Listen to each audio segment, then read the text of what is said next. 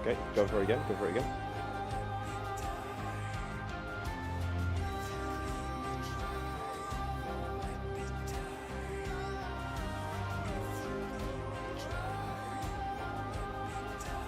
Ladies and gentlemen, are we ready for some from EU4?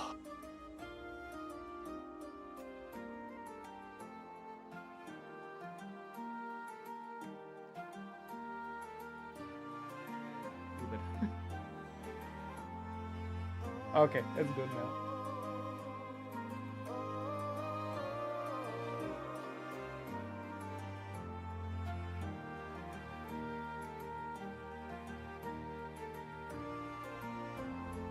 Yeah, okay. I'm definitely. Midge got fired, chaps. We have to do the tech test during the countdown. Thank you very much for Hydranitor subscribing at tier 114 months. Florry did the same thing. So did Sirius, as well as Mr. Ridmea. Can chat confirm that they hear both of us? And our volume is good. Sound like a freaking seal over here. Our volume's good?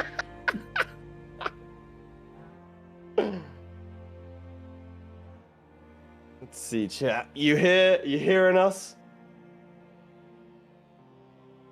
Does Florry not have a spacebar? No, he doesn't. He has rebounded it. Okay, I'm deafening again. See you in 5 minutes, chat.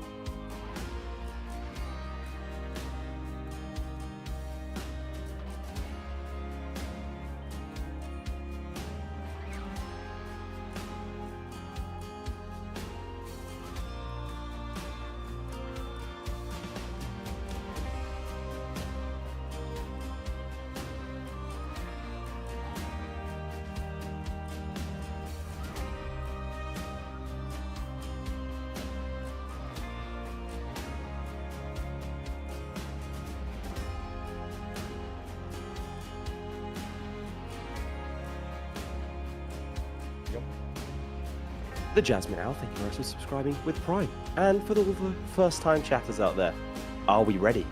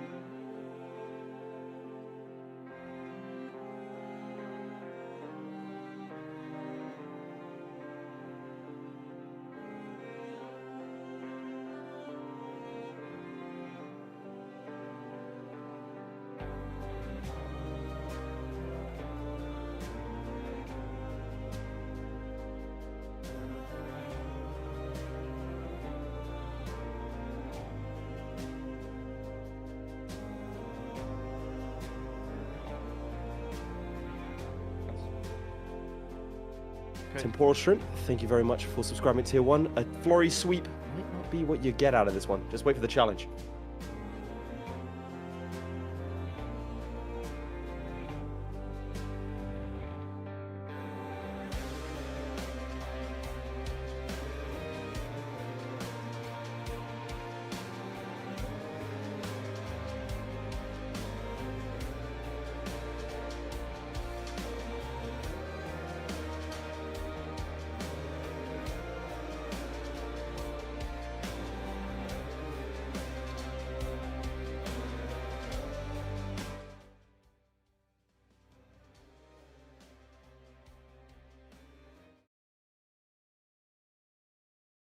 Come to an end. So let's go out with a bang. Para Bellum Hegemon is back and we're saying goodbye to EU4 in style. Your favourite players and a new contender are returning for the toughest, most brutal, most crowd-pleasing season of Para Bellum ever devised. Laith and Hawk are sick men. I can't believe some of these challenges. Not only that, but for the first time in Para Bellum history, you will be taking to the stage. Can our audience beat Florryworry? Will Zlewikk take the crown? Or will we have a new final champion? Join us Florry, Zlewikk, the student, Playmaker, Lemoncake and you battle it out to become the final EU4 Hegemon. Para Bellum EU4 Season 3. Starts August 27th, 6 PM CEST.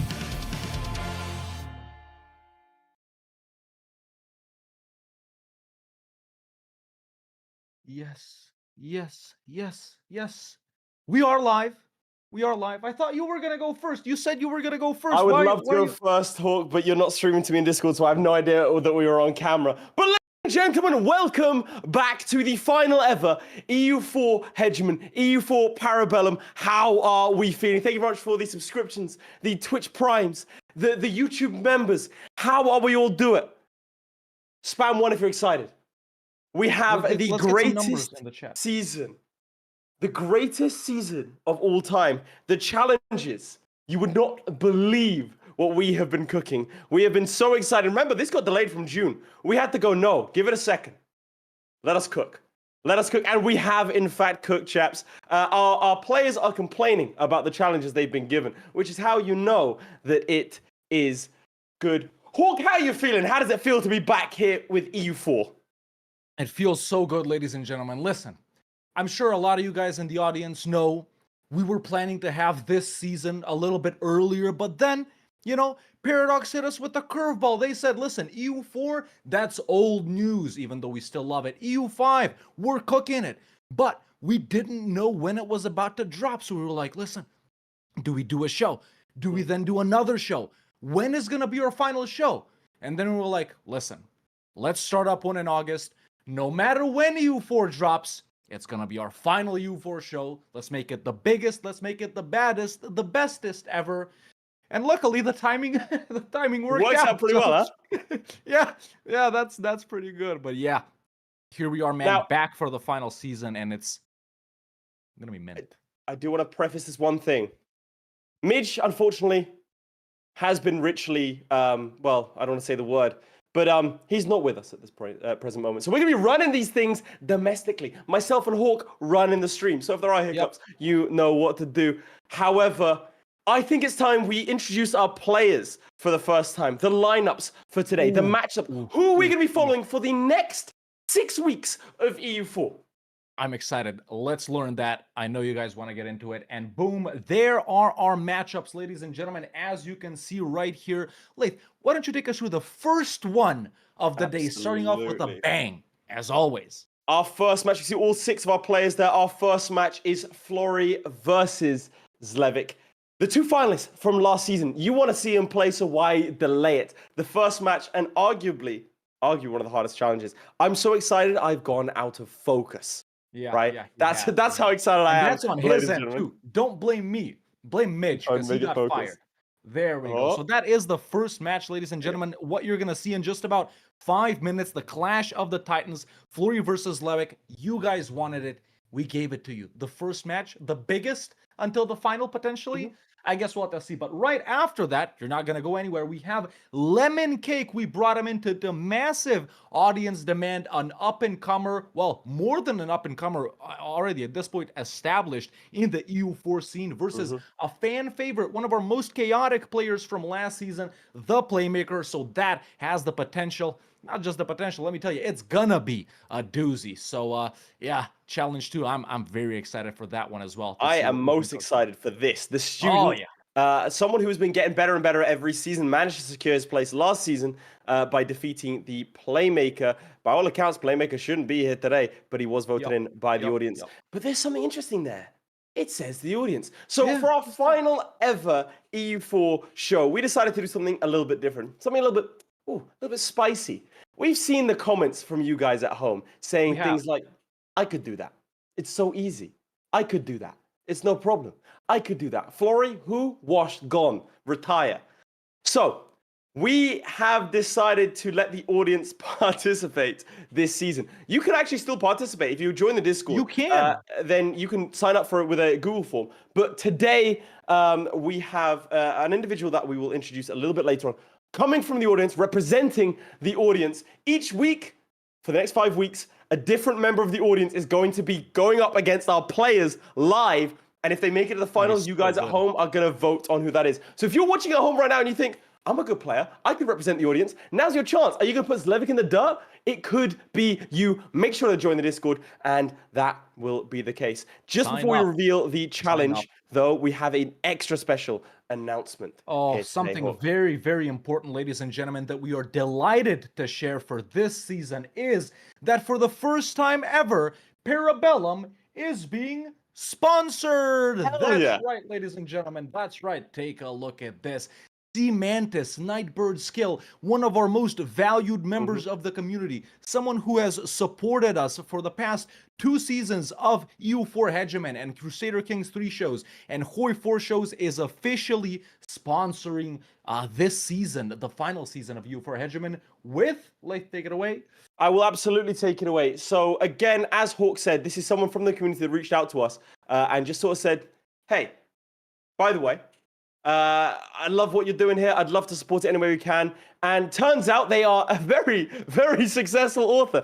Mantis, like I said, we've got it pinned in our Twitch and in our YouTube. So you should definitely go and check this out. He writes lit RPGs, for those of you who don't know. So fun. Those are adventure books with sort of like a video game element to them. So the characters inside the book will get things like level ups. They'll get things like skills. Basically, if you're a video game nerd and you like to read adventure books, it's merged into one. If you're a fan of Brandon Sanderson, it actually plays off of those sorts of things quite nicely. In fact, I can genuinely tell you right now that when we were in the early negotiations, there you go. I don't want to give spoilers, so actually I'll go back to the start. But I've been reading it.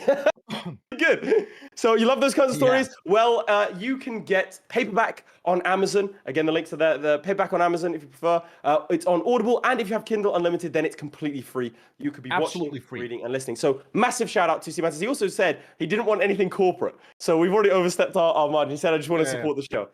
Without further ado, the first challenge today, sponsored by Mantis, sponsored by the Path of Ascension.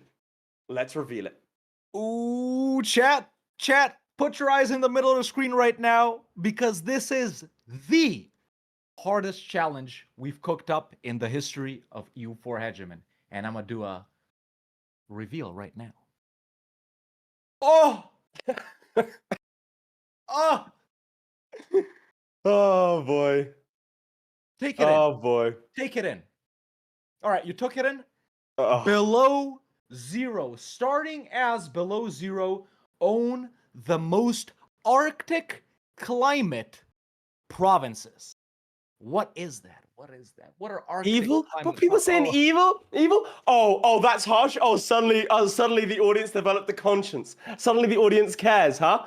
No, not today. You thought for the final EU4 season, we weren't going to take advantage of the players? We weren't going to put them through hell? This is the first challenge of the first week. It only gets harder from here. It only gets more difficult from here. Florry's saying it's not possible. These are meant to be the best of the best. Let's let them prove it. So, in fact, I'm going to reveal a little secret. I'm going to reveal a Reveal little it. secret. Reveal it. We have a theme every week. Theme weeks were so We do. popular. Every week is a theme. This week's theme, hardest starts in EU4. It's only going to get more difficult. Starting you're with not below ready. zero. You're not Below ready. zero. Own the most Arctic climate provinces. Can you start Yeah, a customization called below zero? No. You It cannot. says starting as, and ending as. Listen, chat, I'm gonna give you, a little bit of the explainer behind this challenge. The conditions are you must start below zero, and at the end, and stay as below zero. And at the end, we're literally gonna manually count all of the Arctic climate type provinces in the rarely seen. I bet half of you don't know this exists. Climate map mode. Do you guys at home know how many Arctic climate provinces there are in EU4? Less than 15. Florry's How saying, many are they gonna can't get? form Russia. Probably less than 1. No, Florry. No forming Russia. You're not allowed. Illegal.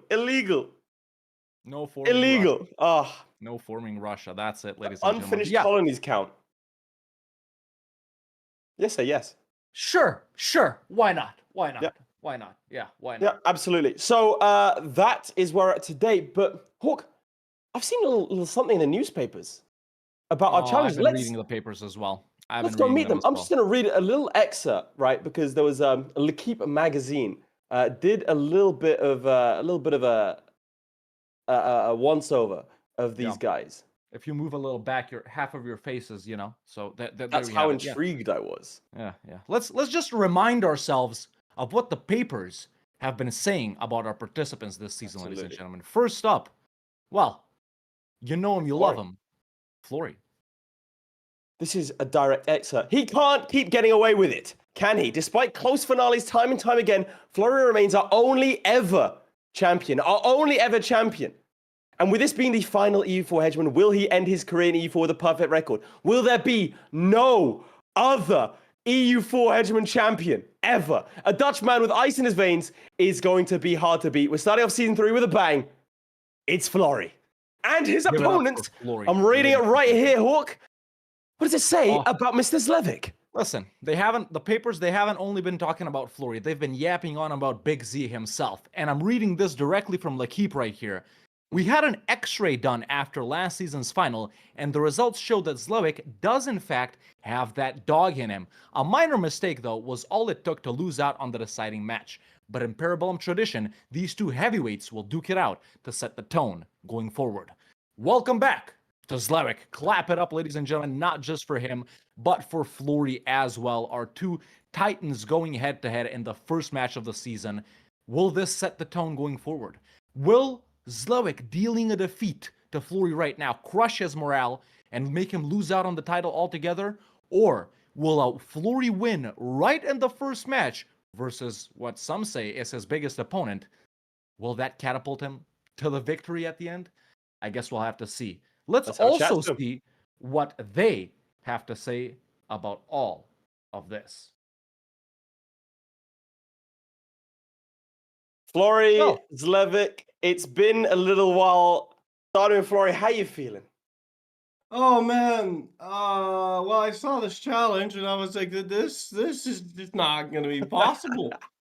Like, I'm not sure. I'm not sure where to go. I'm not sure. I do know where to go. I know exactly what to do. It's just the thing is, I don't know if you have enough time. Yeah, just get snow. That's the idea. Zlewikk, you're back again. How does it feel? Easy. That's the easiest challenge that I've seen. I don't know, guys. You have to put something more harsh for us. Okay. Can do. Don't worry. Apparently all our cams are delayed. Something so up if needed. Just pretend we're in the future. It's fine. Okay. So we'll keep this interview brief because we'll speak to you at the end. Florry, how many provinces are you gonna get?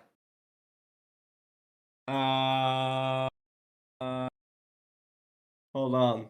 There is no climate map. Wait, maybe I can count 1, 2, 3, 4, 5, 6, 7, 8, 9, maybe 9, or somewhere between 9 and 0. Because honestly, What if both of us get 0? What if both of us get 0? Then it's a draw. It's a very real possibility. It's a draw. Simple. It's a draw. All right. Simple as that. All right. 1 point each. Zlewikk, how many are you gonna get? Oh, at least 15. At You least think? 15. Isn't Okay. there less than that? I think there's less than that. That's no, how good he there are is. way more. There are way more. All right. All right. Well, because of the camera lag, chaps, we'll have a chat to you a little bit later on. If both of you don't mind readying up, getting in the game, and we will crack on. We will tell you we when will to start. We'll take on the Alright. start. Good luck, Good chaps. luck. All right. Catch you later, boys. You know the crazy thing? I think that the cam stopped desyncing the second we ended the interview. Yeah, I think they're catching back up as we speak. Maybe listen, maybe everything was overloaded due to too much EU4 skill No, too being much shown they're on screen at complaining, the bro. same It's time. too Listen, much cope on the screen at the same time. listen, you had the two best EU4 players of all time on screen, and Florry and Zlewikk. So, from all that EU4 skill, I think it overloaded a bit. And listen, we're all content creators. Everyone here is running 4K cameras, so you can't blame us. But Laith, listen, if we're ready, man, if I we're think we ready, are. I can confirm that I am in game with Zlewikk. Are you in game with Florry? I am. I'm in game with Florry. Chat, do we get it started, man? Do we get this party started? All right, let's get some ones in the chat right now. If you think Florry, starting as below 0, is going to get the most Arctic climate provinces, or twos in the chat if you think it's going to be Zlewikk instead of Florry. Let's see. Oh, All it's a right, lot of let's get ones. some votes.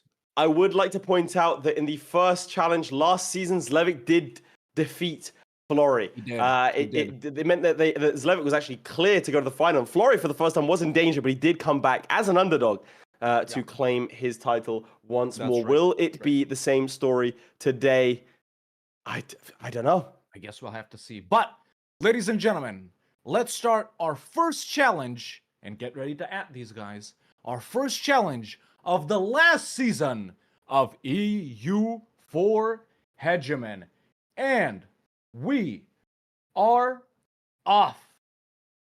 There we go. Our players have been instructed to start. We're jumping right in to Laith's go. POV right here, ladies and gentlemen. Oh, it feels so as good to be below back. 0.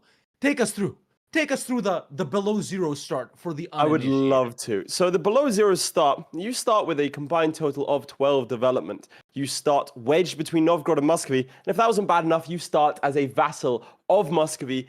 The problem is Muscovy has a lot of tiny little vassals. So if I, at the start of the game, I'm looking to declare war, I have 3,000 versus 40,000 troops. This is something you're going to have to deal with at the start of the game. Now, if I go over to the climate map mode up here, a map mode that is gorgeous, but no one ever uses because it's fundamentally useless, we are looking at these. The Arctic provinces up here. They have to somehow break free and then conquer a bunch of Arctic provinces, which are very difficult to get any sort of benefit from. Blues are famous for being one of the hardest starts in the game. That is going to be the theme. We thought these guys are like, this is the end of the life cycle of EU4. Realistically, at this point, no one's getting better at EU4. Right? No, We've that's capped it. out. We've all maxed out our skills. So let's see just how good these so-called gamers are. That's right. All right, flipping to my POV over here, ladies and gentlemen, of Zlewikk. Now, Laith already showed off the difficultness of the starting as below 0. These are all of the other Muscovite subjects, and in Zlewick's case, an alliance with Moldavia is what he's going to have to contend with. Already improving relations with Kazan and spying on Muscovy. Let's see, is there any potential? Actually, there is. There is potential in Zlewick's game for him to get Kazan to support his independence. So that's not a small thing. However, like Laith showed off the climate map mode over here, even if he breaks free from Muscovy, he's going to have to conquer his way to Perm, fight Novgorod, fight Sweden or the Kalmar Union potentially for a chance to get at any of these provinces right here. So I don't know, man. Is it one of the hardest challenges we've cooked up? I'd say the hardest challenge we've cooked absolutely. up. And like Laith said, that's our theme for today. So you guys at home can already start thinking about what the two other pairs of competitors are gonna have to face. It's gonna be miserable for them. Not nice. I really think. Hey, look, it's the sponsor above us. That actually Oh, works. it is. I can't believe it worked. Cementus, the boy, Hell the yeah. boy.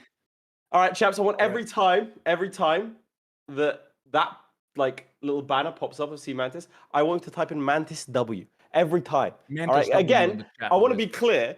this sponsorship is out of, hey, I like what you guys are doing. I want, as a member of the community, I want it to keep going, right? It's not on no corporate stuff, chat. It legit isn't, right? We were saying, well, what do you like? What can we do for you? And he just went, look, I don't want it to be corporate. Just shout out the book. So that's what I want to see. I want to see big support from all of you at home for a member of our own. This ain't no VPN sponsorship. This is someone of our own. That's right, so people are doubting how hard the start is, by the way. They're doubting. Can I explain to them? Please do. Chat. Aside from being a caster and a host on one of the most successful online gaming shows of all time, I also have a small little YouTube channel on the side. Now, on this YouTube channel, I make EU4 videos. And one of my most infamous ones is where I had to play precisely below 0. It only took me 50 restarts to get it going. Maybe more than that, maybe less. I've blocked it out from trauma at this point because I don't want to remember it. I hope they don't exist in EU5, because if they do, I'm going to swap to Victoria 3 and never play EU5. But, you know, that's just what it is. So don't doubt the difficulty of this challenge. As we can see in Zlewick's game right here, Muscovy already starting a war. Sorry, someone's patching in. We've got Zaporapsky coming in with 5 gifted subs. 5 tier gifted subs. So let's get some W's in the chat. It's fantastic. It's good to see. Now, I can see in your game, you said, well, you know, I'll go over my game first. Florry, a little bit behind. I think I do have I mean, you just upgraded your PC to a monster of a PC. This is true. Yeah, it's pretty mental. Chat, and become a member on YouTube today. There you go. Yeah, Don gifting 5 tier 1 subs. I will thank you directly in a second, but I do need to do my job here and show you that there's the must-fight reconquest of Vels. Unlike Midge. Unlike Midge, who sadly, you know, RIP, you know, he was a good one. Yeah. So, this is going to make life really complicated for Florry. This is not an ideal already fighting Novgorod. Not an ideal What do you think? Is that good or not? Bad. Bad? Bad, because you want Novgorod as strong and as independent as possible, so you can go and claim these Arctic provinces. Because there's every chance, and there's every chance that he's going to take all of this territory. If you're lucky, he takes these lands down here. It doesn't matter, weakens Novgorod for you. But it looks to me like he is building a spy network against Muscovy and trying to get Lithuania in. I don't know if Poland and Lithuania is going to form. An independent Lithuania might be good. Poland already has it, by the way, in Zlewick's game, just if anyone's interested. But let's go directly to Florry right here and see how he's vibing in this Muscovy war, because I'm seeing it and it's pretty cool. There we go. There he is. There's the man right there. Florry's POV, ladies and gentlemen. Not looking too confident on this one, I gotta say. Florry usually a jolly expression or ice in his veins, no in between. But am I seeing signs of worry there? What do you think, Lee? I don't know. I see fear in those icy blue eyes. You know, I really do.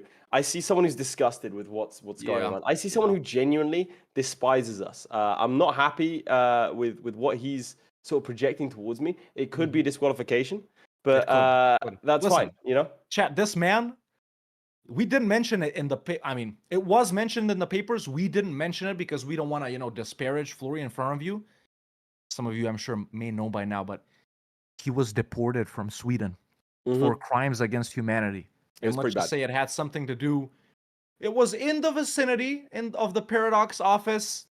That I think I've already said more than I should. Let's get that negativity out of the way and swap to Zlewikk right here, because if Florry has a dead look in his eye as well, for Zlewikk it's even worse.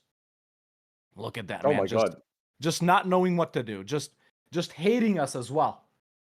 I mean, they both hate us. He just finished work as well, by the way. He hasn't really practiced. Also, chat, I want to say one thing. If you see that the cams are lagging, right? No, they're not. Yeah? You understand me? Anytime you think the cameras are lagging, I want you to put into chat, the cameras are fine. Yeah, okay? Cameras are fine. Everyone knows. We just blame Midge. He was fired, and now because he was fired, it's his fault he's not here, which means it's his fault the cameras are lagging. If everything goes well, congratulations to us. If it doesn't, it's not our fault. You know how it is. But yeah, let's go ahead and fix the cameras by actually going back to your POV right here. And, perfect. Is that going to fix it? I think it's maybe when it has multiple cameras. Yeah, it's more than 2 cameras on screen. What you think? it up. Yeah. That's it. Are you sure? Is there anything we Yeah, can yeah. do? You know what? I'll take over commentary. You look at the back end. All right. Okay. So on this side of things, the war has concluded, and it's been quite good for Florry here, as you can see, because they haven't. The Muscovites have not taken anything that is Arctic. Hang on, let's see. I think maybe they're taking 1 or 2. I might be lying. I think I'm gaslighting the audience. Hold up. I'm lying. Yeah, cameras get fixed when there's 2 on screen. I think. Yeah, he's taken 1 province. So it's not too bad. It's not terrible. But it isn't, in fact, the best. Chat, give me a number. How many do you think we're going to get here? Well, how many provinces? I'm going to go out and say it before someone in chat does. 0, bro.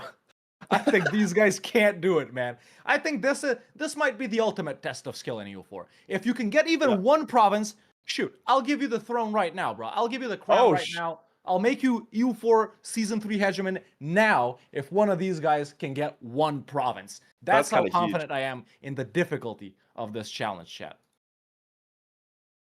That's but any progress on independence in Florry's game? Nope. No, nothing going on.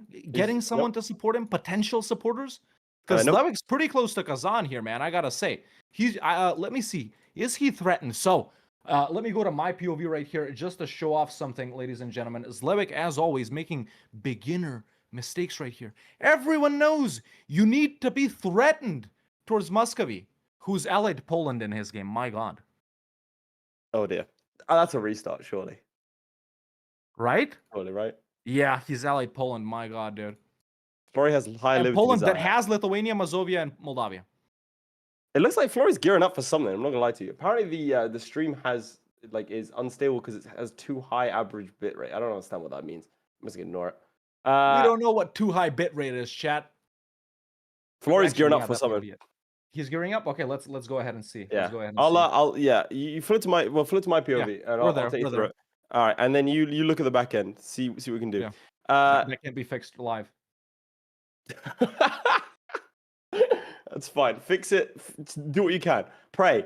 Muscovy itself has a couple of loans, is losing money, does have rebellions, is looking to pay the Great... I think they just did pay the Great Horde. No, they didn't. They did not. But they don't have much manpower, and their capital is under siege. This is the best time, and you can start to see it looks like Florry's going to do it. It looks like he's going to do it. Seeing a declaration? I think so. I really think so. Did he rush Tech 4 or something? He has Tech 4. Let's get some votes in the chat right now. Can you solo independence as below 0 versus Muscovy and vassals? Yes, I think you can. You can absolutely do it. But do you think it's not better to wait for a war and then declare the war? Probably is. Yeah, it probably is. Muscovy's gearing up to fight Odoyev, it seems, in or Novgorod. Oh, yeah, there's a declaration. So they've just hit Odoyev in Zlewick's game. Let's Mantis. Because I'm expecting a declaration here. Yeah, I am too. But chat, from what you know about Zlewick's game, Muscovy allying Poland? Oh, actually, they're not allied anymore. Okay, that's good. Very not lucky. allied anymore. Okay. Mantis W, have a common Mantis declaration W. there. I think he's probably just waiting for morale, right? I think so. I mean, he's doing the Florry pause. Chat, I've lowered the bitrate of the stream. Are things looking better? Let's actually go to Florry directly right here and see if our cams desync again because of 3 cams. That's what we're going to do right now. We are testing it live. Testing it live. Okay, here we are in Florry's game. Let's see if cams desync. Let's do a little bit of movement. Are they? I don't know. I have no idea. I think they are. I think they are, yeah. Yeah. Okay, so we're not gonna go into 3-cam mode a lot. Let's get back to your POV right here. See what All right, cool. The cameras are fine. Cameras are fine. It was a test and you failed. The cameras are fine. Everyone knows. There is no war in Basing Say. The challenge is easy. The cameras are fine. Florry has not just declared war on Belarus. He's brought Lithuania. Oh. Okay, there's hope. There's hope. And also, Muscovy instantly on medium because their capital is under siege. We have a chance to see an independence. I think he can... I mean, surely you rush the capital here, right? Look at it. Yeah, Moscow is right there. And it's actually it's sieged by pretenders. That's why they're on medium. They don't like their capital being, But you can go for Moscow, and if you're lucky, get this place as well. Now, Florry has bankruptcy looming Ooh. immediately. He can debase. He can debase. No corruption. He's- I'm not he's- seeing any corruption. He's doing a little bit. He's doing a little bit of restructuring here. Florry's a master of just summoning Yeah. cash from Yeah. nowhere. You know what I mean? Yeah. He's got ice in his veins. He's probably going to go after these guys. I'm a bit concerned with his general. Hmm. He's got a 0-3. It's not too bad. And actually, the Muscovites only have a 4-1. That 5-1 would be deadly. He needs to make sure he takes these guys out immediately. And he's declared war look at that, very intelligently declaring war the day before his troops arrive. He's going for Yaroslav immediately. I cannot agree with that. I would say surely you go straight yeah. Do they? What level fort are they? They have a level 3 fort, Yaroslav. Yeah. That's the thing as but well. He could rush in and take Moscow here, and then potentially or potentially this place here. But maybe he thinks he can't fight these 21,000 troops. He does have a tech advantage. I would say he'd be able to. There's another interesting strat here. Genuinely, another interesting strat. Is true.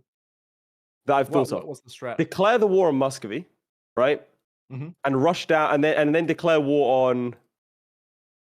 No, you find independence war. They patched that. I was about to say, otherwise, then declare war on Novgorod and just Oh, that's sweet. Then Natal Shark has said Florry can pull money from anywhere as he has a heart of gold.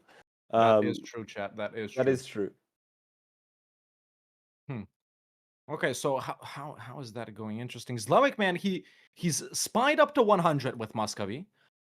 If I flip to that real brief, because Florry is, in a main thing involved right here, we can see Poland is already willing to support Zlewikk, and that's actually huge. A Poland with Lithuania and Mazovia. However, Poland has a truce with Muscovy for 1 more year because they were allied, so it's luckily only a 5-year truce. But if Zlewikk can keep, that support level there, that's all he needs. And it's going to be way easier than Florry's game, chat. Because remember, he's only got Lithuania. Zlewikk, Poland, Lithuania, Mazovia, and Moldavia.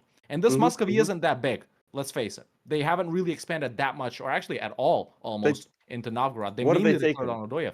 They declared on Odoyev, who was allied to Novgorod, didn't take anything from Novgorod. So lots more potential in Zlewick's game, even though he may be behind. Bro, I'd be mad. I'd be livid. Look at this. For a while there, Lithuania was just sitting here not doing anything. Oh.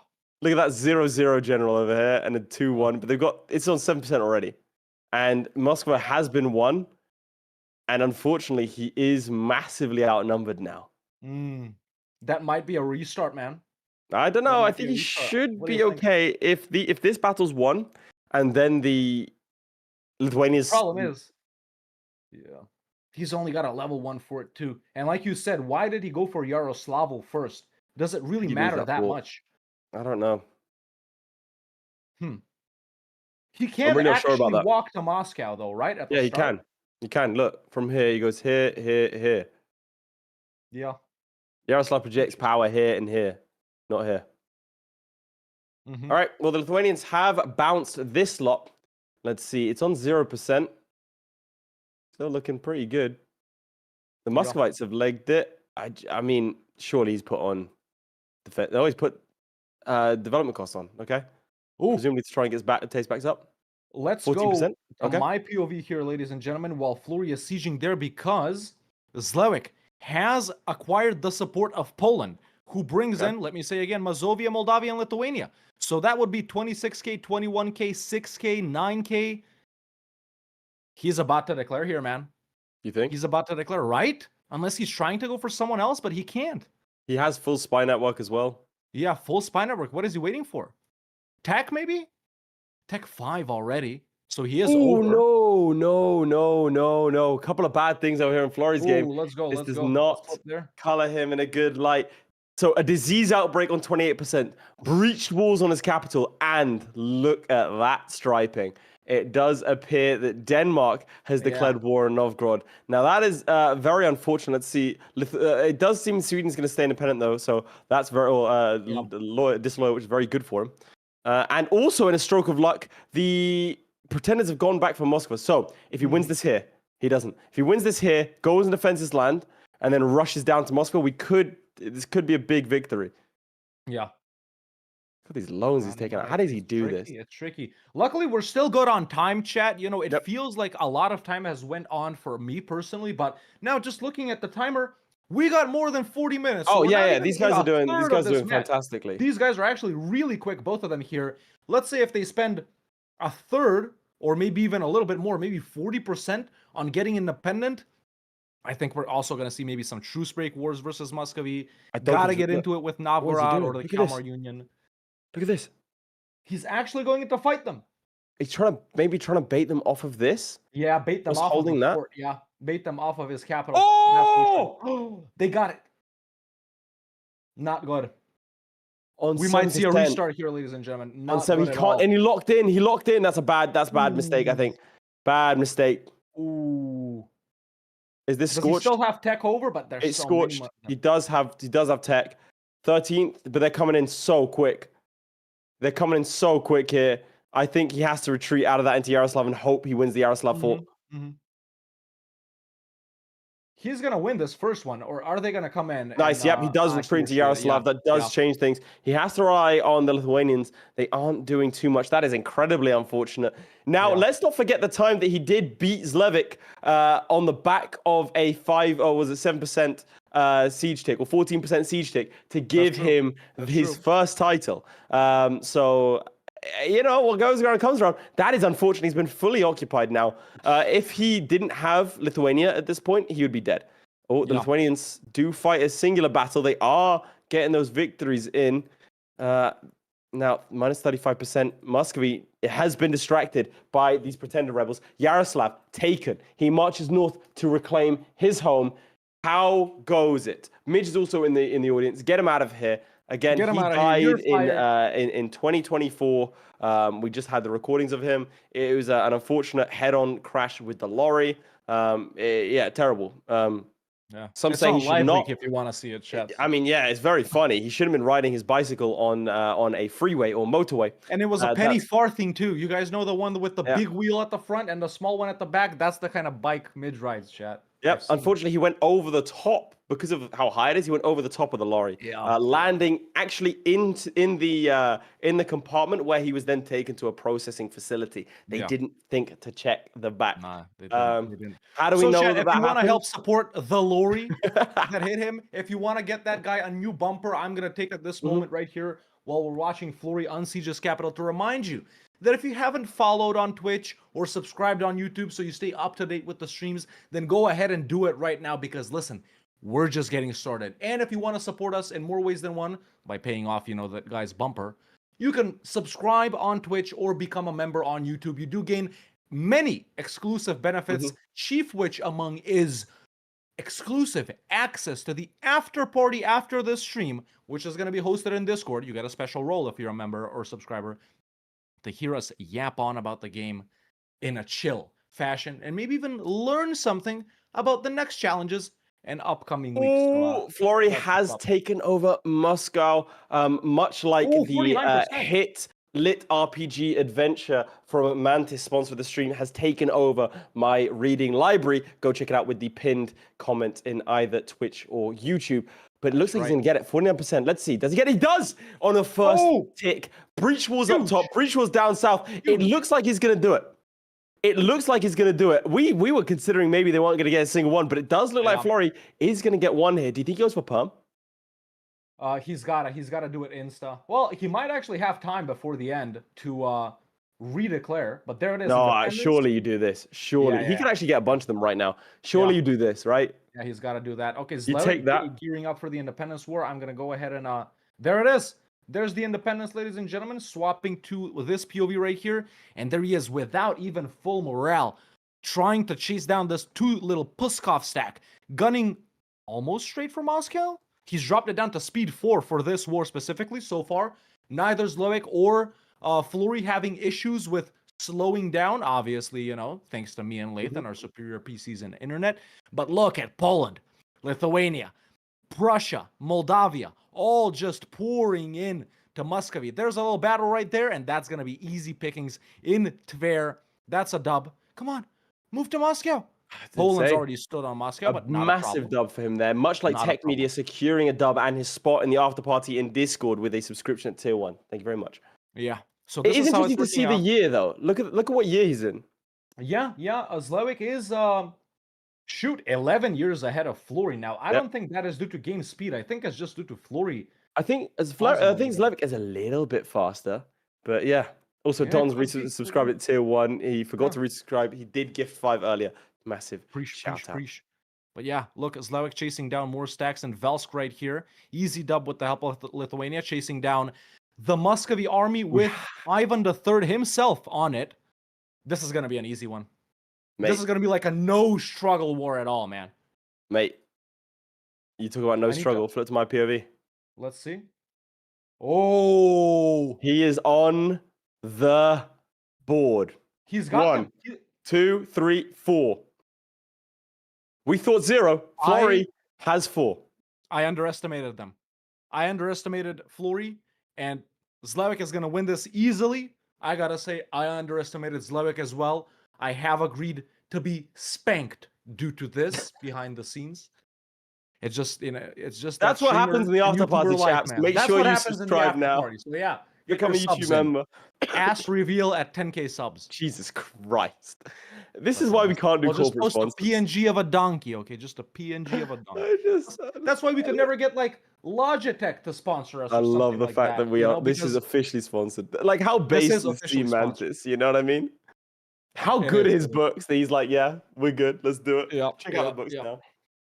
Far about to deck on Novgorod. I think he probably is.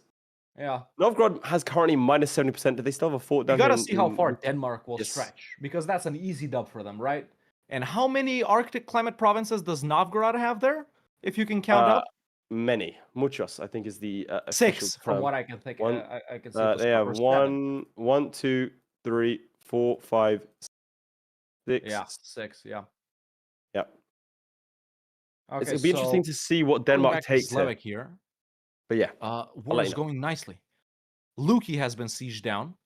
Lithuania is standing on the Perm fort with the level 2 fort. He's paused right now. I would flip to him, but our cameras are supposedly gonna desync. I don't know. I don't see that, but nope. So the cameras are fine. Yeah, this is gonna be an easy one, man. From this war with Muscovy, Zlewikk can take 1, 2, 3, 4 Arctic climate provinces. Novgorod, meanwhile, allied to Sweden, a not very powerful Sweden. Mm-hmm. Oh, but this is insane, because he doesn't even have to co-belligerent Sweden here. He can just take 1, 2, 3, 4, 5 Arctic climate provinces in this one war. I'm going to say it right now.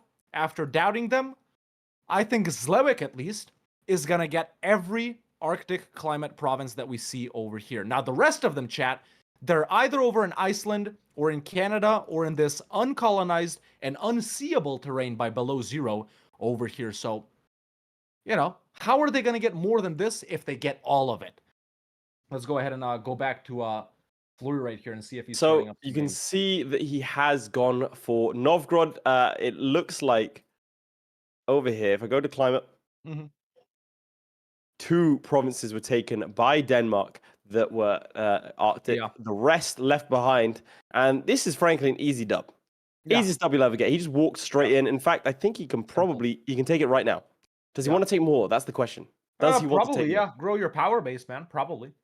But then he has to go up against Denmark. Denmark, who is allied to the Teutons, Mecklenburg, and Friesland, and a Poland that did not take the personal union and is frankly perhaps too weak to fight this. To ally Poland or Lithuania here? So Lithuania is going to break their alliance with him because he didn't give them land.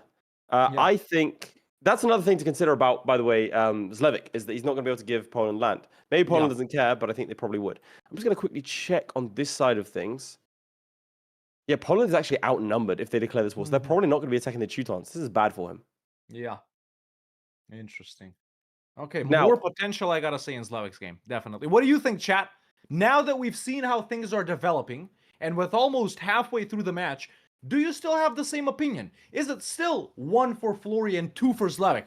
If you changed your mind, or even if you didn't, now is the time to vote. So let's see. You guys spam the chats on YouTube and on Twitch. Once again, 1 if you think Florry is going to win this, and 2 if you think Zlewikk is going to take it away after everything we've learned so far.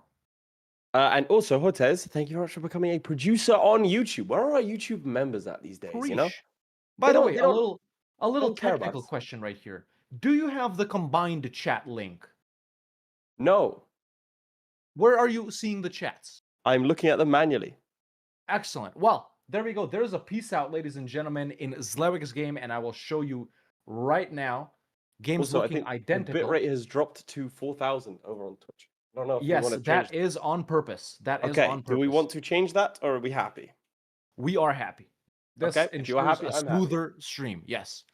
A peace out from Zlewikk, taking all of the vital provinces, chat. Nice. This one right here, this So he's one right taking here, anything this more? one right here, this one right here. 4.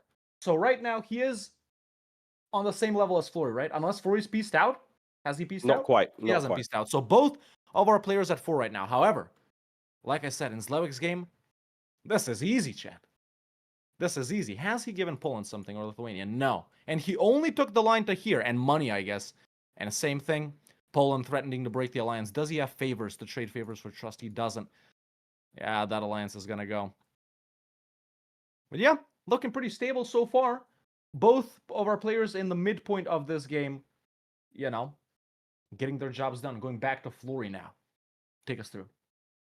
Yeah, so Florry is looking like he wants to push for more territory, perhaps. Maybe he wants a little vassal. I'm not sure. A building was just built. What kind of buildings is he building? Buildings. I heard like the building noise. Maybe developed. Hmm. Oh, the coveted Florry luck coming in clutch with a tradition 100 general. Presumably he is going to take that. He hasn't indeed. It's a 4-2, so it's not fantastic. Nothing to sniff at either. There are so many flags up on the screen. There's so much going on here, dude. Not that many of them green, I gotta say. In fact, most of them aren't. Yep, they're pretty. Oh, and speaking of, we have another little hostile siege there. I think he's fine. He's got some Permian separatists that are Now, also going to be rising up. Yep. While we're not looking at my screen right here, let me ask you, without fighting a war, how can Zlewikk have 5 provinces that are Arctic climate? Without Yes, fighting chat. war. Without fighting any wars, without threatening wars, without doing nothing like that, how has Zlewikk acquired another one? Before I reveal it to you, guess in the chats, and you guess too. Well, threaten war, colonize. He went for expansion, maybe. If we flip to my POV, we can see that he is colonizing Serov, an Arctic climate province, which is next to Tura, an Arctic climate province, which is next to another one, and another one, and another one, and another one. Because Zlewikk has picked up exploration ideas, and he does have the colonists, and he has granted burghers New World charters. That's what I like to see. Very, very smart. Is this what's gonna push him over the edge to get the win over Florry? Is Florry doing that? Florry is not doing that. He currently has 87. Nope, he now has 0 admin ideas. I think the consequence of declaring war a little bit earlier and not having the same push means that he doesn't have the admin, to be clear. Yeah. But he has got a couple more Arctic provinces. Let's see, which ones has he taken? He's got 1, 2, 3, 4, 5, 6, 7, 8 now. He's on the board with 8 provinces. It looks like he's going to declare war immediately over here. I don't think he should. He's taken Novgorod as a vassal as well. Oh, that's not bad. I mean, they'll be angry because he has their cores, but he can probably get cores back from them. No! That sucks balls. Yeah. That does damage to rolls. his already non-existent manpower, ladies and gentlemen. Oh, and they took it immediately. What? What? Did I miss something? Were they sieging that the entire time? It might have been a little garrison for some reason. But it's not a fort. He's not bankrupt, is he? He Right? sallied out. Oh, He wants to lose. Why would he want to poured lose? them out of that. I almost Does missed that. Nobles Nobles winning fixes stability somehow? I don't think No? it should, right? No, it'll just make it worse. Breaking to rebels, get stab. It does. We know that it does, chat. We're asking you, the audience, if you know. Come on, bruh. We ain't that stupid. Come on, man. Like, honestly, crazy. Also, what would be smart is if you had any spare primes, you click subscribe on Twitch, you see if prime subs are checked. It's free. It's a free subscription if you have Amazon Prime. Check it. Sometimes you just have them. Listen, And then you none can of give us it to like us. a certain bald owner of a certain shipping and Cloudflare and streaming company. So why Midgeman. not take his money and give it to us? There you go. Right? Listen, I want to do a wedding in Venice too, you know? Either way, if we flip over to my POV, ladies and gentlemen, I will be able to show you that Zlewikk has started the colonization of another Ekaterinburg right here, famous Russian city, another Arctic climate province. So Zlewikk, you know, if my count is correct here, he is at 1, 2, 3, 4, 5, 6 Arctic climate provinces. What is this? You gotta. I thought that was a dog. It was just my colleague's hair. That is actually racist, and you will hear from one of many Jameses who subscribe to Prime, as well as LeoFinGamer01, and we have hit 4,000 followers on Twitch. That's crazy. We've missed that completely. Thank you for the support. Oh, chat, by the way, let's see if Midge set this up for us before leaving. I don't know if we can. Yeah, I don't know how to find that. Never mind. What is it? I was Tell me gonna actually put the- subscribe to Prime. What are Global you looking for? subscriber goal, but there we go. We can see you guys can see those little bars above our heads right here. We're gunning for 100 members on YouTube and 100 subscribers on Twitch, and apparently so far, I don't think it's updating. yeah, it's I don't know. I don't know. Never let Listen, us just subscribe, 2 bro. months. Just keep subscribe. That's subscribing. all I can We say can see we about got 60 out of 10. The sub score is 10, but now we got 60. it. Yeah. So there we go. We gained 60. We're out of 10. We want 100. So there you go. Yeah. Boom. That's fine. Okay, back to your POV here. Yeah, Florry. While I give the other guys their challenge. It's an interesting. Are you gonna do it? I thought I could. Yeah, I'll do it. Okay, No worries. sure. There we go. He breaks and gains stab. As we all knew, that is the classic quintessential. How am I still learning about this game, man? That's crazy. That's insane. I didn't know that was I did know that was a thing for sure.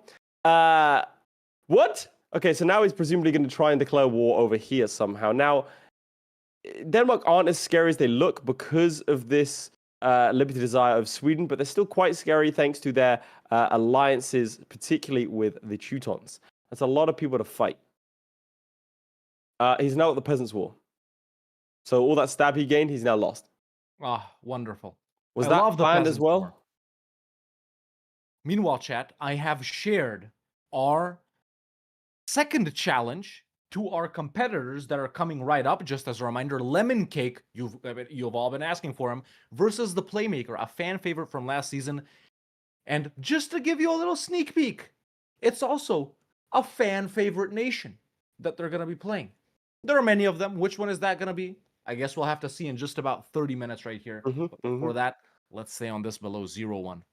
I think he's doing the standard strat of gaining stab. Yeah. That I think is, as we know, a classic. Declaration on my end, ladies and gentlemen, just to What's flip to Zlewick's POV right here. He has declared a war on Novgorod, who has caught itself allyless, being fought by Denmark in the Danish conquest of Kola. Now, I think he did it a little bit late, and he's not that quick because he's got an explorer stack right here, right? So all of his army worked here, and Denmark's already sieged down an Arctic climate province. So, maybe a little non-attention pay, and this is not good. I think they emerged from Terra Incognita. This is going to be a battle lost. He's already retreating to Soroka right here. There we go. He's gone. And they're following up. Wait. How can he not retreat further than this? Oh, no.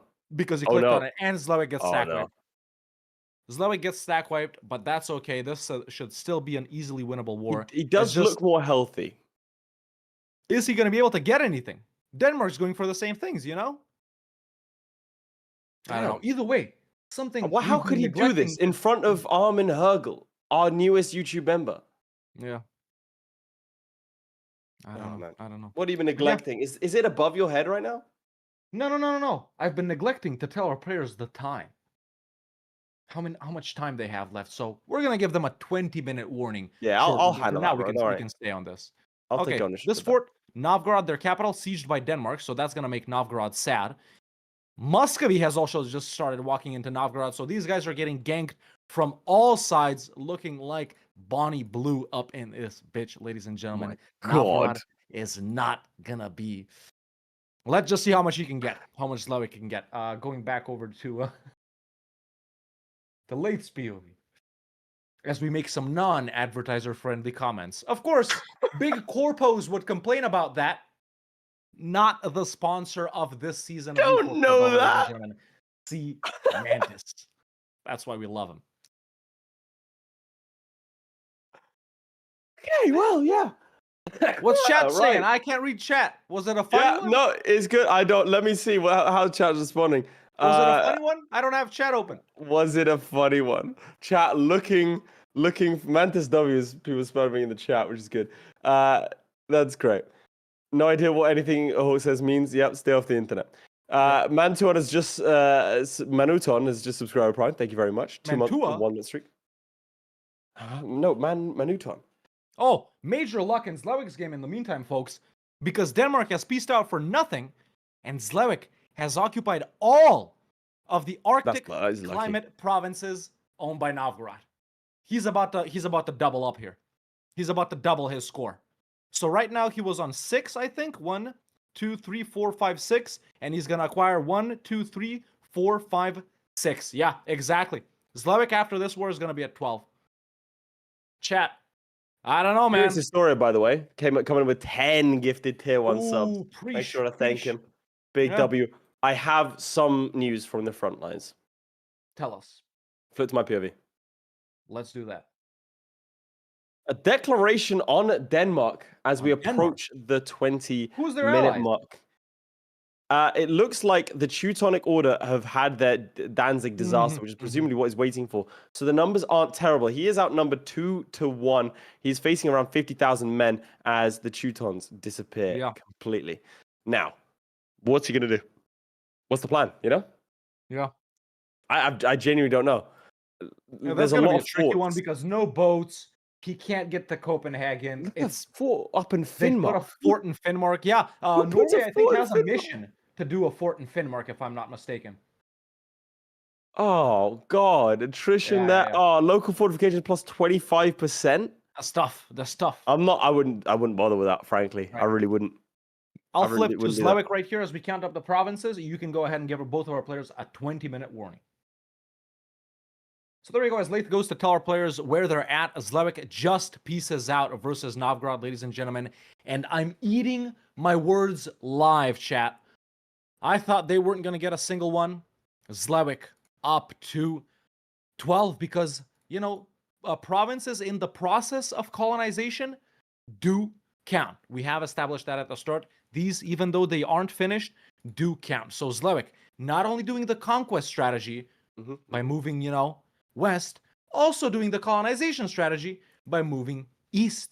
So, yeah, and look, he's got even more to get up here, man. Now, Laith, if you're back, do you think it's worth it to go against Sweden and Norway here? Sweden allied to England and Burgundy. Norway, a junior partner of Denmark. I just don't see with why weak you allies. wouldn't, you know? Like, What about this side? Uzbek's got 3, maybe even 4. Yeah. He can't see Uzbek. Oh, he can Yeah, see he can Uzbek. see Uzbek. Yeah, he can see Uzbek. Oh, yeah, go for Uzbek. And he's got Well, I like kind of think 4 Horse at more the start of here. the game is kind of terrifying. Yeah, Just they're flip to my allied POV to- and I'll take you through this war because a stack wipe has just occurred.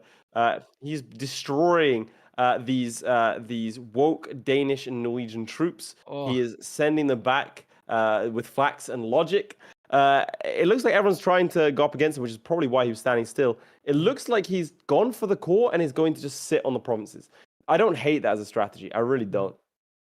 Yeah. Let's see. Can he take? He can't take this. It'll be. Oh, he can. He can. Look. Even the without spike. sieging it. Yeah. Yeah, that's good. That's good. That's not even that much war score, man. How much did it cost him? Yeah, that's all the Arctic ones right there. Yeah. Oh, he can easily do that. He can easily do that. But for some reason, he can't take the rest of this. That's not all the Arctic ones because he can't make it a core. He doesn't have. Oh, he does have coast. What the hell? Why can't he make it a core? Are his coastal provinces cored up? They are, right? No, he's not coring anything. That's why they're not cores. Yeah, you might have to if he did this. But the thing is, if he did this through this, okay, if he went through this route, right, he should be able to do it, but it's not letting him. Interesting. Because this is connected up to his capital. Weird. Too many units away? No. No, it's cores, I think. It's cores. I want to just read out doesn't have, something like, that a Don range. Gaming said, along with his Prime. First time actually getting in for this live. Congratulations. Was on YouTube at Flick to give you my Prime sub. Keep up the good work, lads. Much love, as always. I really appreciate the support. that, chaps. All right, no coring past Thesian. I mean, I think so. He's getting the stack wipes and he's getting the ticking war score. War score's going to go up by another 9%. And playing on the defensive like this is definitely the play. Unfortunately for him, Novgorod has gotten rid of... has gotten rid of their fort over here. And it looks like, okay, this is a big battle. He needs to be careful. This is Scorched. Oh, yeah, that's tricky. Is he good on tech? Tech 5, the Danes are Tech 4, so he does have a significant advantage. Doesn't have full morale going into this, but will be defending in the forest. And the Norwegians turn away, perhaps intimidated by his debating skill, or by the fact that Napa_DE did subscribe a Prime. Either way, buoyed by what I can only hope is that statement.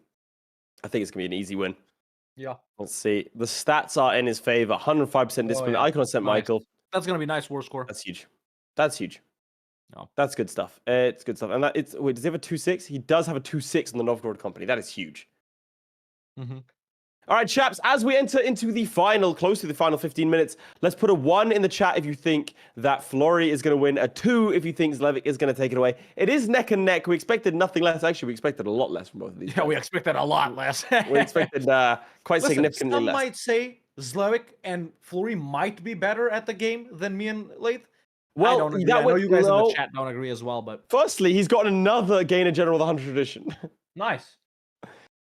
Has he got, I don't think he took it. No, he did. He's a 4-6. Yeah. And -2 war exhaustion. John Paradox is on the phone right now with his coders. Johan himself is currently inside of the game, letting us know that this is not allowed. Let's see, can I make a poll go live on YouTube? Can I do that? I'm doing it. Do it. You can make one manually on Twitch as well. It's just we don't got the, Yeah, that's what I'm doing. So switch to your POV and I'll keep you updated. Yes, I will flip to my POV right here, ladies and gentlemen. Boom, there we are. Zlewikk just chilling right now. He's just chilling. He got, actually, that's not my POV. That's wrong. Hold up just a second. There we go. That's Zlewikk right there. So, yeah, he's chilling, man. He's got the free company up now. Maybe looking to do some moves. He was spying on Sweden, so he's got claims on Sweden. Potential to go in on that. And they are even guaranteeing his independence. Kazan is also guaranteeing him, which is nice, secure defensively. But he's also spying on Uzbek, who's fighting Muscovy right now and allied to the Great Horde in Afghanistan. However, Great Horde won't help. Great Horde won't help. I can't believe this. Look at this. I can't believe you've done this. Let's see. Can you start to detect something, perhaps? Now, this is utter woke nonsense. This is not Brexit gameplay. I'm not detecting it. What is happening? Denmark has declared on Sweden? Sweden independence war? What is it? Swedish independence war. Ah. And look at this. Muscovy and England are supporting. So Muscovy is going in against the Danes. They're out. So he can't get the Swedish ones. And Sweden has how many? 3? Yeah. No, 5. Sweden has 5. Oh my God. That's horrible luck right there, bro. Yeah. It is unfortunate. So we can get 3, 4 out of this. 1, 2, 3, 4 out of this. And then it's a little bit rough. He's close to being able to peace out for that right now. But look at these events, man. It's ridiculous. Yeah, our thing's actually updating. Look, our polls are actually updating. Look, 62 out of 150 and 69 out of 100. The bars. Oh my God, so we the could. polls are different. Okay, so who's are we good winning? at streaming? YouTube is winning right now, right? 70 something. Yeah, currently. I'm just gonna say is currently winning. YouTube, YouTube winning. Good job. On both polls, it looks like Florry is the favorite on Twitch. It looks like Zlewikk is favored on YouTube. And it looks to me like Florry has taken another couple of provinces here and now has the potential to decide. Okay, from this point, let's not count anymore. Let's just look at it. If we can deduce, we can deduce. He needs to deck on Sweden. He needs to deck on Sweden. He needs to deck on Sweden. He needs to truce break Sweden. The problem is that's the problem. It does give him a truce, right? He does truce break. No CB truce break. No CB truce break has been detected. Yeah, he's gone for it. Because once he takes this, that's it. That's his max. That's his max score. That's the thing. He's got him. Okay, Zlewikk declaration as well, ladies and gentlemen. Flipping over here, he has decided to deck on Uzbek, who has dragged in only Afghanistan, not the Great Horde. So that's good. Now, if I go out, you will be able to see the Arctic climate provinces that Uzbek owns, and there's a lot. 1, 2, 3, 4, 5, 6, 7, 8 Arctic climate provinces owned by Uzbek. Now, if we see, well, I can't actually test the peace deal here because we can't see all of those provinces, but as Zlewikk begins to discover them, these are going to be pretty expensive. It's going to contain the Uzbek capital and stuff like that, so it might be like 100% war score, chat, to take all 8 Arctic climate provinces from Uzbek, and he's already loan maxed to the max. So we'll see what we can do here. Yeah. Good deck, though. Good deck. I think it was worth it, man. Was it worth it more than Sweden? Yeah. Look at this. Poland, England, and Burgundy are going to help. Interesting. No way. What about Norway? What about Norway and Denmark? What's that? Norway is simpler, but he is actually allied to Denmark, so he can't. Interesting. Well, I think he will, but it is. I don't know. I think we're in an interesting position where one has decided to go east and the other hasn't. What's the time in your game? 1482. It's 65 over here, a 20-year difference. So now I'm not like Florry being a lot more efficient, chat. That's the thing. Yeah. A lot more efficient with his time. So Zlewikk is 20 years ahead of him, not because Florry is slow for some reason. He's just playing slow. He's been on speed 4 this whole time. Zlewikk I think he has been trying to creep maxing up into speed 5. To be honest, I think he has been. I think he is a little slower than otherwise. But hey, that's the way the cookie crumbles. Yeah, that's the way it goes. That's true. It That's is. right. All right. In about 30 seconds here, you can go ahead and warn these guys that we have 10 minutes left. Both of our players in major wars right now, chat. So it's gonna be tight till the end. Right now, we don't know how many they are, on how many provinces they are. I mean, so yeah, it's gonna be so close. If they end up, this might be our first ever draw. We've been looking forward to our first ever draw. Which, by the way, if you get, to be clear, this is how this works. You get 2 points for a victory, 1 point for a draw, 0 points for a loss, and then we do head-to-head. The way the rankings are working this season, well, we have a third place playoff and we have a final. Ordinarily, it would mean that people get eliminated, but well, it's the final ever one. But speaking of the final ever, split to my POV. Let's go ahead and do that. There we go. He's done it. Oh, he's taken the done promises. it. He's taken all of the Swedish ones? Yep. That's actually major. That's huge. That's major, yeah. That's so huge. Shout out Florry, man. Good job right there. I'm making 10-minute warning. Go ahead and do that as I flip back to my POV, ladies and gentlemen. Zlewikk's war versus Uzbek going well. Sieging them. These are the provinces right here that he needs to take, by the way. There's 7, not 8. Sorry, 7. I know I said 8 earlier. That's gonna put numbers on the board, man. And keep in mind, he finished his 2 colonies, colonizing 2 more Arctic climate provinces. So Zlewikk getting ones that Florry can't have unless. So what are we saying about unfinished colonies? They do count. They do count. Yeah. Okay. So as Florry has pieced out, we see this war right here. Obviously, Zlewikk can't go to Afghanistan, because let's face it, the situation there is not so good right now. But in EU4 as well, he can't walk his armies over to Afghanistan because he can't see it. It's so far away. He's got to go through Uzbek, through Transoxiana, Timurids if they're there. You know what it is. So, yeah, it's interesting. He needs 58 war score. They're not that close to accepting. And Uzbek is tricky because they don't have other forts. That's their only fort. So he's going to have to get war score from battles and stuff like that. It's tricky. It's tricky.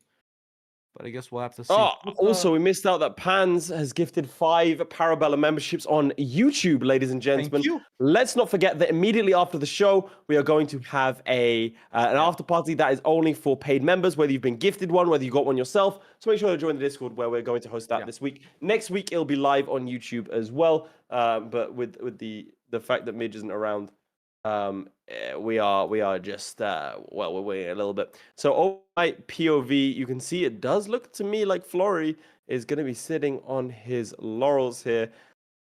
I thought you were going to say on his Lorry. It wasn't him that hit Midge, by the way. We don't know that. It's unconfirmed. Well, yeah. Where was Florry at the time of Midge's accident? Not in Sweden. Let's ask that. Let's ask that question. Let's ask the real questions here. I'm not saying he did anything, but where was Florry when Midge was unfortunately taken from us prematurely? You know? Yeah. And Lorry, by the way, is truck or a semi or an 18-wheeler for anyone that speaks proper English. We'll have to ask Florry if he's able to drive those sorts of beasts. Yeah. So what was the question from Zlewikk? It was if unfinished colonies count, which of course I confirmed to him that they do. Now, why has Zlewikk gone back? Let me just. He pieces out. Zlewikk pieces out. He does not take all of them, so he takes 5 out of 7. But listen, chat. What are you trying to call? That's still numbers on the board, bro. Numbers on the board, and that will allow him to colonize some more provinces here for free potential. Look like this one, right? No, 1, 2, 3. Oh, he's taken 6. 6. So it was 8. No. Yeah, he's taken 5. I can't count. I don't know anymore. Unfortunately, we are engaging with Hawk in his worst dimension. His math ability is not sometimes mathing. As Florry, these 2 plus 4, that's 6. Minus 1, that's 3. Quick maths. You know, that is copyrighted, unfortunately, and so we are going to be sued. I'm not sure what he's doing next. He's kind of vibing. Who? Florry? Yeah. Do we see any potential declarations here from him? He's going somewhere. Kazan? Well, he needs someone. No, he's probably gonna no CB no guy. No CB no guy, and then go after Uzbek. Through that, because that'll unlock the Terra Incognita. Yeah. That does do it. Now, nice. Why? Yeah, he can take land around here. He's declared war on Crimea, actually. He's going to go through these territories. That's insane. That's a crazy... He's a crazy person. Yeah, good move. We didn't anticipate them taking this territory. You know what's most surprising to me, chat? We've been memeing on these guys for quite a while now, and you can go ahead and give our players a 5-minute warning soon here. We've been memeing on them a lot, but they started one of the hardest starts in EU4. Didn't blink. Let's be real. Without any restarting. So luck was on their side. Skill was on their side. Everything was there, folks. I mean, we got to give props, right? So no matter who takes it away, memes aside, whether you voted 1 or 2 in the chat, and vote if you still haven't, by the way, let's get some claps and W Florry and W Zlewikk. Oh, no. They're stacking up on him. This has to be a win. 28%. It has to be. Oh God, it has to be a win. 60K. 28%, 60K. They're walking in. He can't win that. No way. Oh, he's got it. I cannot believe it. I can't believe your eyes. Don't blink, chaps. He has. It is 28%. Is he going to win? Is he going to win? Once again. Oh! He's done it. He's actually sent 60,000 men packing. Ladies and gentlemen, Florryworry, you're reigning, defending, back to back champion. We may have to just give it to him here. How does he do it? How does he get away with it time and time again? Hawk has gone presumably to hurl himself off of a very high building. Are you kidding me right now? Ladies and gentlemen, welcome to Para Bellum. I have no words. Nachi, welcome to a producer. What? That is it. That is crazy. Oh, get your clips in now, ladies and gentlemen. Get your clips in. And ship it, man. Clip it and ship it. It's hot. Jesus. That is insane. This is just proof to me, though. If I had the tinfoil hat PNG, I would put it on. If that is not proof of him bribing Paradox Interactive employees and devs, cozying up to John Paradox. He has John Paradox's number too, by the way. If that's not proof, chat, I don't know what is. And if Florry does manage to win this challenge, that's gonna be why. Even though he has 3 minutes left, he has to take Kazan, and I'm gonna warn them right Crimea. now. Sure, he has to take Crimea. This is his problem. He has to take both. Presumably, also he has to take Uzbek as well. Ideally, he could take these two. That might be more realistic, but I mean, 28%. He has to go fast. It has to be now. I can't fathom this, chaps. I mean, do we go to the final 5? Let's go to Final 5. Let's actually unlock that right there. There is Final 5. Our cameras might go desyncy here because we'll have 18 different cameras on screen. And yes, they've insta-desynced. Yeah. But listen, you don't gotta look at us when we talk. You can just listen to us, right? Zlewikk. Why is Florry Almost looking at 20 years ahead. Florry. Doing a that's tough face. Doing a that's tough look. Zlewikk. He will have to change his background wallpaper when EU5 drops. He must have spent a lot of money on it. I'm sure it's gonna be tough. But listen, okay, Zlewikk is counting right now, actually. Zlewikk is He blowing might be bubbles. done. Florry might be done as well. Florry might be done as well, chat. They're both paused right here, thinking. He's blowing bubbles. Why is he doing that? I don't know. He's literally blowing bubbles. He's literally he- blowing bubbles. My man's I from think he goes. I West think he goes Ham. bankrupt next. I think he goes bankrupt next month. Next tick goes bankrupt? I think so. I think Zlewikk goes bankrupt next tick as well. They've really stretched it. To Yeah, I mean, they do. 86 versus 68. They do. Unhinged My God. But with behavior. that, can you go ahead and confirm if both of these guys are done, and maybe we can call it a minute early right here. Yep. All right, but yeah, I mean, both of our players putting in a valiant effort. Chat cameras are in sync, by the way, as you guys can tell, and I think they're both done. I think they've both stretched below 0 to the limits, to the max, and I gotta say, They're both done. they are both There it done. is, Okay, Benjamin. with that, There it ladies is. and gentlemen, we can go to this screen. There we go. Okay, We now that's need the challenge done. Count. That is the challenge done. Okay, we're both gonna go ahead and actually, you go ahead and count up. I'll entertain, and I'll wait for these cameras to get fixed. And then I'll count up, you'll entertain, and we'll wait for these cameras to get fixed as they catch up. Look at how fast I'm talking. Look. Look at that. There we go. As the camera catches up, it'll be there soon. But yeah, chat. Challenge is done. The challenge was, if I flash it up right here, you guys will be able to see it just a second. That is the challenge right there. Below 0. Starting as below 0 on the most Arctic climate provinces. Now, Laith, have you counted up? I have, in fact, counted. Okay. Ladies and You gentlemen, yap, I I'll have count. the numbers. This is the first challenge of the first what's the first of the season? First challenge of the first match of the first season. Ladies and gentlemen, we have 5 weeks, 6 weeks in fact, of challenges ahead of us. They're all going to be hard, tricky. There are going to be theme weeks throughout because we heard you wanted that sort of stuff. Some of them are completely wacko out of there. You aren't ready for them yet. And I don't think our players are either. We're going to be putting through the ringer this season. We didn't want to tell them because we wanted to agree, but they're going to hate us by the end of it. If they don't hate Para Bellum, if you aren't calling for blood by the end of Para Bellum, we have not done our jobs correctly, ladies and gentlemen. Let's not forget that this match happened last season as well. This was the first match. It's almost like a tradition at this point. And Zlewikk did beat Florry, and then Florry went on to avenge himself in the final. Let's see, has that happened today? This is a pretty big match to start with. Hawk, do you have the numbers? Hawk is not here. Hawk, are you here? 1 second. I'm here. I'm just doing this. You interrupted me. I can't freaking count them up. It's hard to see. I think I know, but I'll ask Zlewikk. Hold up. For sure. Maths is the enemy of all good men.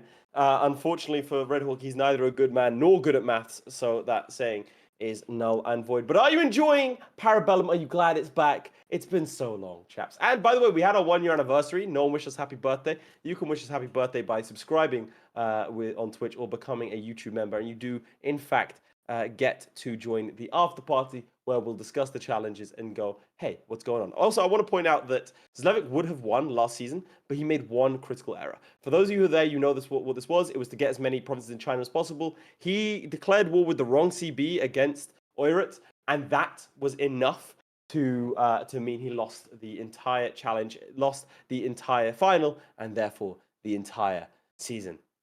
Sometimes a matter of margins. Hawk, I can confirm to you that Florry, in the below 0 challenge, the first ever challenge, achieved 17. 17. Valiant effort. Extremely good numbers on the board right there, ladies and gentlemen. 17 is a lot. It's 17 more than I thought they'd get. Is it enough to beat Zlewikk? It just might be. But it's not, because Zlewikk, ladies and gentlemen, it takes away Challenge 1 of the final season of EU4 Hegemon below zero with 25 Arctic climate provinces. And that's a major dub from Big Z. Something that might put him number 1 at the scoreboard before the finale. I said it at the start, I'll say it again. Is this what's gonna knock Florry off his rails? Because he's just like a runaway train when these competitions start. Is this what's gonna make him I think it is. win? I think he might quit. You think he might quit? Yep. I think he's done. He just might. He just might. Yeah. Right. So with and that, ladies with and that- gentlemen, that's a wrap. I think at this point, before moving on to the interview and before revealing your next challenge, wait, that's wrong. we're gonna reveal the challenge first. Oh dear. Why are you? Okay, I was transformed. don't do that. Okay, chat. Now that we know the winner, before we go talk to these guys, let's go ahead and reveal the next challenge that you guys have to look forward to between Lemoncake and the Playmaker. Laith, are you ready for the reveal? Are you gonna take it away? It's Here there. it It's Byzantium. Who's already there? I just put it up there. Starting as Byzantium, owned the most non-Roman provinces. That is the plan. So we are looking at the Roman Empire. We're going to see it highlighted, and we'll talk more about it in just a moment. Before we talk to Zlewikk and Florry, we have a quick word from our sponsor. And That's I'm right. sorry, Yes, we do. but I have no idea why what happened. You're going to have to give me a second. In fact, why don't you just talk about our sponsor? Yeah, listen, I'm going to talk about this challenge a little bit while you go ahead and reconnect your POV. That's what's missing right here. So, yeah, chat, our first challenge was one of the hardest we've ever done, below zero. This next one right here, as you can see, it ain't any easier. So just to break this down for you guys, starting and staying as Byzantium and no Latin Empire allowed, you have to own the most non-Roman Empire provinces. What is that? Well, if you play as any country, once you conquer Rome, you will see the decision to form Rome activate because you've conquered Rome. And if you hover over the decision, you'll see the highlighted provinces of the former Roman Empire. What counts in this challenge is everything that's not a part of our Roman Empire. So where are they going to expand? Arabia, Africa, Poland, Lithuania, Muscovy, the hordes. That's where they're going to have to go. So none of the usual expansion routes from Byzantium, but also they're still going to have to face the Ottomans, boys. Let's face it. So Byzantium, everyone knows it. Everyone loves it. That's what we have to look forward to. But first, ladies and gentlemen, let's take you through a word from our sponsor. Absolutely, chaps. Now, it is my pleasure to show off this. C. Mantis. He is an individual from the community who reached out to us and said, hey guys, I love what you're doing. I want to support it, right? And he said, fortunately for you, I'm a successful author. And we thought that's fantastic. So this is C. Mantis's Amazon page. This is his most recent book, Path of Ascension 9. It's a series of 10. His 10th book releases on October the 8th, 2025. You should absolutely pick it up. Like I said, I have it on my phone right this He really second. does. He really does. It's over here. It is actually, I do have it. I love lit RPGs. What is a lit RPG? Well, it's an adventure book with familiar video game elements to it. What that means is the character does something, they get a level up because they're sometimes playing in a simulation. Sometimes they're playing in a fantasy world, right? So they get this level up and you see a skill, for example, a double jump skill, right? And it's coded like a video game, but written like an adventure book, and it's fantastic to read. Like I said, Mitch said to me before this, I'm surprised you're into these kinds of books. I love these kinds of books. I'm not going to reference other books that I've read because I only want you to read this one. But for example, if you like Brandon Sanderson stuff, then it's like those kinds of readers do tend to enjoy this kind That of is book. I would highly recommend it. He's a fan of the channel. He's taken a leap to help us out. He didn't need to do this, so why don't we show him some love? Jump on. You can buy the books paperback. You can get them for free on Kindle Unlimited. You can get them as an ebook, or you can get them through Audible. They are fully narrated and a fantastic time. Again, guys, he's helping us out. Why don't you go click the link that is pinned in the YouTube description. It's in the YouTube comments as well as the Twitch. So why not? Such good advertisement deserves a bigger sponsorship. Honestly, he's like, we were like, he told us not to be corporate. We asked what he wanted, and he was like, look, guys, I'm going to be blunt. This is predominantly to support what you guys are doing. So that's what he's looking for today. Respect. So why don't we, in our small way, try and help him out? And like I said, there's all of these different books that you can go and get. It's Sea Mantis. It's fantastic. He told us not to do it in a corporate way, so I won't go on and on about it. We still did it. But yeah, honestly, huge shout out. And he's sponsoring this entire season. We're so grateful to him. And yeah, let's do him a solid. Now, for sure. Now, it's time for the interviews, ladies and gentlemen. As we get ready for Game 2, you guys are going to hear from Laith, Florry, and Zlewikk. There is going to be 3 cameras on screen. You guys are going to get desynced. But listen, who cares? Because we're just going to blame Midge. That's right. All right, I'll see you. Do you want to give it 5 minutes? You want to give it 5 minutes or 10 minutes because we're running a bit behind? 10. We'll do 10. 10? Yeah. Okay. We'll do 10. And we'll see you guys soon. So there we go. Hop in. Hello, Florry. Hello, Zlewikk. We can reveal that with all the desyncs that are going on, Zlewikk did take it away with 25 to Florry's 17 Arctic provinces. Zlewikk, a repeat of the last season, you did in fact manage to defeat Florry. How does that make you feel? I told you, too easy challenge. You have to think of something more challenging. So you were fully happy with this? Ja, jeszcze jak. Sure. Florry, did you check? Wow, there's an hour on this interview, apparently. All right. An hour? Apparently. Oh wow, there you go. He's changed it. Buckle up. All right, chaps. You can keep it for an hour. In both Twitch and YouTube, feel free to fire on your questions, and I will ask both these. But Florry, talk to me about your strategy.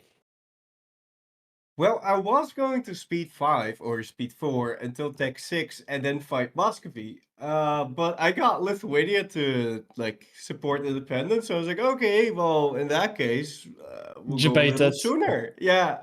And then I did. It actually went really well. Apart from I got 7% sieged on my capital, which was You did. something else.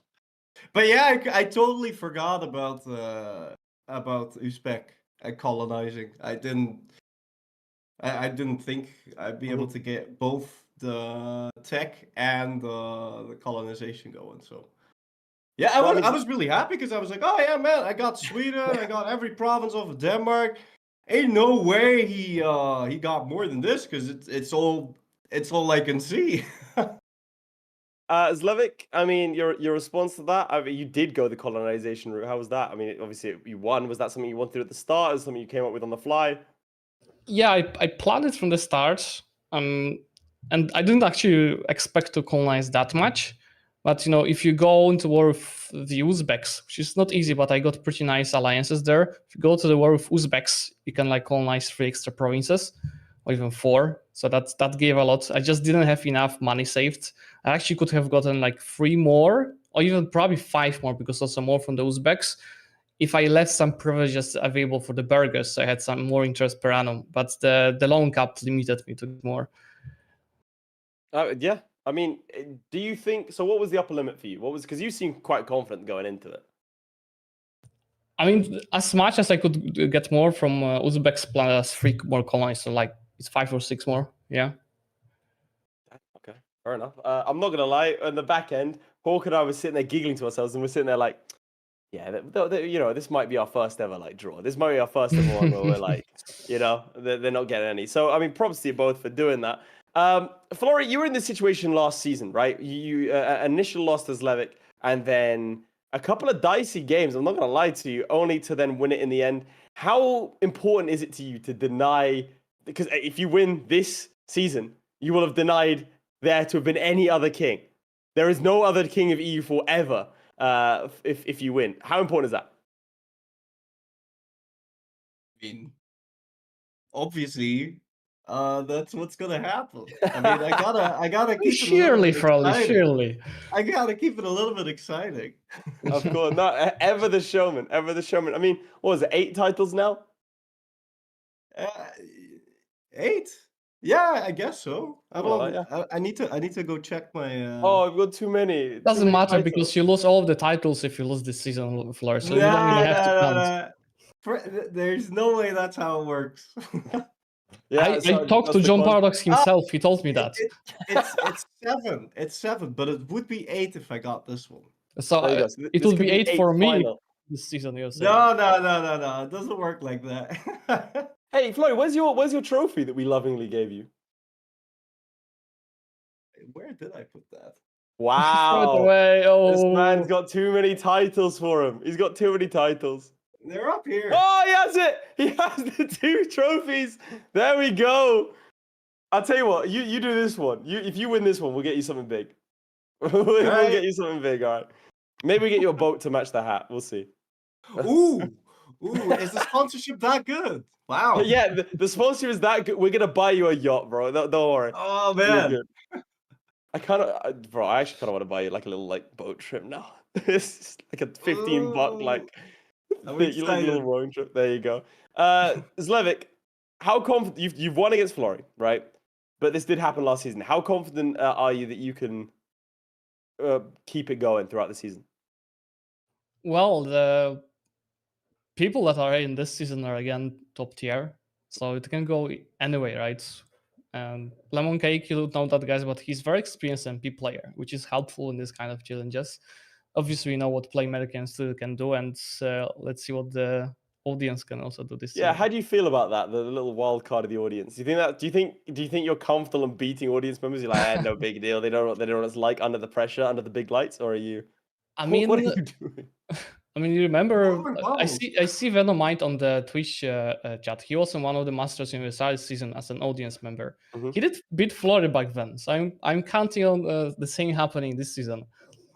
Okay, right. So you think yeah, that I do think the nerves when you go up for the first time, I feel like the audience is at a bit of a disadvantage. Unless they can make it to the final, and then because then it's the same person twice, right? So you already have a little bit of experience. Yeah. So the idea we have behind the audience for you guys and for those of you at home is we're gonna have 5 different players play, and then we're gonna let the audience pick who's gonna be their champion in either the third place playoff or the finale. Obviously, if they're in the bottom 2 because the audience is trash, then yeah, nothing. I think it's gonna be a real swing because So here's rude. the problem. Oh, I'm not rude. I'm really. Here's the problem that I foresee. Not problem necessarily, but here's my stickler. I think that if one season, like 1 week, the audience member is fantastic, and the next week they're terrible, I think, I think the heat on that person. Like, let's say you've seen someone beat Florry, and you're up next week, and you make a mistake in the first 5 minutes, you're gonna sit there and be like, it's done. I'm cooked. You know, because you're meant to be the people's reactions. Yeah. Yeah, By because an then you're not accident. only playing for yourself, you're playing for Yeah. the whole audience. Yeah, no pressure. No pressure there. By an accident, do you have Lambda in the audience? I mean, I wish, dude. But we haven't. By the way, we still haven't settled on who's going to be the audience, right? We have obviously someone today, but we're looking at the audience. We have a Google form that they can fill out. We have a couple of entries already because there's some criteria, right? You need to have a decent mic, decent internet, and decent PC. So you know, there is that. But you know what? We've got 3 minutes left. I'm going to pivot in a completely different direction. Don't feel pressured to answer, right? How are we feeling about EU5? Well, you Are have we more allowed- hours. You start. You had access twice. We are allowed to just so you know that you're not breaking any like NDAs. Yeah. We are allowed to talk about our experiences and everything else. We're just not allowed to show any gameplay. So try not to show any right now. But other than that, you can sort of say like, oh, what's good, what's bad. Well, You I go mean, first, Florry. I'm kind of hooked, right? So Yeah. Good. yeah, I like it a lot. I mean, and also the transformation it's gone through since we first played it up Yes. until now is huge. So yeah, I'm curious to see what's gonna keep happening to it. Well, now And I'll put a yeah. different spin on it for Zlewikk. Zlewikk, with regards to Para Bellum, because obviously we're going to do an EU5 Para Bellum. You know, I mean, are you in? Is that something you're interested in? Of course, if I'm skilled enough, I'm not yet. EU5 Para Bellum? Yeah, of course. I think it's gonna be. One thing we're really excited about, because obviously this is the final EU4 season, right? One thing we're really excited about is that with these kinds of challenges, and I'll give you a little hint, both of you, for the rest of the season. We've gone for a mix of like, basically it's everything that what we really want to see this entire time, right? Without like, okay, how is this going to look well? Is this going to look badly? Well, like, this is the final season, so we're just going to do whatever we want. For example, Below Zero is something we wanted to do in season 1. We were like, okay, that's probably not going to be great viewing. But now we're like, it's the final season. We don't care. And with EU5, it's obviously such a different experience. I think it'll be really interesting, especially when there's no like, there's no meta right now, right? There's no like optimal way of playing. So I think, if we can get the challenges right. Oh, you know what I mean. Like there are going to be the meta in 5 years. Questionable. Yeah, but that's what I mean. Like no one knows the perfect way to play. That's my main point. If you hear anyone saying in the internet about meta in the current version, we have too little hours of us in that game, and they might be a meta for a specific country, but it doesn't mean to work for another country. It's just so many countries so different. Of course, there are some aspects of the game that are you have to do such specific things, right, to achieve success, and you might call it meta, but it is just in a few places. Yeah, okay, that's true, and stuff's gonna keep changing. Yeah, I mean, think about playing, dude. Oh my god, why didn't I think of this? No, I'm not gonna say it because I'm not saying anything. I've just thought up an incredible thing for the final of the 3rd place, but I'm not gonna. If you get there, you'll see. But yeah, I mean, that's what I mean, Florry. Like for obviously we're gonna have to mess with some settings and work it out, make it work. But I think the first season particularly, especially because we don't know. Like with EU4, we kind of know what's possible. With EU5, we don't really know what's possible. I think we're gonna get some very, very different results when we're like, hey, play as this country and do that. I think one person might completely fail, one person might succeed. But yeah, I think it'll be fun. I also think there are more room for the challenges in EU5. Much more. There's much more freaky stuff you can do there versus in EU4. I think there's a lot more versatility, right? Yeah. And I think, chaps, that is where we're going to leave you both today. Thank you very much for participating. And frankly, thank you very much for being a mainstay of Para Bellum as we say goodbye to EU4. I'm getting a little bit nostalgic now. But this is kind of our little farewell tour. And thank you both for being on board. Florry, if you win, that might be literally. We'll see. All right. Thank you very much, chaps. We will see you next week. Don't forget to disconnect from your camera links. Bye-bye. Oh, wait, now.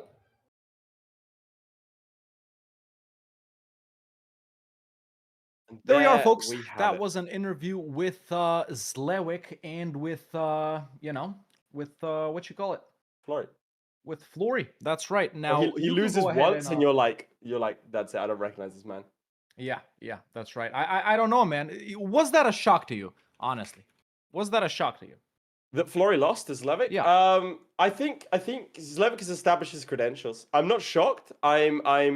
It's a rare happenstance when Florry loses, but we know Florry. If anything, this puts the pressure on him because it means Zlewikk has a lot easier of a run to the final. Whereas Florry really had to dig deep last season. I think it means that we're going to see more of a scrappy Florry, which I'm really interested in. But there we have it, chaps. You know what? Without further ado, let's get straight into our second game of today. If you don't mind flashing up the challenge next to us. There is the challenge once again, ladies and gentlemen, by Byzantium. What do you think about this? I think it's a fun challenge because we have Byzantium. Byzantium is a very solved country in EU4. People know how to play it, but not in this way. All of the meta is in a certain direction. The first one is the Ottomans, where you get your cores back. Doesn't matter. None of it matters in terms of your score. So they're going to have to leave and potentially go east would be what I would do versus going anywhere else. I think we're going to see a lot of Caucasus gameplay, a lot of Iraq and Persia gameplay here. But we'll see. I mean, we've got two players here that I think if you're ready to introduce them alongside me, I think we should have a little start with that. Yes, let's go ahead and do that. So I have dragged up Lemoncake and Playmaker, and we are now gonna go ahead and talk to them. Absolutely, but first we have a little something from the press. If we do. Yeah. And it would be nice to tell them if they haven't been reading the press. Them, I mean, while they're here, don't you think? Yeah, I absolutely agree. So we have them in the call right now. let's start with Lemoncake. This is what it reads from L'Equipe magazine. A controversial pick, as he's only ever known a loss in Para Bellum qualifiers. Mr. Cake will need to show off his skills on the big stage. A man of maths and modifiers. Let's see if he has the hands to compete in this fast-paced tournament. Back for the final season by popular demand, it's Lemoncake. And his opponent, Playmaker. This is what IGN has said about Playmaker. In fact, just yesterday, ladies and gentlemen. Playmaker was eliminated last season in Para Bellum, but as it was allegedly a technical issue on the host's end, he has successfully sued his way back into the tournament. Now, legally, me and Laith can't say how we feel about this, but what I can say, and what I can tell to Playmaker is, perhaps he should be careful walking alone at night. Back to the IGN cutout. This is just a friendly advice still. Our most chaotic player and a fan favorite has a chance to send off EU4 with fireworks. Forever unstable, corrupt, and bankrupt. It's the Playmaker. Welcome, gentlemen. How are you feeling? How are we doing? We'll start with Lemoncake. How are you feeling? How do you feel about what L'Equipe had to say about you? I mean, it's I feel like it's a bit harsh to say I'm just one elimination, considering I've had one attempt at the thing. So you know, Listen, give me a go. And loss is a loss. considering I misunderstood the part 3 thing as well in terms of requirements, but you know that's okay. You know, we're here to prove people wrong, and we'll do our best to achieve that. And Playmaker, obviously, due to the legal battle that you did win, we're not allowed to discuss exactly the circumstances of your arrival here. But how does it feel to score a legal victory against Para Bellum? Oh, it just feels great. It's like getting the win before the game starts. That's I can't nice. lose. Yeah, that's great. And legally, we have to agree with you. I agree with that statement. Yes. I agree with that statement. That's all I've been advised to say. Now listen, boys, you guys are obviously knew the challenge. I mean, if you did see, you could have seen the challenge we gave to Florry and to Zlewikk. When you saw a challenge of such difficulty, were you yourself expecting something as or maybe even more difficult? Let's go with Lemoncake first. Well, I was thinking, you know, Florry and Zlewikk both have quite a bit of a reputation to uphold. They're probably going to give him the worst one, but I mean, this is pretty brutal as well, especially given how RNG dependent Byzantium starts can be. So we'll see. I don't think it's a harder challenge, but I think it's that much easier as well. They're both pretty brutal here, you know. Yeah. Comparing the upper limits already, I'll say. For sure. And Playmaker, same question to you. Did you anticipate a challenge this difficult? Honestly, this is a comfort pick for me, so I anticipated something much harder when I looked at their challenge and I'm like, thank goodness that wasn't me, because I don't know that I could have gotten any provinces. But with Byzantium, we were anticipating. Okay, we were gonna make you play as Ndongo. If you know who that is, the Congo vassal. It's the category. That is the hardest game in EU4. But we did rule it out, determining that we would have to restart so many times. And given that Hawk and I are running the show this time around, or this week, just for this week, we thought best not. Chaps, I think we can do our talking after the game is done. If you're already in the game, if you don't mind readying up, starting the game, and then waiting for us to say go before it happens. Do you have any other questions surrounding the challenge? Anything along the lines of, for example, sorry, that's so funny. Any other questions, for example, about restarts? Again, you're allowed to restart or anything like that. Again, Lemoncake is particularly aimed at you, given that Playmaker has played in many seasons before. I just want to clarify, when you say owned, it's not you or subject owned like EU4 likes to clarify. That is you control directly. You control directly. And then do you say if it's occupied by a rebel or other nation, does that still count as you owned because you don't control it? Or is yes. It no. It's de jure owned. Like, if you own the province, I don't care if someone occupies it, it has 100% autonomy. There are people screaming in the streets, that's fine. You just have to own the province. It can be an uncolonized province. It can be unfinished, it can be uncored, whatever, provided it's yours on the map, that's what we count. Yeah. Understandable. And finally, before you do let me off, just to be clear, when you say play here, that's I'm allowed to pop into lobby, but no nation set up before you say go. Or am I allowed? Yeah, just don't click anything. No nation set up. Don't unpause. All right, perfect. Thanks for clarifying. Clearly new here. No, you could. So again, Byzantium, you start as Byzantium, you play as Byzantium, you finish as Byzantium. All good. Okay, fantastic, chaps. We're going to move you back into your respective VCs, and you can both get ready. Keep an eye on the Discord. That's right. Well, that was Lemoncake and the Playmaker, ladies and gentlemen. You know, them talking about that. Laith, in the meantime, you can go ahead and connect up to Lemoncake and reconnect back to your EU4 thing because you're still on, you know, our little thing that we're going to showcase again later. But yeah, ladies and gentlemen, in the chat, before we get started, in just a couple of seconds right here, let me know. Let's get some votes in again. Is it 1 for Lemoncake, the newcomer, the less experienced player in this type of format? Or is it 2 for the Playmaker, an experienced player, someone who's been here a couple of times, an audience favorite, someone who always brings us chaos and is very entertaining to watch? Who do you think is going to take it away? Vote on YouTube and on Twitch. 1 for Lemoncake, 2 for Playmaker. But with that, ladies and gentlemen, Laith, if you can go ahead and tell me if you're ready, let's get it cracking. Can go ahead and, you know, start things right here. So, without further ado, folks, here we are in match 2 by Zentium. Laith, we're going to jump into your POV. In 3, 2, 1, go. Chaps, and there we are. The timer has begun. The gauntlet has been thrown. An inaugural match for these two. Their first of the season. Playmaker missing out on season 1, falling to Kara in the qualifiers, coming back and qualifying in season 2, and now is in season 3. He did, however, come 4th last season. Yeah. Was a very chaotic player, a lot of fun to watch, a lot of corruption. I'm sure that's what we're going to see today. And Lemoncake did narrowly lose to the student, a very, very lauded. He's our most experienced player, isn't it? Isn't yeah, he? Yeah. At this point, he is our most experienced player. So he lost the most experienced player. Next up. This man is an unknown. Next to the audience, this man is an unknown. Lemoncake is an incredibly talented player and a fantastic YouTuber. So we're going to see what he can do here today.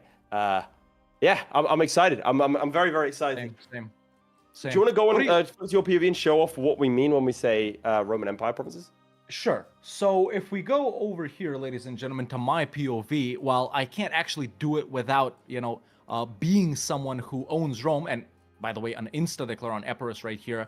Basically, when you own the province of Rome as someone that can form Rome, you get a decision right here. It's form Rome, form the Roman Empire, you know? And for that decision, you get any of the possible provinces you need for the Roman Empire highlighted. And I will try and find that image soon so I can show it up on screen for you guys when Laith is showing off, you know, Lemoncake's POV. Everything that's not a part of those highlighted provinces, and listen, if you're watching and if you don't know what the Roman Empire looked like, disgusting. Come on, disgusting. bro. Just leave. Just leave. I don't want to talk to you. I don't want to talk to you. You're so not my friend. What I think we're gonna see from our players here is the easiest way to expand, honestly, possibly into these guys right here, because these provinces over here, Wallachia, Moldavia, Poland, Lithuania, Crimea, these small guys, the Caucasian guys, those aren't highlighted provinces. So this is, for me, the easiest route of expansion. Will they still have to contend with the Ottomans? Possibly. That's what I'm expecting to see. Where do you think they're going to be expanding? Like, East.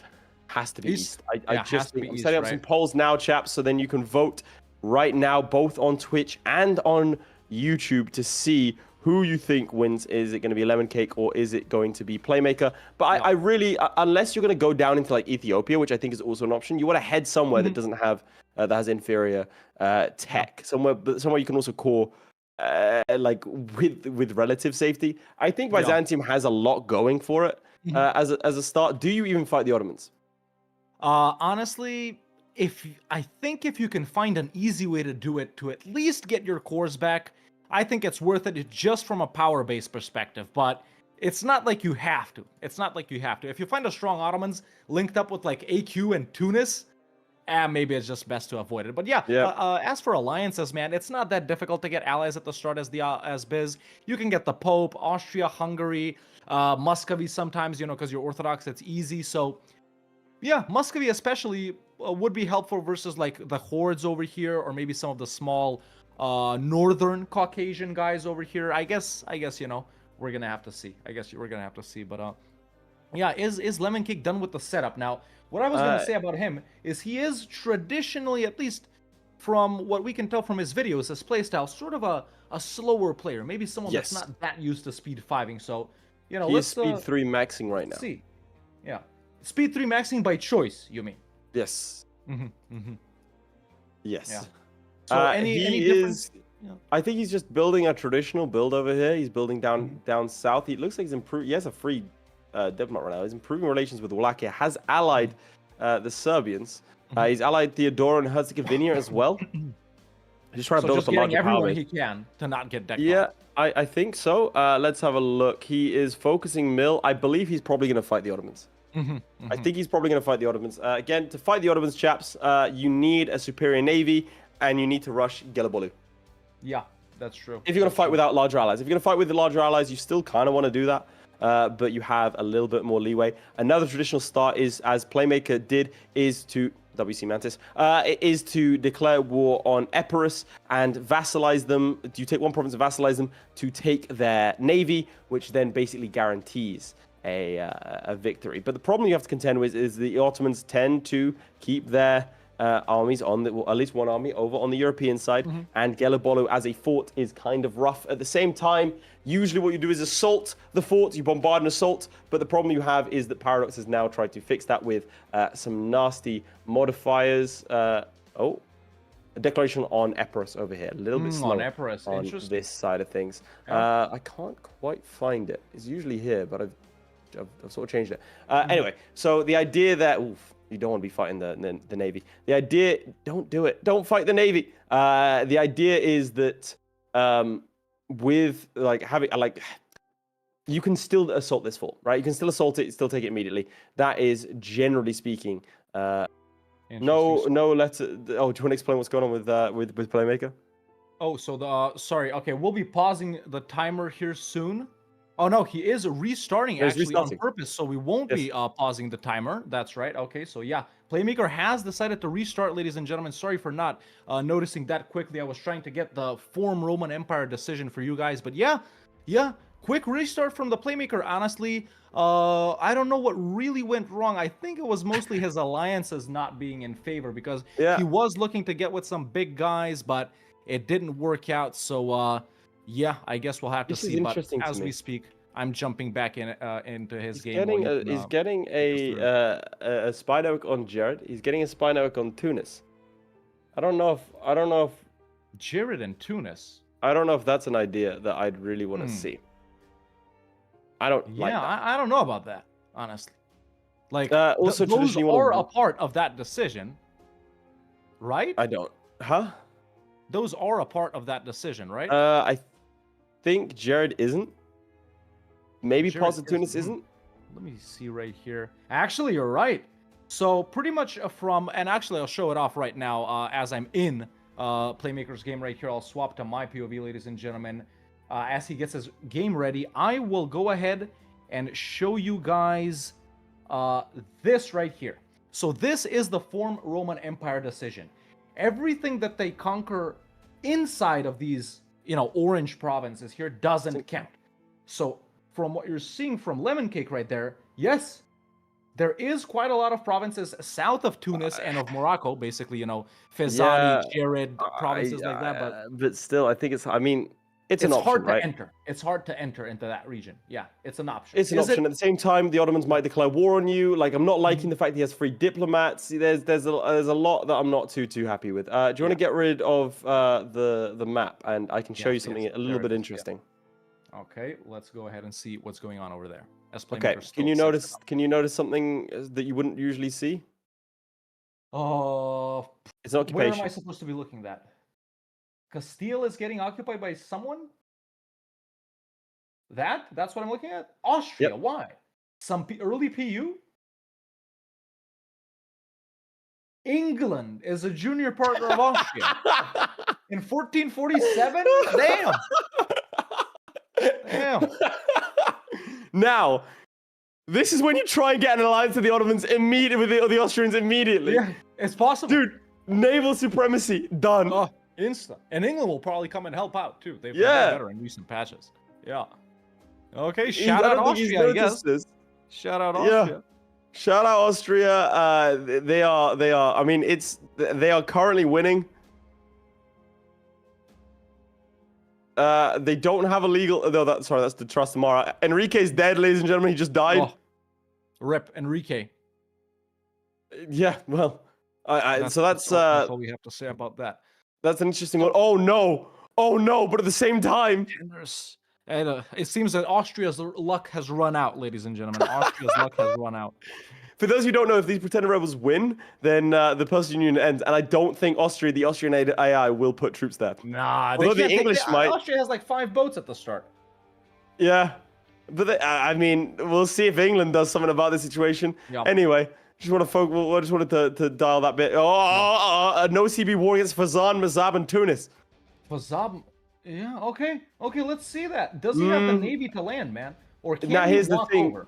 Tunis, he's walking from the Mamluks, which is a good idea. Tunis at the start of the game has some of the best navy. You don't know this because they have galley combat ability plus 20%, which is huge. You don't want to face their navy. You really don't. It's nasty. Damn. Okay, and has Playmaker gotten started? Let's show off his point of view. Yeah. So Playmaker has gotten his game started. It's still pretty much the same start that it was from earlier. Just an insta deck on Epirus right here, catching them with no allies. Allied the Pope once again, improving with Burgundy right now. Is there a potential for? I'm gonna say might be a potential for the succession right here, and an alliance with Austria. I'm not seeing it, honestly. I'm not seeing it. Yeah, because of too many diplo relations. What about Hungary? Hungary is definitely possible. That's who he should be working with. But he's just gotta hope Austria doesn't get them. So, yeah. I mean, there we go. There's the piece out on Epirus. Actually, full annexing them. Some might consider this a noob move because you actually want to keep Epirus's navy in a traditional run. This is not a traditional run. I think he might be getting a power base to leave. Yeah. I don't think he's finding the already. Failed despots he can do. So yeah, that's his first war already done. Okay, let's go back to Lemoncake because he is in a. Yeah, he's marching through. I'm just gonna quickly nip in and ask him if he knows he can increase speed. Yeah, go ahead and ask him. Yeah, he might only be comfortable playing speed 3 chat. I mean, who knows? But there we go. He makes his move over to the first Fezani province, Sirt, as Laith would say. So there we go. Immediately trying to face off versus a 4K Tunis stack right there. Yeah, playing and talking to Laith at the same time, so we at least know Lemoncake is a multitasker. In the meantime, not flipping from his POV because it's a fun war, just letting you know, Playmaker has allied Serbia, so that is a change to his alliances. This guy has such a gentle soul. I said, hey, do you want to push speed forward? And he said, yeah, I've gone up a couple of times and you'd be able to maintain it. Is that allowed? And I was like, yeah, of course, man, of course. Yeah. Also, look at this. No one expects the Tunisian counterattack. What the hell? It's happening. Now, I think this is actually a really bad thing for him. Because it means he has to move all of his troops back. Does he have access? He does have access. Can he walk over there? Well, he needs to use his ships. Mm-hmm. He needs his boats from the Mamluks. Yeah, interesting. Yeah, he can do that. This is a bit of a quick note on what Playmaker is planning to do. Let me just flip here real quick. He's stood in Terracina, allied to the Pope. Is he preparing to deck on Naples as soon as Aragon lets them go? But that wouldn't help him. Yeah, that wouldn't help him. But still, maybe just for a power base? That would be silly. Does he know Does he think it's provinces within the? Listen, we said the rules many times so far. We had the challenge on screen. We asked if there was any questions. I think it's all clear. I think this is just an easy power base buildup. He's got time. 45 minutes left. He's got time. But why would you aside from that, alliances easy to push into Theodoro, for example. Circassia seems pretty easy too. Yeah, just a quick. Let me just pop up this this message here real quick, just so I can see. Yeah, look, chat. None of the Caucasian provinces are actually in this decision. So you got easy wars with like Georgia, Samtske, and those guys right there. I wonder why our players aren't looking at that.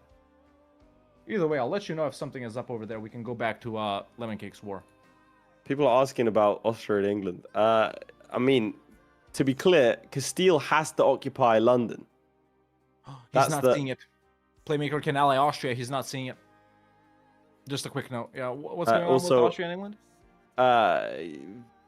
The English have managed to build up an army, so they're fine now. Castile has to take London in order to win. They're not going to do that. Look at it. They're really just not going to do that. Oh, yeah. Yeah, they're fricked. Castile is allied to France, but they declared this war. Yeah. Yeah. So people just asking for it as England finishes off the Pretenders. So there's no danger from that. How's it going in Lemoncake's so war there? It's there is breached walls on its capital, but it's -42. Don't forget the Theodosian walls still matter. They still count, even if they're breached. Yeah. And over here, he's taking Kef and he's going after Tunis. Now, look at the map you just put. I would imagine something like this is going to happen. Yeah, yeah. That's what he needs. And then he can push into Jared. Vassalize Mazab, maybe? He's got time to integrate them, to annex them. I mean, you don't even need to integrate them. You could just declare war at them. Yeah, you can just deck on them. That's true. You could just like keep them as a vassal and then deck on them last thing. Yeah. Then presumably he should be doing this.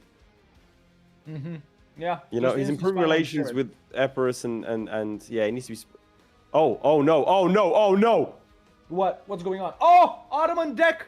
We have an Ottoman deck on Byzantium in Lemoncake's game, ladies and gentlemen. Oh no, and his navy's not ready to deal with this. Oh, this might be a restart. It's not. Does he have any allies? Is anyone coming to help? But it doesn't even matter, man. If they deck Serbia, Theodoro, Herzegovina. That's why you gotta get these allies. You gotta get these allies. It looks like get Hungary off. Serbia's getting taken out. Yep. That might be a potential restart. You flipped his POV and I'll ask him if he wants to. Yeah, okay. So going over to my POV right here, ladies and gentlemen, Playmaker is still warming up on the declaration versus Naples right here. He's got the regular army, Free Company, and the Palace Guard, which are also extremely cheap. He rebuilt the Theodosian walls, but he's still just waiting on Aragon to let Naples go, man. He's still just waiting. Now, in most games, it happens by this point. I think he's just getting unlucky with Aragon in that decision. Does Lemoncake have any thoughts on separate piecing? He's not leaving. He's not leaving. He's not leaving. Now, here's the thing. 4 more years. Technically, he doesn't need that land, you mean? No. So if he pieces out the Fezani guys first, he can move his power base to North Africa. Well, he could just abandon everything in the Balkans. He just abandons everything now and he only has a KA left. It's bad. I would personally restart, but there is a chance. I just don't know why the Tunisians are gone. I don't know what happened to the Tunisians. I separate pieced them. He separate pieced them. Yeah. Excellent. But I just don't know. Like, you could just piece out with the Ottomans now. You know what I mean? Like, it doesn't get better. Yeah. Like, it's going to be 99%. It doesn't get better. I think maybe he's trying to get the Fezani stuff first, so maybe he thinks he has to give up everything over in the Balkans, but... I mean, there's merit in taking the Fezanis. Same Z's. Playmaker has also just been decked on by the Ottomans, ladies and gentlemen. That's what I said. He wasn't seeing that Austria alliance. They didn't take it seriously. And they were willing to ally him. Hungary, if he royal married them, they would have also allied him. So this is just a neglection of vital alliances for Byzantium that you got to do in every single game, chat. They just weren't thinking, man. They have to. They just assume they're not going to get attacked. Like, this is a hard start. Even though it's a solved start, it's still a hard start. You can't take it lightly. You can't coast. You can't coast. And they have that. Yeah, can't do that. This is not good. And now he has the option to declare on Naples. And they've allied Ragusa. So he's missed that as well. He's missed at this point fighting Naples without an ally, taking stuff from them and just giving stuff up here like we said Playmaker should do as well. Now, I know we're backseat gaming, chat, but, you know, we did both graduate with doctorates in analytics. EU4 game casting analytics, by the way. So you can call me Dr. Hawk.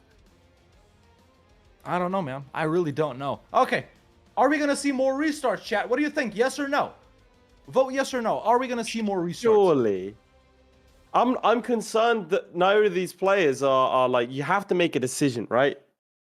And right now, it doesn't feel like they're making it. Like, if you're going to fight the Ottomans, right? Like he's trapped, by the way, over here. Lemoncake is trapped. Like, Constantinople was just fallen. Going to 5 right here so we can see both collapses at the same time. I Playmaker has decked on Naples. Is this their POVs directly, right? This is their POVs. Yeah. This is what they're looking at. We can sit back a little bit and, you know, our cameras do get desynced like this again, even without them having cameras. I don't know. It caught up eventually on the other side, but it looks like Lemoncake trying to now do a piece. again, to me, it would be a restart. Like, these are still valuable problems at the start of the game. You do. Can you flip to my POV? Sorry, I know it's not strictly the challenge, but you seen this before? 51 a rare one. I gotta say, a rare one. 51 Asturias and Galicia controlled by Portugal. A rare one. When did that happen? Portugal actually looks good like this. Portugal's attacked Asturias And taken that. I think they attacked Galicia. Yeah, they attacked Galicia, took it. Now they're attacking. That's amazing. Shout out Portugal, man. I hope it doesn't restart because I want to see that. In the meantime. Yeah, another restart. At least he's done something. Like, can we flip to Lemoncake directly? Yeah. Or in fact, keep on me whilst he's restarting, bro. Keep on me whilst he's restarting. Okay. He has one over here, so he's got 2 provinces on the board. That's 2 provinces as we enter almost halfway through. This is not a strong showing from either player. This is not what they want to see. Hey, look, Cage Schmidt's back. Hello, man. This is the kind of struggle, chat, that we were honestly expecting in the first challenge more. Not that Biz isn't difficult, but it's like if you're an EU4 player, you should know how to get Biz started by now, right? Yeah, and it feels like they saw the challenge and just didn't clock just that this completely is still focused on the Byzantium. challenge as opposed to the standard stuff you have to do as Biz right at the start, right? With both of our players missing out on major alliances with Austria and Hungary in both of their games. So, let's hope in the Playmaker's third try right here that he's going to remember those alliances at least. But yeah, how's it going? So Lemoncake has pieced out Fezan. He's pieced out Fezan. I think he's going to go after Jared next. Mm-hmm. I mean, he has to. And he didn't take the last Fezani province? No. Mm-hmm. I don't think he could, frankly. Because he couldn't get to Mazab because this is Terra Incognita. Yeah. So I think what he's going to do is go after Jared and go like westward into Tlemcen. Maybe he just doesn't piece out of this war. Ever? I mean... How can he not, though? Well, technically, he can just stay if he has, because he's got these promises. Technically, he could just stay at war forever. Like, they can't force peace him unless he has 100%. And he'll always be at minus 99%. Unless they get to the Fezani stuff, that's I don't know why he would do that.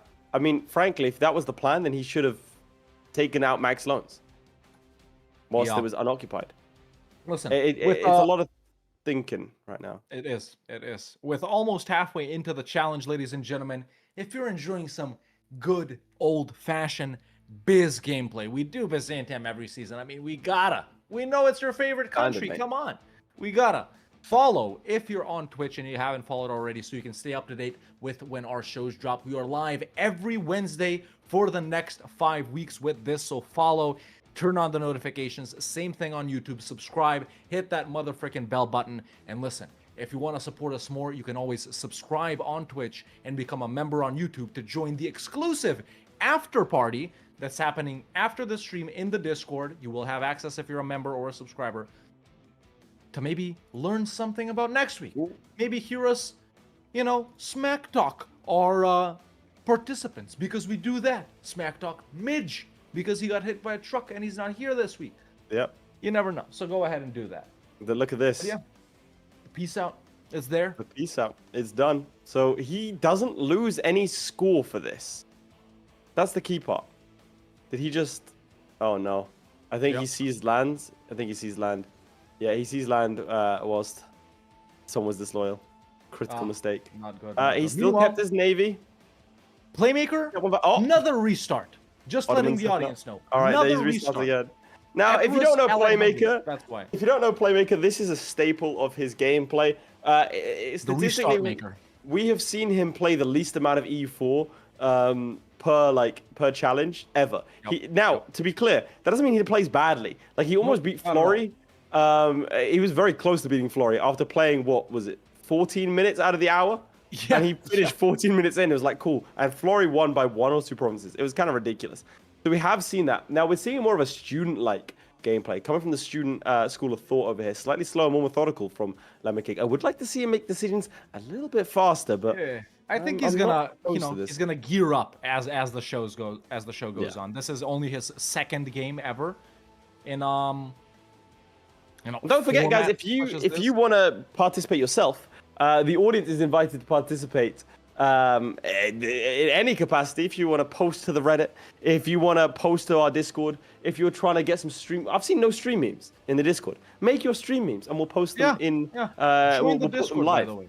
And kind yeah, of fill out the memes we Google had form last and you season? can join. Oh, the memes were so good. Well, actually, we had one that was AI of us kissing, which was not ideal. Well, I don't know why you brought that up. I wasn't even gonna mention that, but hey. Well, there was also But yeah, one as of me, Laith you, said- and Midge together as well. Okay. I'm gonna mute you. So, Laith was saying, if you want to represent the audience, which is coming up next, we have a player from you, the audience, this season. You can still apply. We are still looking at applications for any of the next weeks coming right up. So if you think you're better than Florry, if you think you'll restart less than the Playmaker, sign up, fill out the Google Doc, and maybe you will be good enough to be selected to play versus some of these guys. You never know, you know? In the meantime, how's this Lemoncake thing versus Jared is going? going to be taking a 2 more province lead. Yeah, he's doing all right. And I think after that, hopefully, that this will be uncovered and he can fight. What he's going to try and do is fight Mazab. Yeah. Sorry, Tuhurt. Tuhurt are actually allied to Tlemcen. So not great for him. Oh, it's called Justiniana. Well, Look at that. I didn't know that happened. why Cool. does it have Anyway. a unique name if it's not in the decision? I don't know. But it's Also, not. why does it name stick out of its province? There's only like 2 or 3 provinces in EU4. I don't that have know. that. But Thomas Arts gives send. Sorry, I got so excited. Thomas Arts sends us 10 Parabellum gifted memberships. Thank you very much. That's huge. Make sure to Appreciate thank the him. support. Get gifted one. If you do get gifted one, or you are a subscriber on Twitch, whether it's gifted to you or you bought it yourself, you'll be invited to the after party that is going to be hosted on Discord. It's where we have a frank chat about the season. We bring on your points of view. We chat with some of the players. It's a lot more informal, and it's just a way for us to say thank you for supporting us. So that's fantastic. Thank you very much. Thank you. So, yeah. Appreciate the support as always, ladies and gentlemen, as always. But yeah, man, Playmaker. You know, we were dogging a little bit on Lemoncake for him playing so slow, but the thing is, Playmaker's in 1444 for the 3rd or 4th time at this point. So you know who's really in the Setting lead. up. Is he ready? Calculate the provinces now, what's Lemoncake at? 4, right? 4, I believe. If this is non-Roman one, yeah. Empire provinces. Playmaker's at 0. So Lemoncake is winning, chat. I mean, that's as simple as that. Objectively. That's how Matt's was. Objectively, Oh look, yeah. Nightbird skill. That's also C Mantis. He came from the community to come and help us out. I like W yeah. Mantis. I'm not sure where they go from here. Yeah. I mean, you know, on alternative strategy, let's say, being explored by Lemoncake right here, we were just so confident that they were gonna go into like the Pontic Steppe and Caucasia, and it is still really easy to go there. I mean, honestly, I'd know CB, Theodoro, Circassia, Georgia. It really doesn't matter at this point because you got all of these small guys, man. Frick Epirus, frick everything. Just get on alliance with Austria and Hungary and insta no CB some of those guys right there. I think a lot of what they were and are doing might be wasting time. But listen, if it works out, I guess we'll eat our words again because we weren't confident in Florry and Zlewikk getting the Arctic provinces. It might turn out to be the same in this game as well. Know what I'm saying? Shout out J-Rock, by the way. So I don't. Yeah, I can't. I'm confused. I was certain we'd see one player do a defense and one player leave immediately, but I think you are right. I think, oh god, it's getting from bad to worse for Lemoncake. It's not a horrible situation to be in. It's just not fantastic. But Tuhurt is now available to be spied upon. What influences whether or not you get to see the Terra Incognita, by the way? Oh no. Well, now the Pretender Rebels are fighting the religious rebels. Oh, now there are even more Pretender Rebels. Yeah. Honestly, That's that rough. really doesn't matter for Biz. Yeah. Just let them win. You'll get the Let 'em stab win. back if they win. Oh, so. I'd like to point out as well, I'd like to report that the north coast of Iberia is owned by Portugal. Shout out Portugal. Not doing gang signs, by the way. They're just showing the Portugal shape. You know, chat. This is actually insane. And also, I think that negates 100 Years' War. There's no surrender of Maine. Oh, yeah, This is you're a right. weird game. This is a weird game, yeah. Interesting. Okay. Back to Playmaker just for a little bit here because we haven't seen him in so long, ladies and gentlemen. And let's get some W Mantis up in the chat, the sponsor of this season of Para Bellum or the One stream. sec. The student in chat saying, didn't Playmaker say Byzantium is a comfort pick for him? He did say that. He did say that. Look, That's crazy look from at the the student. student, man. Look at the student. We don't even know which week he's playing the Playmaker. We got it written down somewhere. Already getting into his mind because obviously after this is over, Playmaker gonna come back, gonna watch the stream, analyze his mistakes, know his he's like moves, that, that's the analyze thing. Lemoncake, and he's gonna hear that student said that. Is that gonna make him, duke it A out little more big versus the mad, student? as we say. Is he in the gonna get analytical into group. his mind? I don't know, man. I don't know. Now, Mazab is allied to Fazan, so this is potentially another opportunity for Lemoncake. It's 6 years, but he is losing money. There's a lot of bad problems. Do you think he declares war immediately for Tohut, or do you think he waits for the quadruple war? Lemoncake I said you don't never know. had to be stable. Facts. You never had to be stable. That's true. That's true. There we go. We can. I see love the chat NASA right there. Speed 5 MP PC though. He's happy with his speed. Yep, happy with the speed. If yep. only he knew. Yeah. How's it There going we on go. your end? On this end, if we flip right here, ladies and gentlemen, we're just on Playmaker. He's still in the kind of bogged down in this war versus Epirus, I gotta say. Albania's allied Epirus, so now we got Skanderbeg sieging freaking Constantinople. Of course, it's Skanderbeg, but he's not that good at sieging, So he's about to get Cephalonia right here. Great place, by the way. Is he gonna go for Albania? Can he? He can't even go there. He's got the. Well, actually, he doesn't have the boats. Look, they've been beaten up by Epirus, so he can't even move his troops here to beat up Skanderbeg. This is tricky, ladies and gentlemen. What do you think about this? I'm currently trying to run some things in the back end. There's some things that need to be dealt with. Keep it on you. Yeah, sure. Okay, so there we go. He actually does peace out Epirus for Arta. He's out of that war. Got 5 transports, so he can still get back to Constantinople.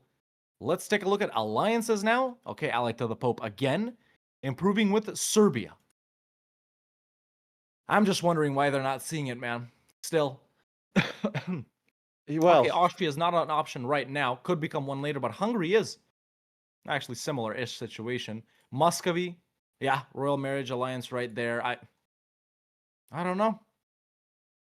I don't know, honestly. there has been a war in my game, but I need to update the Twitch bot. So let's go to Lemoncake directly. Oh, okay. So I will flip to Lemoncake directly. There he is. Nice. So we can see his war with Toghurt here, ladies and gentlemen, panning out. I'll take you through that as the Playmaker is just chilling right now. Fort at negative 21%. Did you say Tlemcen is in that war as well? They should be. Yes, they are. I don't really see why they would do that. Mates, who is who? Lemoncake is Lemoncake, and Zlewikk is Zlewikk. Florry is Florry, and Playmaker is Playmaker. The audience is played by Secret, and there's also the student too. That's who is who. Yep. Do you think there's going to be an Otto's deck? On who? On Playmaker? Yeah, definitely. It's gonna be again. They're busy with Karaman right now, but it's just Karaman and Ramazan, so it's not gonna be that bad. But still, no attempt from Playmaker to go for any of the big guys that you traditionally want to ally as Byzantium. Once again, not sure why. I guess we'll have to see. But yeah, he's preparing for the Naples thing again. I'll actually flip to my POV right here. Just so Or flip to mine because I think there's going to be a little bit of a something here. Yeah. There we go. Lag is Still crazy. doing the same Anton, setup. there is no lag. There is no Naples war. is free. So an early Naples deck for him this time. There we go. And he missed it again. They've just... Okay, I'm gonna give him a just under a 30-minute warning. Yeah, give them a 26-minute warning. So Playmaker missing an ally-less Naples once again, ladies and gentlemen. Oh! Actually, he no-CB'd them. He no-CB'd them because they broke free before he could pop a spy network from the Aragonese network on Naples. So, okay, we got that deck right there. Ottomans, in the meantime, still dealing with Kiraman and Ramazan, so he's got time. And they've got Pretender Rebels. So a deck isn't immediate right here. I had I had to just ask, hey, by the way, you know what the challenge is, right, to Playmaker? He said, yes, I do. I said, I'm just a little confused because you stand outside Naples. He said, we're all confused. Well, there you have it. Okay, going back to Lemoncake. Let's see. Yeah, so he has won the siege, but unfortunately, Clemson starts with don't do that. Yeah, why would he do that? Does he have tech? Yes, he does. 5/4, so it's a pretty big. It's significant, but I just don't like that difference, especially does he have the possibility to walk to Clemson? Is what I'm interested in. No, it's Terra Incognita. That's why he has to fight Nizab. Through Tunis. Does he have access? No. No. Interesting. So, he can ask for it. Yeah, he can ask for it. So he asked, I don't like this. I just don't like it. I just don't like it. You can't do that. He's got nothing left, man. You cannot be doing that. You cannot. Like, you overcommit. You have to overcommit. You triple commit. You don't do that. Anyway, that looks like a loss to me. And I think what has to happen here as well is a declaration against Mazab and Fazan. He needs to be declaring war on Mazab. Probably at this point an OCB war because Fazan is allied to Tunis. He was not able to get them to. And now they're on sieging. Okay, but he has some more troops now, by the way. I think he deleted his troops to get new ones. Now that was a cool play. He deleted his troops to get the Pretender Rebels. I do respect that. I rate it. But that might have saved him, actually. Very good play. Very, very good play. Yeah, that's might be would have done it. I just think, I really think, because the problem is with Tlemcen, right? He can take territory from them. Right? He can. Yeah. But he can't, like, he has to send troops over there. Because he can't march. It's primarily the stuff that he can't see, too. It's not the stuff that he can see. Do you have that map on you? Yeah, so I'll flip to my POV and I'll show off the map because that's the only one I got it on. In the meantime, let me just mention, Playmaker does... Well, I was about to say he took this from Naples, but he's restarting again. So back to Lemoncake, ladies and gentlemen. The restart maker, as he's become known. 25 minutes left, and he's doing it. 24. There's the timer above our heads right there. Lemoncake has been caught without a leader. Not good. Yeah, I gotta say, not to be too harsh here, ladies and gentlemen, but we do meme on our players occasionally. Not a good showing from the Playmaker or Lemoncake. Obviously, one of them is gonna win it, right? Unless it's a draw.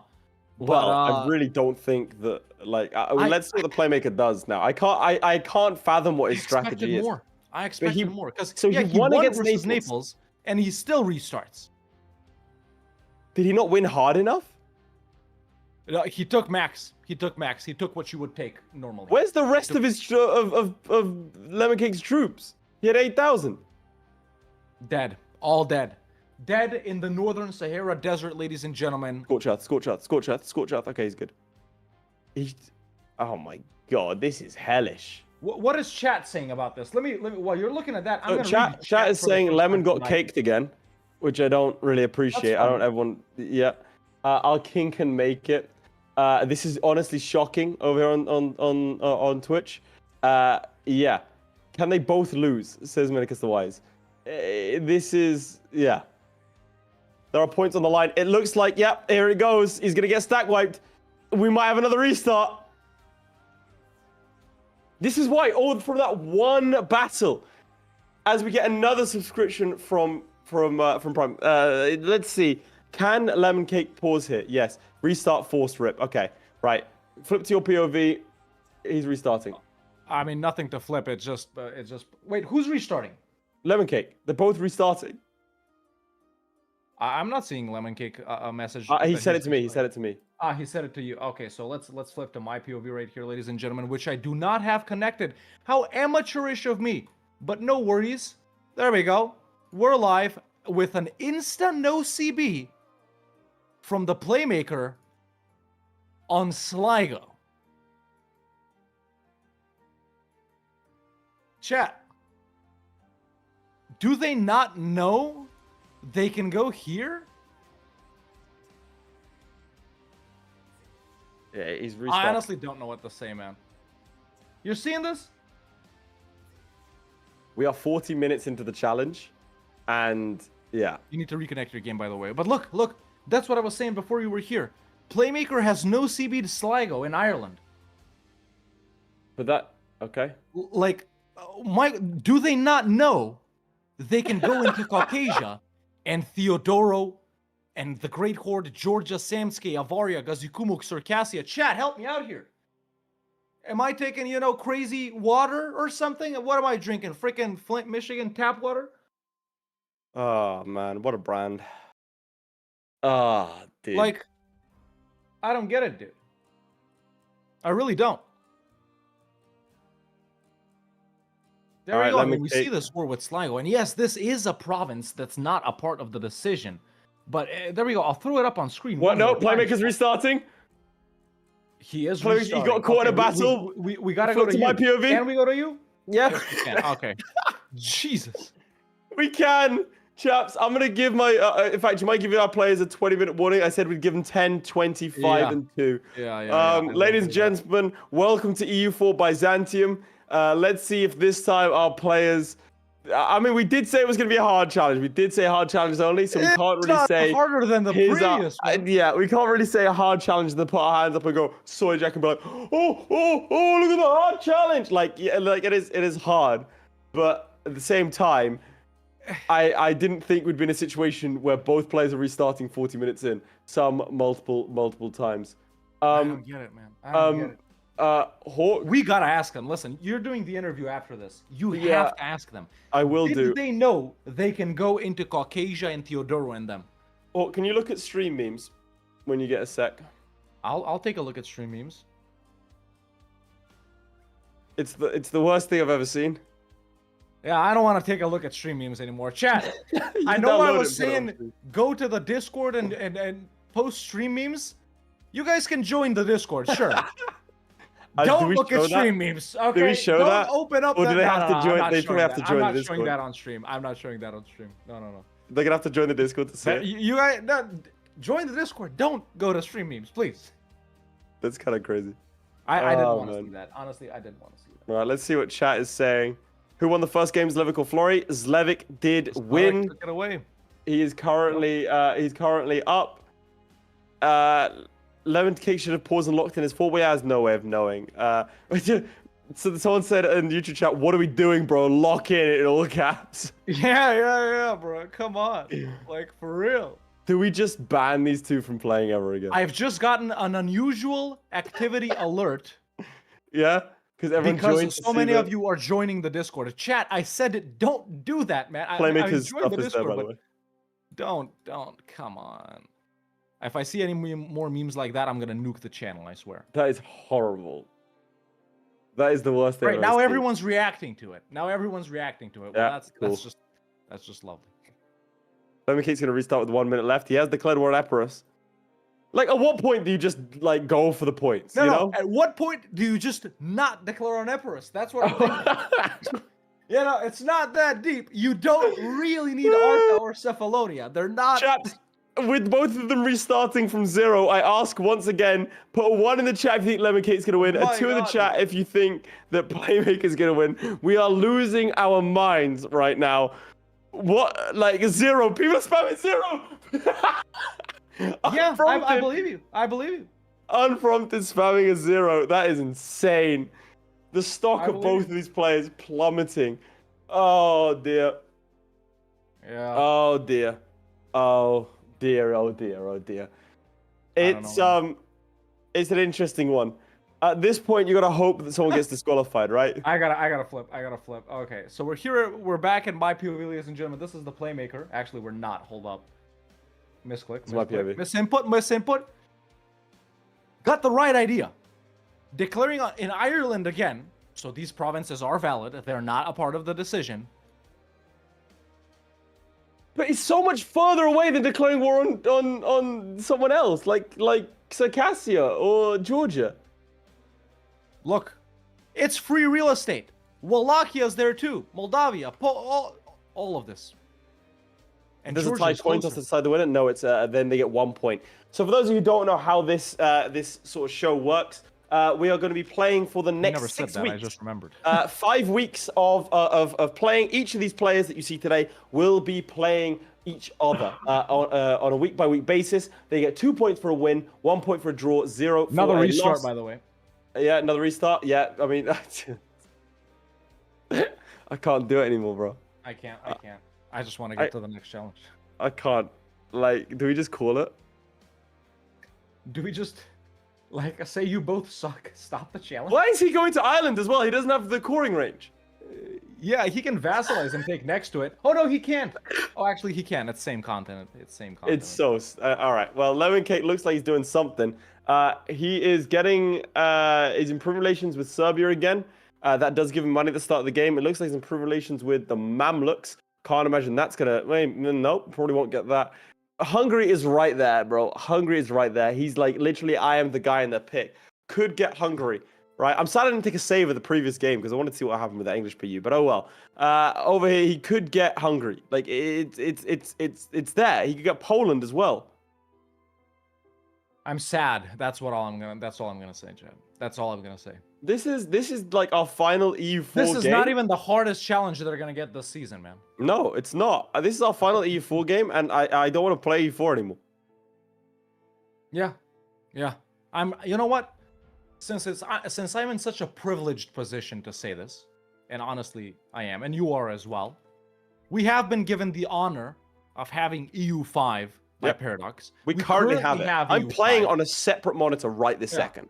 So you know what? I was thinking, man, once this stream ends, it's gonna be pretty late, blah blah blah. You know, we'll do our little after party, then I'm gonna eat and go to sleep. But after a showing like this, I'm just gonna boot up EU5 and do some EU5 gaming. And guys, Biz is harder in EU5 than it is in EU4, man. What are we gonna do when next season comes? There's gonna be like 8 Biz challenges. I'm assuming everyone's gonna want to see them. I don't know. What's going on in Lemoncake's game? Is something going on? Oh, they've conquered Epirus again. Wonderful. He's conquered Epirus. He's built up troops this time. Again, a free diplomat. No allying. Let's see. He's allied.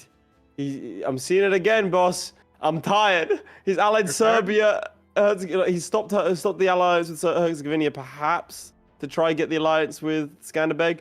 But I'm tired, boss. He's allied everyone the same. All right, folks, let's play. Guess which Irish minor has been declared on.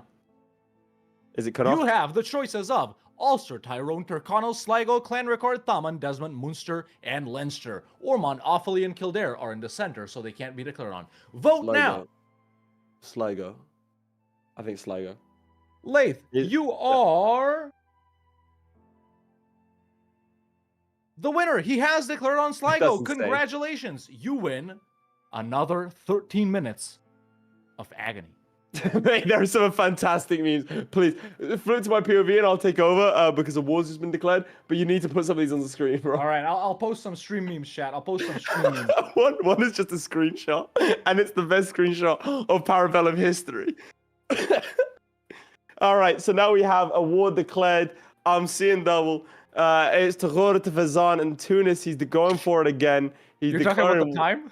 Yeah, he's declared war once again. The Navy situation has developed not necessarily to his advantage. Yeah, he can't beat the Tunisian Navy if they step to him. It's like, if they move here, it's over. He's going to have to restart. Tunis has left him alone. There's luck. Wait, are they going for him? Bay of Napoli. No, they're not. They're retreating. Okay. I think Tunis might be going to pick up their own troops. Oh, man. That is... Okay, so he's doing the same thing again. Now, I'd like to just point out there are easier things that you can do. You know, like this declaration, for example, it's against 11,000 troops. Tunis alone has 14,000. He's currently at war with 21,000 troops. Georgia would have been an easier fight, a lot easier of a fight, but he's instead allied them. Why? I don't chat, please. I need something. Yeah, this is my favorite screenshot of all Florryworry. 15 minutes on the clock, November 1445. It's so good. Who was that? Let me see. Who said that? I need to shout him out. I can't. I've got stream mode on, so I can't see his name. That person is Yakinthos. Shout out to Yakinthos. Okay. What While I did was I showing do? that stream meme, there's actually major developments over on the Playmaker side, ladies and gentlemen, which I'll show you right now. So he's actually Oh my god! fighting everyone. He's fighting everyone. England! He's gonna have to He's restart! fighting Clan Ricard because he's vassalized Sligo. He's fighting England! Look He's at him, he's fighting currently England. losing a war! That's a restart, he's restarting, look! Why did he declare England? I don't see a restart just yet. He just said brah. But why did he declare war in England? What war is that? He vassalized Sligo to fight all of these guys. England had decked on Sligo. Oh, That's what I he did. feel sick, bro. I don't want to do this show And anymore. that's what we have. There ladies you and go, gentlemen. put it to my Going POV. back to your POV. At least Lemoncake only did it once. Help me. Okay, there We you are go. losing that's our fine. sanity over here, ladies and gentlemen. We are losing our sanity. I feel like crying. I feel like dying. Oh, this is okay. It's fine. All right, Lemoncake, take it away. Come on, buddy. We got this. He's in Tunis. He's being Just get one. blockaded. Lemoncake, Just get one. You just need get one, bro. You just need one. Oh my god! All right, You do just you want to need go ahead one. and give a 10-minute warning? Yeah, I'll go ahead and do that, and you gotta prepare some hard-hitting questions for that interview, man. Because Yeah. Do we need to give out the next challenge as well? I already did it. 15 Okay, cool, minutes ago. fantastic. Yep. Yeah, chat, please give me something to say. I got no commentary left. Worst tie ever, post Bellum. Don't call it post Bellum. That's insane. Oh my god. Did something worse happen? No, it's just people started spamming post Bellum. Post Bellum? Calidor says, I have questions post Bellum. They're calling us post Bellum. Oh. No, No, the game is if called this is Parabellum. Parabellum. He has a question. Post-Bellum, you know? That's what we should call our after party, bruh. Yeah, post Bellum. Oh my god, that's so good. Chatter. There you go, Random it's worth chatter. it. Thank you. Who was said that? Who was that? Let's find out. Senor Julio. They are Senor in Julio. fact. Shout out Senor They are in Julio. fact a member. Yeah, excellent. Post-Bellum. You know what, chaps? I'm gonna need to see some Unterpits, his subscriber prime. I'm gonna need some subscriptions and some YouTube members right now. Chat, save us. I'm suffering. Save us. I need it Y'all right now. gotta Give me do it, something to cheer about. We've got 10 minutes left. Give me something. Yeah. Give me something to like. Don saying, "Can I join the game to declare war on them, bro?" Just come on, give me something. Just Check guys, if you have sub up Prime. on Twitch. Become a member on YouTube. Please Follow, give subs, subscribe on donate. YouTube, join this Because we're Discord. done, Give me man. something. We're done. Give me the dopamine I need. I just wanted to watch map games. I've been looking forward to this for months, and they're ruining it. I Help. just need map games. I just wanted map games. Oh, dude, hype train has started. Zaporowski giving out 5 community sub gifted. Thank you very much. The gifted total of 35. We're actually 5 away from our total today. Hell yeah. Oh my god. Can we have Flores Send in Lemon those back? gifters, chat. Don't worry. Send in Next those game. gifted. Next game is a proven competitor of student and an audience Yeah. member. It's gonna be fantastic. What in God's Student. name was I watch? Don't let us down. got Audience, you guys in the chat right now, You're gonna be represented. champion, your representative is playing right after this. Let's focus on the positive. Right after this, someone from you that said, I'm better than Florry, I can do it, is here to actually do it. Yep. So- David Balfour is a producer as well. I'll see you in the after party as Lemoncake gets driven off of Tunis's capital. Excellent. Meanwhile, guess who's fighting in Ireland again? We have a declaration by the student on By the Thaman. Playmaker. Don't sully his by name. the Playmaker. By the Sorry, Playmaker. by the Playmaker, who's probably brought in. I'm trained level 2, by the way. Let's go. How's he fighting? Tenor Braxil, subscriber prime. We are only 4 away, I think, from our goal today, chap. So on Twitch, so dude.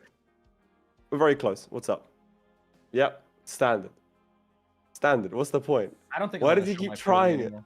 Nah, I just think switch this to is me. good. Switch to me. Like it's like watching Midge intentionally drive into that lorry as it's coming in for him. Serious.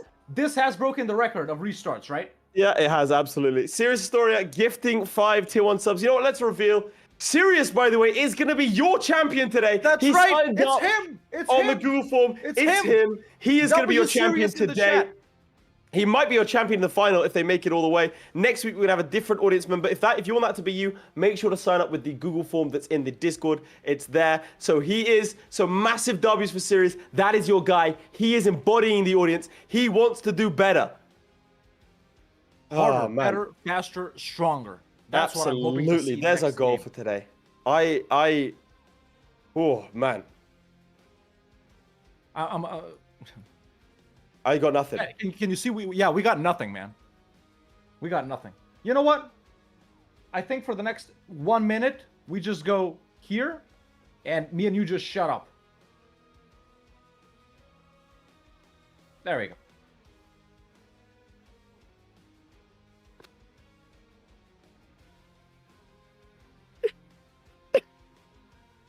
We tried so hard for the season, man.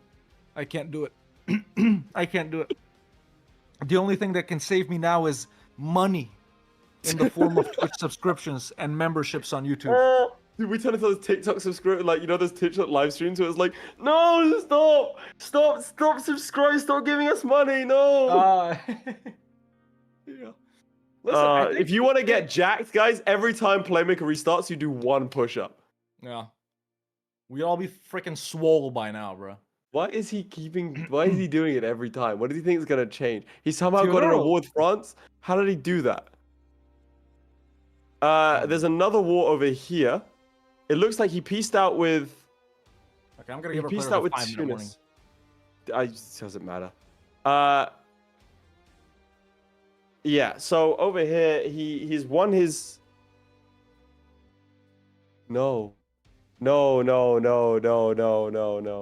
What's you going on? didn't see what's happened. No. Jared took the land.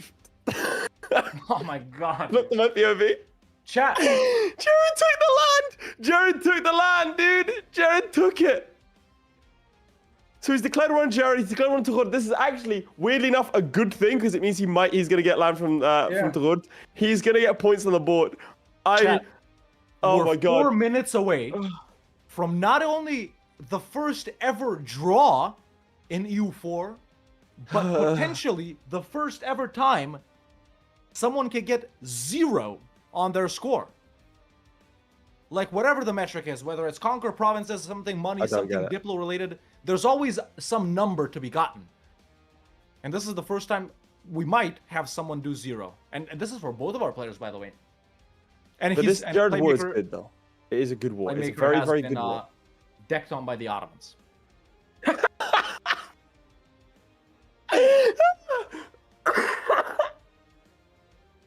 Good luck in that interview, man. Good luck in that interview, bro. I wanted to. Do I have to do the interview? Can we just not?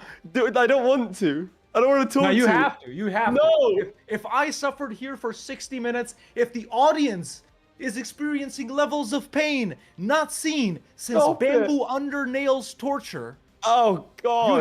You have to sit through it for... Wait. He has vassalized Sligo. He's ignoring it. He's ended up in defensive wars with Clan Ricard and Tyrconnell. No way. This is the He has 3 Ladies minutes. and gentlemen, 3 minutes left. We have a mid-off, chaps. We have a mid-off. We have a mid-off. Go, girl, give us nothing. Why is Lemoncake pausing, dude? He's taken the Jared capital. Flip to my POV. He did it. He did it. He did it. Why didn't he take all of it? He just didn't take all of it. Numbers on the board. But he had the capital. He didn't take all of it. Numbers on the board. Okay, we have a score. Okay. I'm suffering. I gotta open up the chat numbers here. I know I haven't been seeing it at all. I gotta see what they're saying, man. Okay, but they're just laughing. Chat, that is all we can do. Because either if you guys aren't laughing, you're crying. If you guys aren't laughing, you're crying, and it's better to laugh. Because I'm crying inside. I'm crying. Okay, so Lemoncake. I don't know how many provinces that is. It's like I don't know, 7. Like, do you want to get the map up? Yeah. Right, it's everything except cert. I'm gonna give a 2-minute warning. And I think, and that's another exit from the Playmaker, ladies and gentlemen, with less than 2 minutes left. I can't connect to player 2. Give me a second. I'm gonna do it.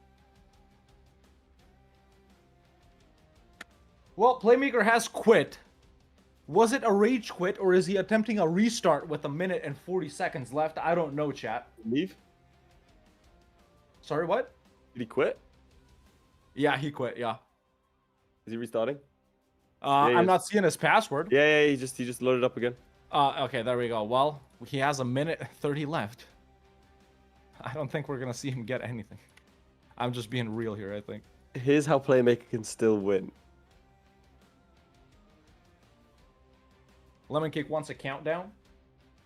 Well, he can count down from a minute. I'll tell him his minute. Well, you count him down, since I'm not going to be doing anything with Playmaker and I need to transition the scene. So you can give him like a 5, 4, 3, 2, 1 end type of thing. All right, ladies and gentlemen, give us nothing. We have 50 seconds left on the timer. I will let him know when there's like it looks like he's gonna grab a couple more provinces. I don't feel like we need to. He's pausing. Why is he pausing? Unpause. Unpause. It's 40 seconds. Just unpause. I'm going to the final 5 here. He did it. He did it. He just he took what he could. He's done. Oh, I'm still seeing the peace out on his end. There we go. Yep, there He's done. Well, we have a declaration on the Ottomans by the Playmaker. Reconquest. And we have 15 seconds left. Listen, chat. We always hype up the end, man. We always hype up the end. We always like, oh, what's gonna happen? What's gonna happen? Who's gonna win? But this time, I can't even do that, chat. I apologize. I can't do even that. That's all I have to say. That's all I have to Someone say. screenshot the time in the 14:45. All right, it's done. Yeah. I'll Make a let you screenshot know. of this, chat. Make a screenshot of this. Okay, we're done. We're done. Okay. I just alt F4 EU4. All right, let's wait for our cameras to get back in line here. And chat. All I'm Lemoncake gonna asked say if he is- can swear in the interview. I'm just gonna say yes. Yes, of course. Yes. Okay. The challenge was to play as Byzantium and have the most non-Roman Empire provinces. Lemoncake won. He had 5 or 6 or 7. I don't know. I think that's all I can say. Honestly. I mean- think that's all we can... I mean, chat, you saw it, man. You saw it. We saw it too. Now, obviously, we are gonna... you know what? You know what? Let's not. I'm not gonna bumble about anymore, mate. Like that was a travesty. We're gonna be able to. We're gonna chat to the players in just a second. Obviously, at the end of the day, like this is all for good fun. So don't worry. I'm not gonna walk in there like throw a clipboard at them and be like, "What the hell was that?" Yeah. But let's go ahead and let's reveal the next challenge, right? Because we have Give me the a second here. students against Serious Historia or Sirius. They are, by the way, a content creator, very like a smaller content creator in their own right. So obviously, we'll make sure to have links for them afterwards. So go and follow them. But they are representing you in the audience. As we saw, they have been here the entire time. They've been supporting since the very first Para Bellum stream. And so who better to represent there it is. the audience? But we do have their challenge. Navarra, starting as Navarra, own the most provinces in Iberia. That is going to be their challenge. We're going to get to an interview in just a second. But for brief second before that, Hawk, do you see my POV? Is it connected up?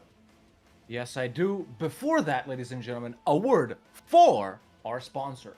And we really do mean a word for a sponsor because this is Seamantis, an author, also known as Nightbird Skill. You'll know Nightbird Skill because of the fact they've been in the community since the beginning, have been a massive contributor. After the end of last season, they reached out and just said, hey, you know what? I'd love to see if I can support you guys in any way. And it turns out they are a very successful author in their own right. So we came up with a deal. They have very kindly sponsored this season, and we are going to be showing off some fantastic books. W Mantis, chat. W Mantis. W Mantis, got to spam that. Again, when he asked, hey, what do you want for your sponsorship? He said, literally, this is just a way to support you guys. Like, I don't really care. But I will say, I do have it on my phone because you can right now, by clicking the pinned links in either Twitch or YouTube, go to the Amazon page. You can either buy the ebook, get a paperback. If you have Kindle Unlimited, it's free, or you can get it on Audible. This is a lit RPG adventure. For those of you who don't know what that genre is, perhaps you're a little bit unfamiliar. It's an adventure book with video game elements. So that means you'll see characters level up. You'll see them use strength skills. You'll see them gain skills like double jump. In their adventure, and that'll be embedded within the text. So there is a degree of familiarity with video games. It's a book, I would say, for gamers, in my opinion. Yeah. But if you do like traditional fantasy like Brandon Sanderson, you'll love this kind of book. It is a genre that's dear to me. I'd already said before that I have read a lot of this kind of genre before, so it's fantastic to be able to actually genuinely advertise instead of some soulless thing for someone who's part of the community and go, hey, he's helping us out. Let's help him out. So guys, make sure to visit the link. Make sure to go and check it out. And over here, you can see that final book, 10 out of 10 of the Path of Ascension, will be released October 8th, 2025. So big W's in the chat for C Mantis, also known as Nightbird Skill, doing us a massive solid and sponsoring this season of Para Bellum, our friend and yours. Go and check him out. How cool is it that we have people like this who are like successful authors that are in the community and also willing to help out? So that is fantastic. And I won't say too much because they specifically said they don't want a corporate sponsor. So thank you so much. Click the links, please, guys. It's honestly it's all we can do for him, and we're so grateful. Yeah. Now, appreciate the support, member of the community, not on no corporate stuff like Laith said. But now, ladies and gentlemen, with all that out of the way, it is time to get into the interview with Lemoncake and the Playmaker. Laith will try to get them to explain their actions, and right after that, we have the student versus the audience. So here's our post-match interview. Playmaker, Lemoncake, we have 10 minutes to discuss. All right, now, let's not pretend you're on trial at The Hague or anything else like that, although that would be a light sentence. Lemoncake, you did win that. Playmaker, you ended up with 0. Explain yourself, Lemoncake. I should have restarted first time on Ottoman's deck. It's going to sound really ironic saying this, but I actually had, if you entertain the nerd for a minute, really good RNG. Ottomans did a day 1 support, Transoxidant Independences. This is because the Ottomans won in 5 games, decides actually we don't care about Europe, we will find the Tim Roads. And I was thinking, oh great, they're going to do that, but then they declare war on me before Transoc does anything. Slightly awkward, but you know. I was like, right, I'll be able to leave. The actual plan was, why I paused so much, was Ottomans full annex me, move my capital to Africa so I can start coring. Yeah. They didn't full annex me, the absolute bastards, left me in 1 province, which didn't move my capital. Had a whole bunch of shenanigans around that, but when I was full annexed, I was right, I'm not going to give up on 0 points, I'm going to try and get points on the board. Went for the second restart. Both times I was lucky on sieges on Tunis, that average siege length on no modifier fort on +2 siege to be 325 days. Don't ask me why I know that, I spent too long playing the game. 270 on 275 day ticks on both, so 2 siege ticks ahead of schedule compared to averages, so I'll take that. Second time Tunis peace deal. I got unlucky with counter sieges back, but you know, I got them out, got those peace deals. If I had another 60 seconds, honestly, like 60 more seconds, I finished the second siege, I full annex, got 3 more points on the board. But you pop in, you say last minute, I'm sitting on a -7 siege, and I'm like, you know what? Now I'm gonna clock in that 1 extra province. Veterans know that you have to set a timer. That's the thing. When we say go, you start a timer on your phone. But honestly, it is nerve-wracking. As you say, it's an intense game, and suddenly it's like something that feels really trivial because of the platform, because of how you're doing it. As much as we make fun and we dog on you guys, like it is objectively like you sad Lemoncake face. It is objectively like tricky to sort of participate in these things. So hopefully you've seen that. So you do have your points on the board regardless on how you did it. Like, and the rest of your season. What are you going to change up, do you think, to sort of maybe improve? I need to accept at times, like, if you restart, take the early restart more. And I actually think I restarted before, but I was under the delusional idea that Byzantium could afford to lose Constantinople and still keep going. And then I lost, and I was like, wait, I actually don't have a country anymore.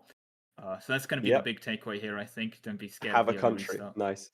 Playmaker, we'll go for you. Now, I just want to say I'm very disappointed in Lemoncake. We agreed that he would say GG easy and nothing else. Oh, and he didn't follow through. I agree, but in my defense, I forgot. That is in my defense, I'm literally shaking right now. But on that note, honestly, it's okay. It's done. Didn't need to restart. Could have just left and grabbed lunch. What the hell, man? I could have just taken the first save, paused, and called it a day. I did it for the content, just so okay. So I did it for the content. They call me the restart maker. I just set the world record. You know what I'm saying? That is true. That is true. Like, you can't take that away. And to be clear, right? Again, memes aside, one of the reasons we wanted you back for this season, Playmaker, because again, we weren't doing qualifiers. We hand selected. We were like, well, no, we've got to bring Playmaker back.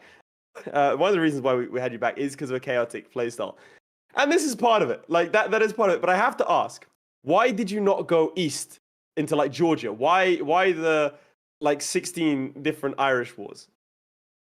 Okay, well, the Irish wars are just like the desperate times. Like my original strategy, I don't have time for anymore. But yeah, I just like got bad RNG really, and then made mistakes. So what was the original strategy?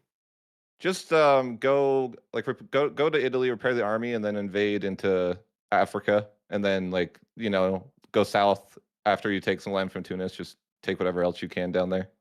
Okay, so never entered you wanted to go eastwards. That wasn't on the card. No. Okay, can I ask why? I just think that it's easy wars down there. Like, there's plenty of. I think I counted, and there's at least like 20-something provinces that wouldn't be that you could get down there that seem pretty easy. I mean, you say that Lemoncake seemed to have some troubles as he types backwards. Okay, sure. Well, Playmaker, I'll say this: are you optimistic for the rest of the season, or is that put a damper on yourself? You know, if I'm being honest, like, I'm too like invested into EU5 right now. I have not played EU4. Oh, the EU5 excuse. The EU5 excuse. I'm a little worried for my season because I'm too addicted to EU5 at the moment. Yeah. To have any time to practice. It was bad. Yeah, I've also partaken a lot. I reloaded E4. I was like, wait, how does this work again? But both thankfully, of you doing the EU5 excuse. Oh my muscle memory came back. Muscle memory came back after like. All right, 3 seconds. you know what? Now you've said that, the gloves are coming off because I'm not accepting that as an excuse at all. EU5, I'm sorry, playing EU5 doesn't automatically mean that you dive into Ireland 16 times or Lemoncake, that you try the same strat 3 times, you decide to attack a numerically superior army for whatever reason, not realize that Tunis has fantastic boats, not defend your capital. Both of you got decked on by the Ottomans. I didn't want to fight there, the Tunis boats. Playmaker, you said the Byzantines was your country. You said it's comfort zone. Why did neither of you try to defend it? It was staged. I don't know. The Red Hawk must have sabotaged it. Okay? All their land is in the Roman Empire, so finding the Ottomans is a waste of time. Because what, you're going to beat up the Ottomans, take all that land? That's but you've been attacked by them. Like, why would you not ally? That's crazy, right? What do you mean it's crazy? You didn't have an army at home. They never deck me like that usually. They never deck you, and okay. Can I suggest something? It might be the fact that neither of you had any allies. You could have allied Austria. By the way, Lemoncake, in your first game, I don't know if you saw, Austria got a personal union over England. Would have allied you, and at the same time, Portugal took over Galicia and Asturias. It was insane. Bear in mind, in my first game, my plan was to get my capital knocked into Africa. So, unironically, your plan was to lose against the Ottomans. Yes, I wanted to move my capital to Africa to cool faster. But why not? We don't say it's a good plan. That was my plan. You only gave me half an hour of prep, okay? I only gave you half an hour. I didn't get. Second time around, I wasn't going for those innovative ideas. But you know what? Paradox isn't the only one allowed to innovate. Innovative idea? Yeah, but like declaring. If you look at the troop counts, declaring war on Georgia, who you allied by in your second game, they had fewer troops than Tunis did. Yeah, but I wasn't sure what part of Georgia was in Rome or not.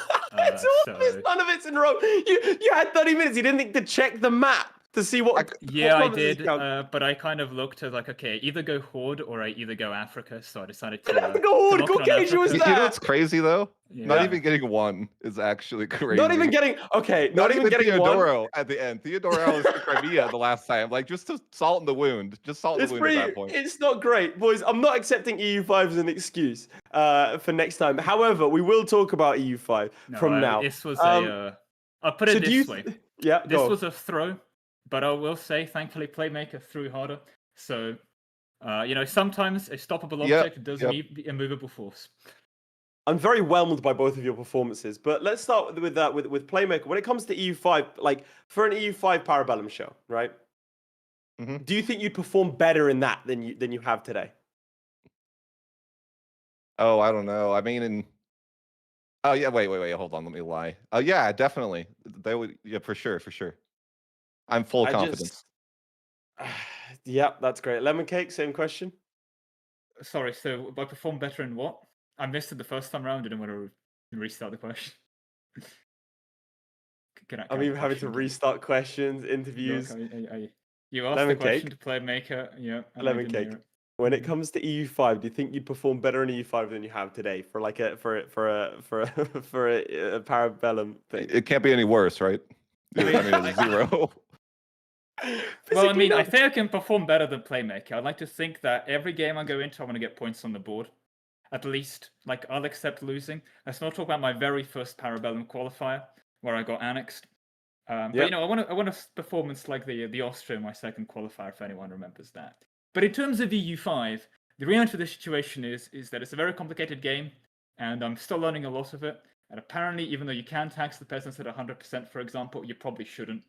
So, you know, I'm still learning the do's and Figure out don'ts. what the economy is. Yeah, and everything else in that regard. It's going to be a very interesting game to death for in, and a lot of Para Bellum in many ways like that is how well can you death for.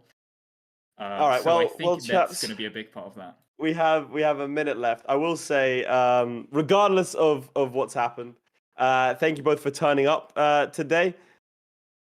I look forward to seeing you renewed self next week. Maybe load up EU4 for half an hour, familiarize yourself with some buttons.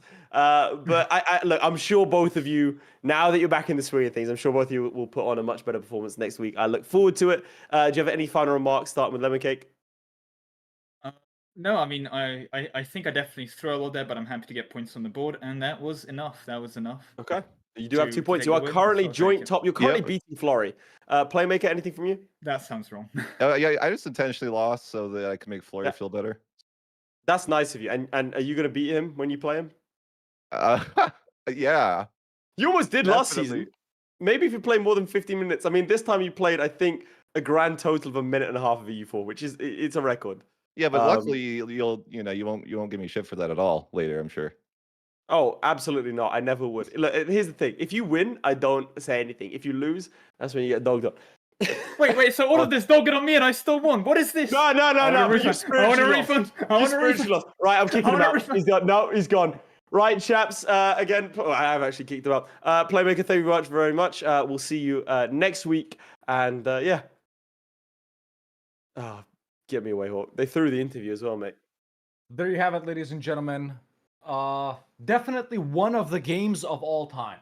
I gotta say, one of the games of all time. But don't worry. We are about to be saved. I just want to interject quickly. I think it's better if I spectate Sirius because you're better speeds than me right now. So I'll spectate Sirius because Student already has a slow PC. Okay. In that case, I'll back out of the game. Thank you for for opening up more work for me. But you're welcome. I'd love to see you. We're about to have the student and and the audience member, Sirius Astoria, your champion, ladies and gentlemen, and hopefully they can they can save us. I'm confident that they're going to do better than Midge did writing. So, but before he was unfortunately hit by that lorry, he did in fact make this challenge card. As you can see, Navarra is spelled with one R. That's right. Midge made this challenge card, and we always know he doesn't know how to spell, bro. So yeah. Let's everyone make fun of Midge for not knowing how to spell Navarra. Right, I'm gonna connect this ID, and then we're going to meet our players very briefly. Pad here until I get everything set up. I love padding. Yeah. It's just he used a different kind of password that is descending numbers. All right, cool. So, what? Hot joining's been disabled in this game. What the frick? Just enable hot joining. I think that you just look. Enable hot joining. They both started their games without us in it. Well, that's because we've already joined, right? I hadn't.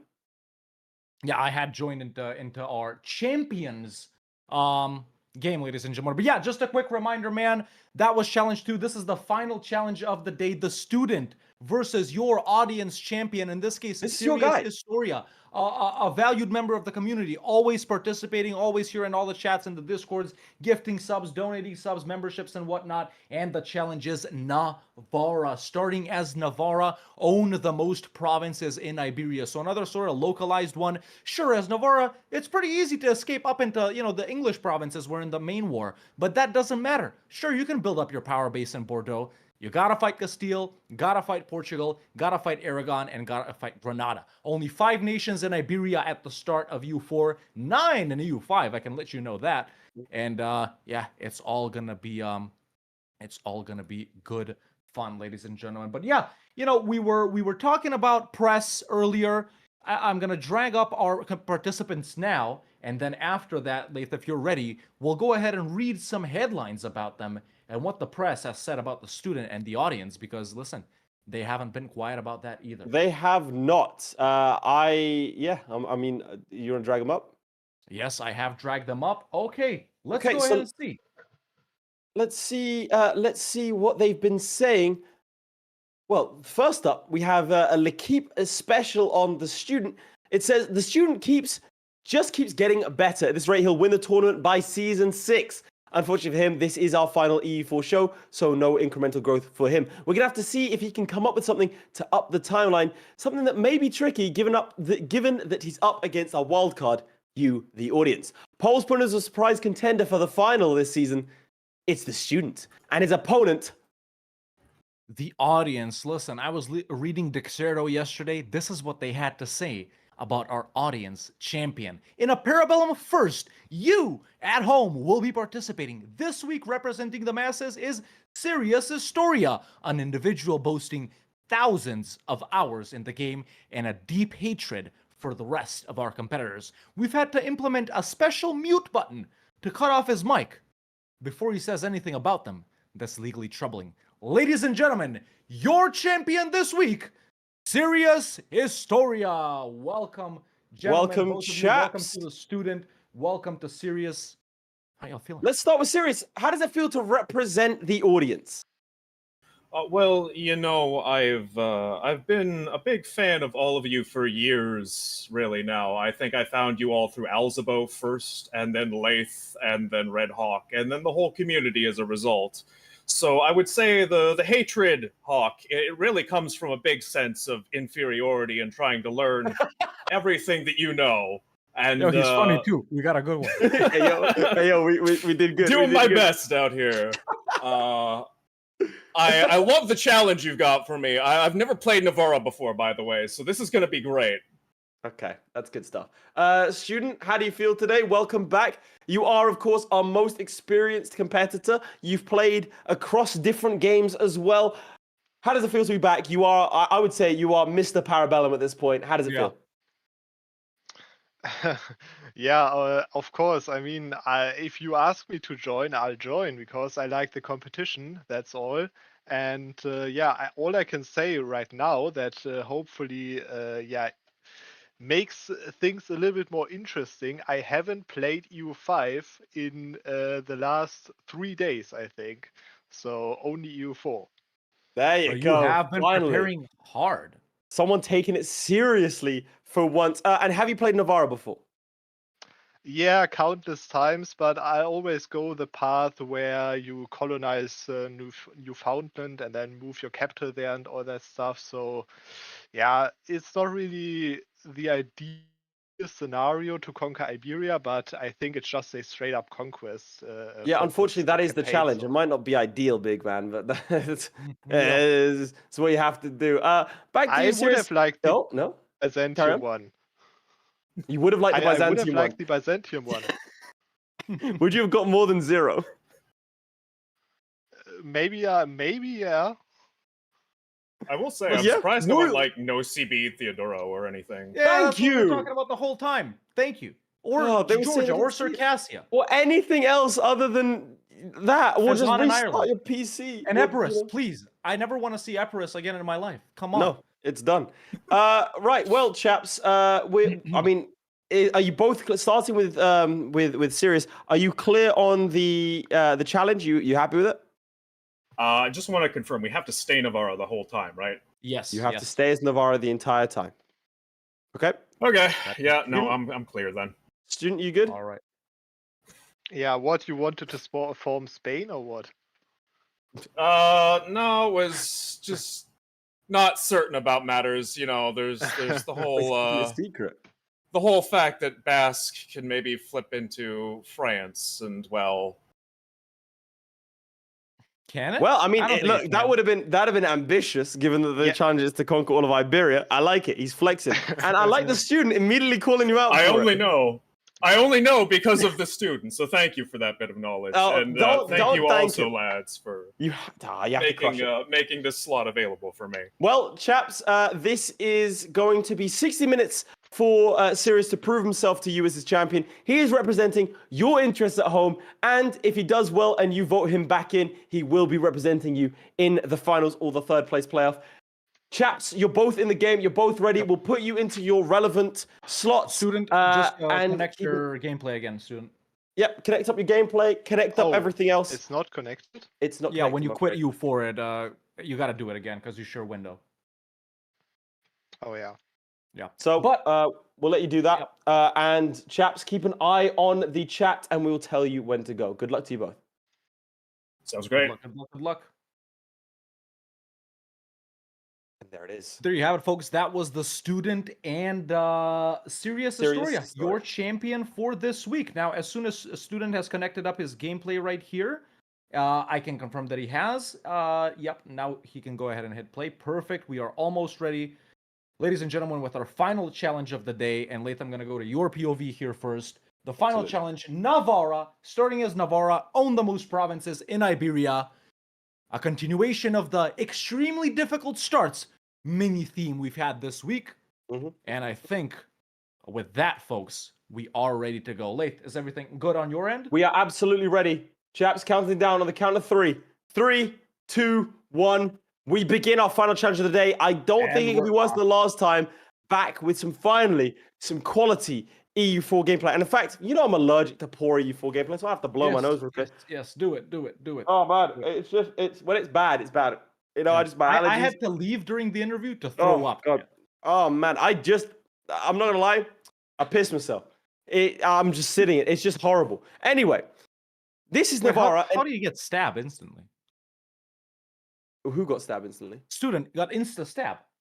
Debate. Navarra starts with the parliament. They have a custom government. I haven't played them since here. they got the parliament. Yeah. So they got a parliament. They get a custom parliament. It's actually pretty good. Custom advisors. Yeah. Custom advisors. Is dope. Chat. They also have a mission me trip. this. When the hell did they get this? Because I don't know actually. I think it was when they did the France. It was when they updated other ones. I think. I guess I played Navarra before this. Yeah. The problem with Navarra is that they are bordered by 3 powers, 3 great powers. Very, very tricky to fight. You generally have to ally them to go against the other ones. However, allying England looks like it's not going to be it's not going to happen here. Allying France is probably your best bet. In this case, it looks like he's going to be able to do it. And this is a fantastic start. What? It looks over here like Sirius has Aragon and Castile are enemies of France, which is good because usually France rivals them, which means England and France are actually fine and buddies. That's very, very good. Also, Burgundy, rival to Aragon and Castile. He needs to set himself to threatened on both, and then he could potentially get an alliance immediately with Burgundy. This is a great start. This could be good. This could be actually good gameplay. I'm excited. Do you want to flip to your POV and then we can see what's happening over there? If you flip to my POV, nothing is just a start, ladies and gentlemen. But what I was going to say is there's good potential here for expansion right at the start, right? Like, sure, the goal is to get provinces in Iberia. This is the region of Iberia, if someone in the chat doesn't know. But let's say main war happens. He pops off a good alliance. He goes in against England, who's obviously always allied to Portugal, as long as they don't ally anyone else. He can nab Bordeaux, maybe. Or maybe not, to not anger France, but that drags in Portugal. Now, I want to say our players are skilled enough to be able to take down Portugal right at the start, and the student is restarting instantly, perhaps an unlucky alliance. Okay, flipping to your POV, and I will be doing that. Sorry, there are some amazing stream memes. There are just some fantastic ones that you have to see. They're good. They are so good. You have to join the Discord immediately and go and see them. I gotta show this one. Some of them are great. Also, apparently we don't have music. Sorry, music ended. Chat. I will restart music. Not as good as Midge on some things, but there we go. Well, unfortunately, Midge is dead, so there's nothing really more we can do about that. Hit by a truck.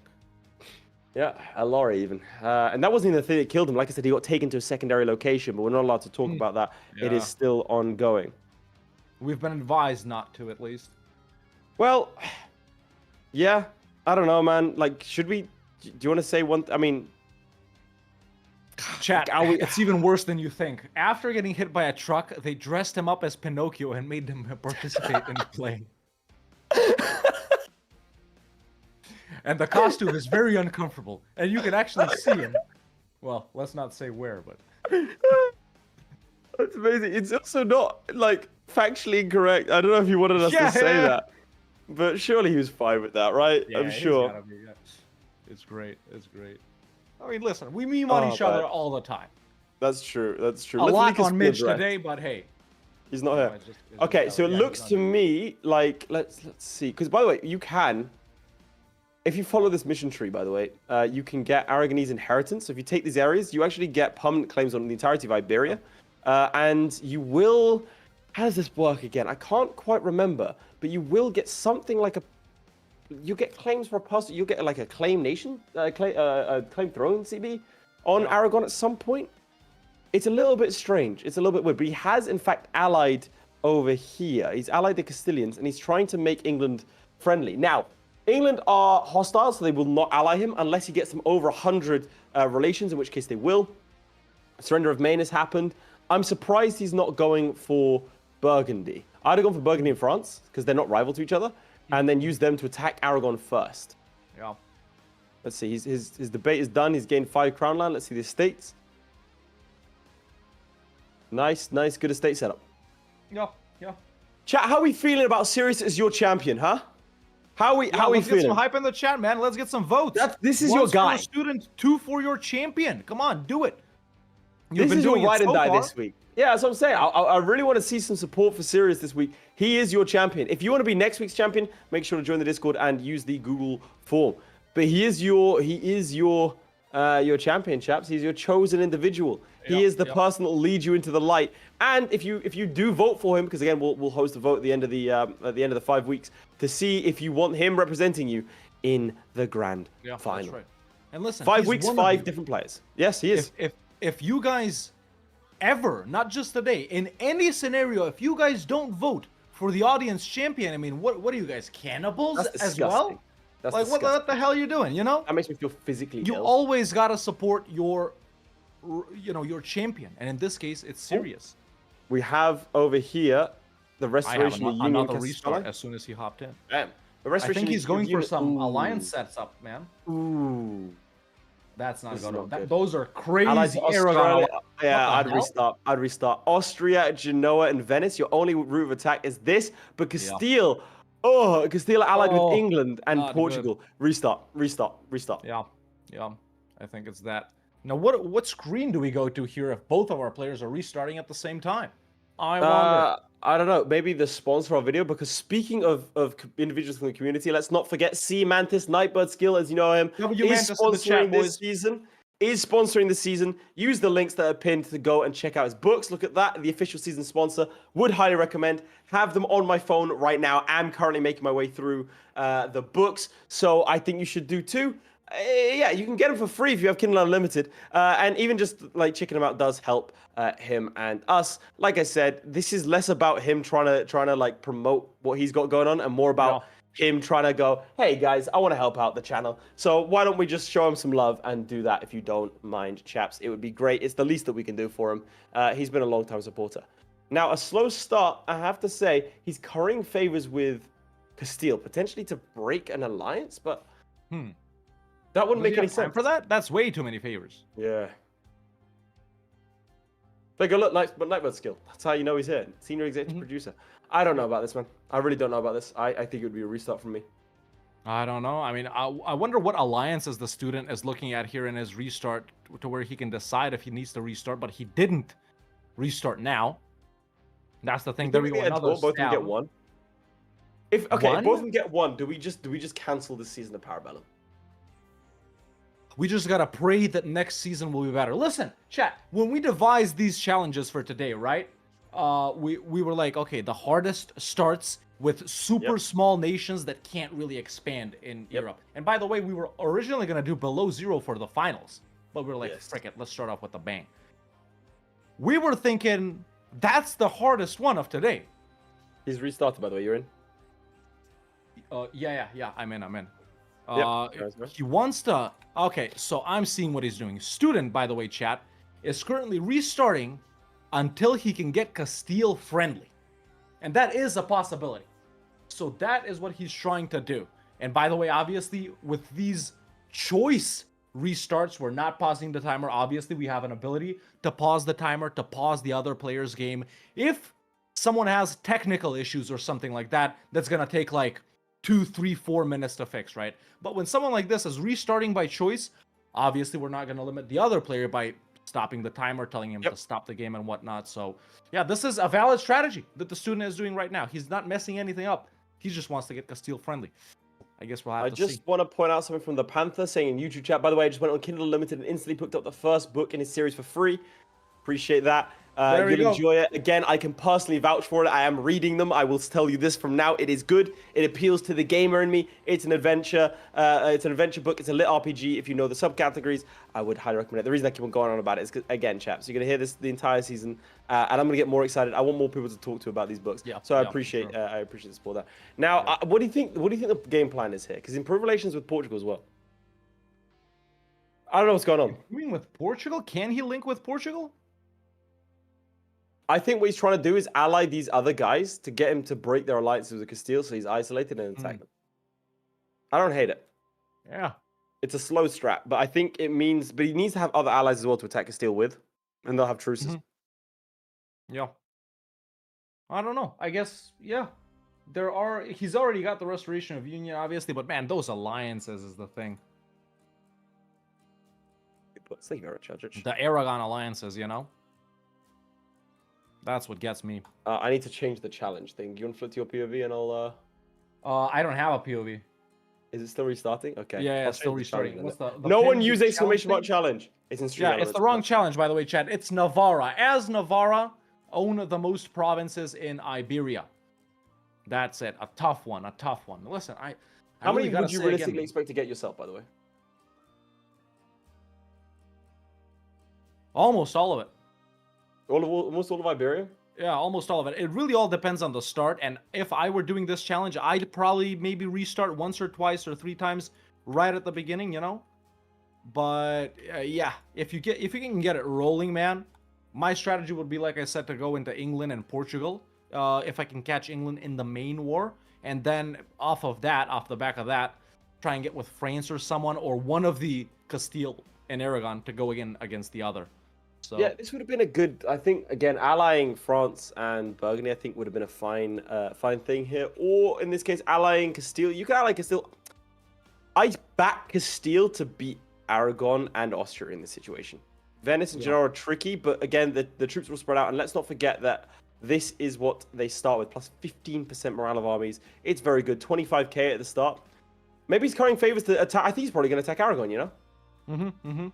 Yeah, I mean, he should, right? That's the real one. But, you know, you get that P1 Aragon. That obviously doesn't add to your province count, because we only count directly on provinces. But he could have Aragon carry him if he can get them loyal to, beat up Castile and Portugal, right? Nah, surely you just go straight in and take the provinces. You think? Like my strat here would be to curry favors, right? You curry favors, you get them ready, you fight Aragon despite the fact they're allied to Austria because you don't have a choice. I'd have done it maybe already and promised favors. Would they accept that? No, they wouldn't, because accepting would destabilize Castile. Oh my god, they're friendly. Castile is friendly? No, Aragon's friendly. Yeah. Who's friendly? They're friendly with each other. That's a restart for me. Yeah, I don't know. We're already 13 minutes in, chat. Obviously, this is not an explosion type of start, but keep in mind we had a build-up like this in the Below Zero challenge as well, right? That FLORRY and Zlewikk were in. So, we just got to be patient for these kinds of starts. We'll see, how it develops. No. What? He can ally. No, I'm looking from Castile's POV. Oh, Castile's POV. They would Will they ally each other, though? 3 out of 4 diplomatic relations. I think he just... 4 out of 4. So the only reason is because he's supporting the independence of Marrakesh. If this pops and he wins, then they'll ally. Interesting. This is a restart for me. They won't fight each other. Castile is friendly, finally, by the way, to the student. And I finally have the ability to show that off. So there we go. I'm flipping. He has the ability to Royal Marry Castile right off the bat. Castile does hate Aragon, so we can assume that the student here is going to link with Castile and use them to beat Aragon's ass. Right? This is the perfect start for him. This is the ideal start. Or wait, no, he's restarting again. He's restarting again. Why? I thought he was looking for Castile. There we go. So Back to your POV, Laith, but now we're 15 minutes in. We're 15 minutes in. I had a quick chat to Sirius there. Yep. He's, I wouldn't say optimistic about his chances here, but he's saying he might need to restart. He's looking for something. He's allied England. Yeah, that's good. That's good. Positive development right there. Yeah, it is. It is. But I'm not sure. It looks like he's going to try and ally Portugal as well. He probably can get that. And then what's he going to be doing? Can we flip to his POV? Flip to his POV directly? Yeah, I want to see what he's clicking. He's not connected. He is restarting. He is restarting. Well, I think I'm just going to go to this then, since both of our players are restarting. There we go. Listen, chat. This is a restarting of a different kind, not of a I failed kind. We made the challenges these too hard. guys trying to get the optimal score. No. I don't think it's too hard. I don't think it's too hard. I agree with you. Every player unskilled. Every single player. Burn it all. Burn it all. You and me would have gotten a lot of provinces as Biz. Oh, mate. For me, that was the easiest challenge for me personally. Just because I played them so don't many want to times, disparage them too much, but I can't see a world in which I get 0. I cannot see a world in which I get 0. Yeah. I don't know, but yeah, obviously for this chat, just to reiterate, we are not restarting the timer for this. These are like choice restarts. There we go. I'll let you know that I actually do have a POV right now. So there we go. Let's flip to mine. Castile, friendly. I don't know if this is what he's looking for, but this was the case in the last game as well. Castile is friendly. He's saying something. He is able to ally them. Is he looking for someone else too? Maybe friendly France as well? They're not hostile. They're not hostile. Even if they were hostile, you would be able to make them friendly. Like, Navarra does have a decent position with all of his diplomats. Is restarting meant to be the theme of this week? No? No, not really. Red Hawk calling his competitors trash. Crazy. We don't have competitors, bro. We have peers. That's right. All right, I think I have a POV. Yeah, I think I'm good. Yeah. Yeah, let's have a look. There we go. I don't think Student is restarting now. He's doing... Still is protective. Why did he want protective and not friendly, by the way? Like friendly, not protective. I don't know that. I don't know. Let's see over here. France has rivaled Aragon in England, which means that probably Castile alliance is coming in.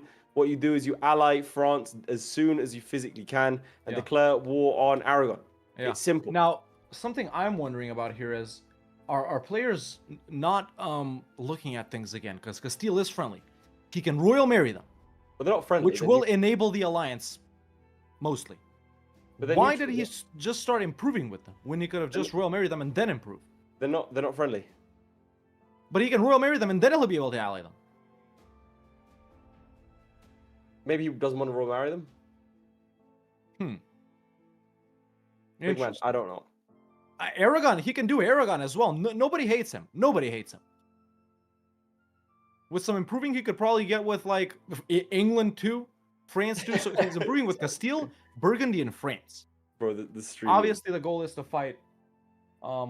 Streamers are different. I think Aragon, right? Surely the goal is to fight Aragon. Yeah. All right, let's go to you. Let's see here. Yeah, nothing much is happening. So you know what I'm gonna do? I'm gonna get up, bring up my. Oh, what's this? I just brought up Kindle. Oh, look at that! I have the Path of Ascension. Now, you know what's really irritating? I lost my page because I had to go back to the start because I didn't want to put spoilers out. So that's actually really annoying. But Look, you can see it's there. This there, you can see like, okay, you can't see it's backwards, but he's talking about tertiary effects, singular effects. There is like a combat system and stuff in there that like it makes sense. It's just very cool. I like it. It makes my brain like happy when I read stuff like that because it's just very satisfying to read. Now, let's see here. Over here, we're not having any diplomats do anything. What's this? Viewers. This is from the last game, by the way, chat, not this one. Viewers in chat are expressing frustrations and disappointment over a restart during an esports event. Some are joking about refunds and the quality of the game, while others are referencing historical elements. I mean, that's a pretty good auto summary, bro, I gotta say. Damn, the AI's... Oh, we gotta restart. We gotta restart. Yep. Yeah. Flip to your POV, please. Yeah, that's what I'm doing. Okay, so now the student is no longer restarting. There we go. Actually playing the game. No, look, even Aragon is offering him a royal marriage, man. Even Aragon. Castile offering him an alliance. He's been handed everything on a plate. What does he want to do with her? That's the question. Like, is he going to do it? The aim? So he's guaranteed by Castile and Aragon. Oh my god. He's not accepting? He didn't. They're domineering now, both of them. What was the plan?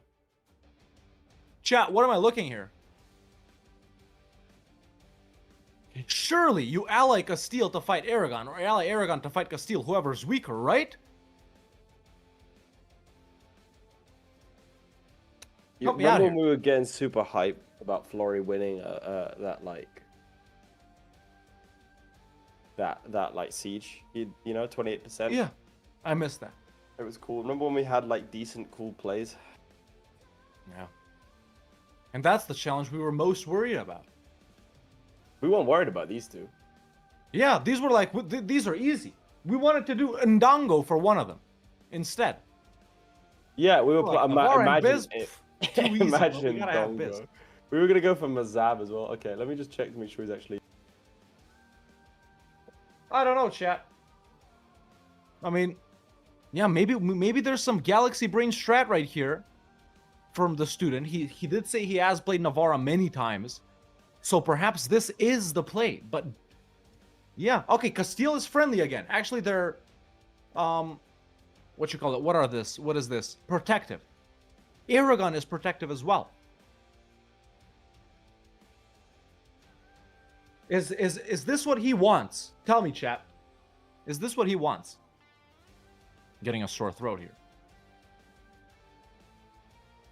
But yeah, while we're in here, man, if you guys are enjoying the stream and if you're watching on Twitch, make sure to follow on Twitch, turn on notifications. If you're watching on YouTube, subscribe on YouTube, turn on notifications. Live every Wednesday for the next 5 weeks until the grand finale, where one person takes the crown in the final.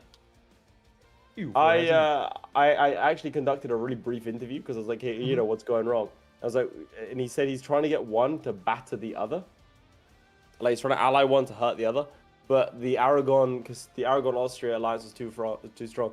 I think you ally Castile, attack Aragon. Like you have to. Yeah, I agree. And a student can do that right now, but he's not. But he's not. What about France? Could he ally France? Can he ally France? Soon-ish, maybe with a scornful on one of these and being threatened by Aragon. Sure. They're just waiting for a perfect. I think both of them are waiting for it to be too perfect. They're doing the opposite of the Playmaker. Yeah. You know what I mean? Like they're waiting for it to be. This is the start that the student has wanted. What is he waiting for? That's what I don't Yeah, get. I'll be super curious to hear what. By the way, you need to connect up your is. game. There's nothing happening, bro. Don't snap at me like that, yeah? It's been a long night for both of us. All right, I'm connected up. Okay, excellent. Chaps, let's not forget that next week we're going to have a different theme week. We're going to have different matchups and different challenges for our competitors. Hopefully they're going to fare a little better. It's going to be for the next 6 weeks. Your feed, your live streams, your Wednesday evenings are going to be dominated by EU4 Para Bellum, the final EU4 Hegemon series of Europe Universalis series. It's done. It's over after this. This is the little send-off. This will be it. Yeah. That's it. I mean, there's no guarantees about E5 at the end of the day, you know? So this could be it forever. And the cams aren't lagging. What are you giggling about? I got a good one. Hold up. I got a good one, chat. While we're looking at nothing right here, I'm gonna pull up a couple of stream memes. Just to show it off. Obviously, a lot of you have already joined the Discord. Do it if you haven't already. Yep. Dude. Okay, wait. I'm ready for it. POV. I'm ready for it. Memes. Let me link it. I'm linking. I'm linking. He's linking. He's linking. Calm down. Calm down.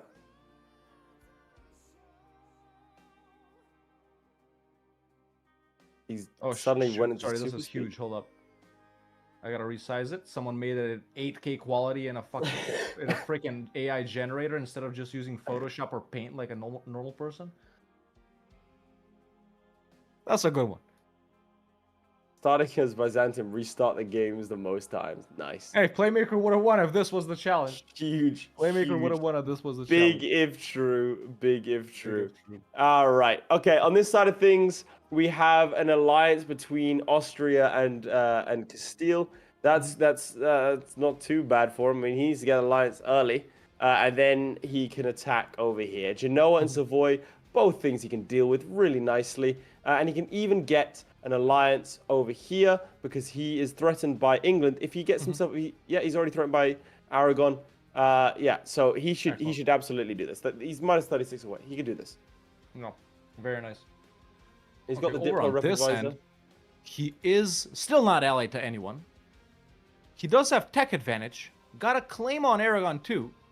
He's Not improved accepting relations with the alliances or Ottomans. royal marriages. Improving relations with England, Tunis, and the Ottomans.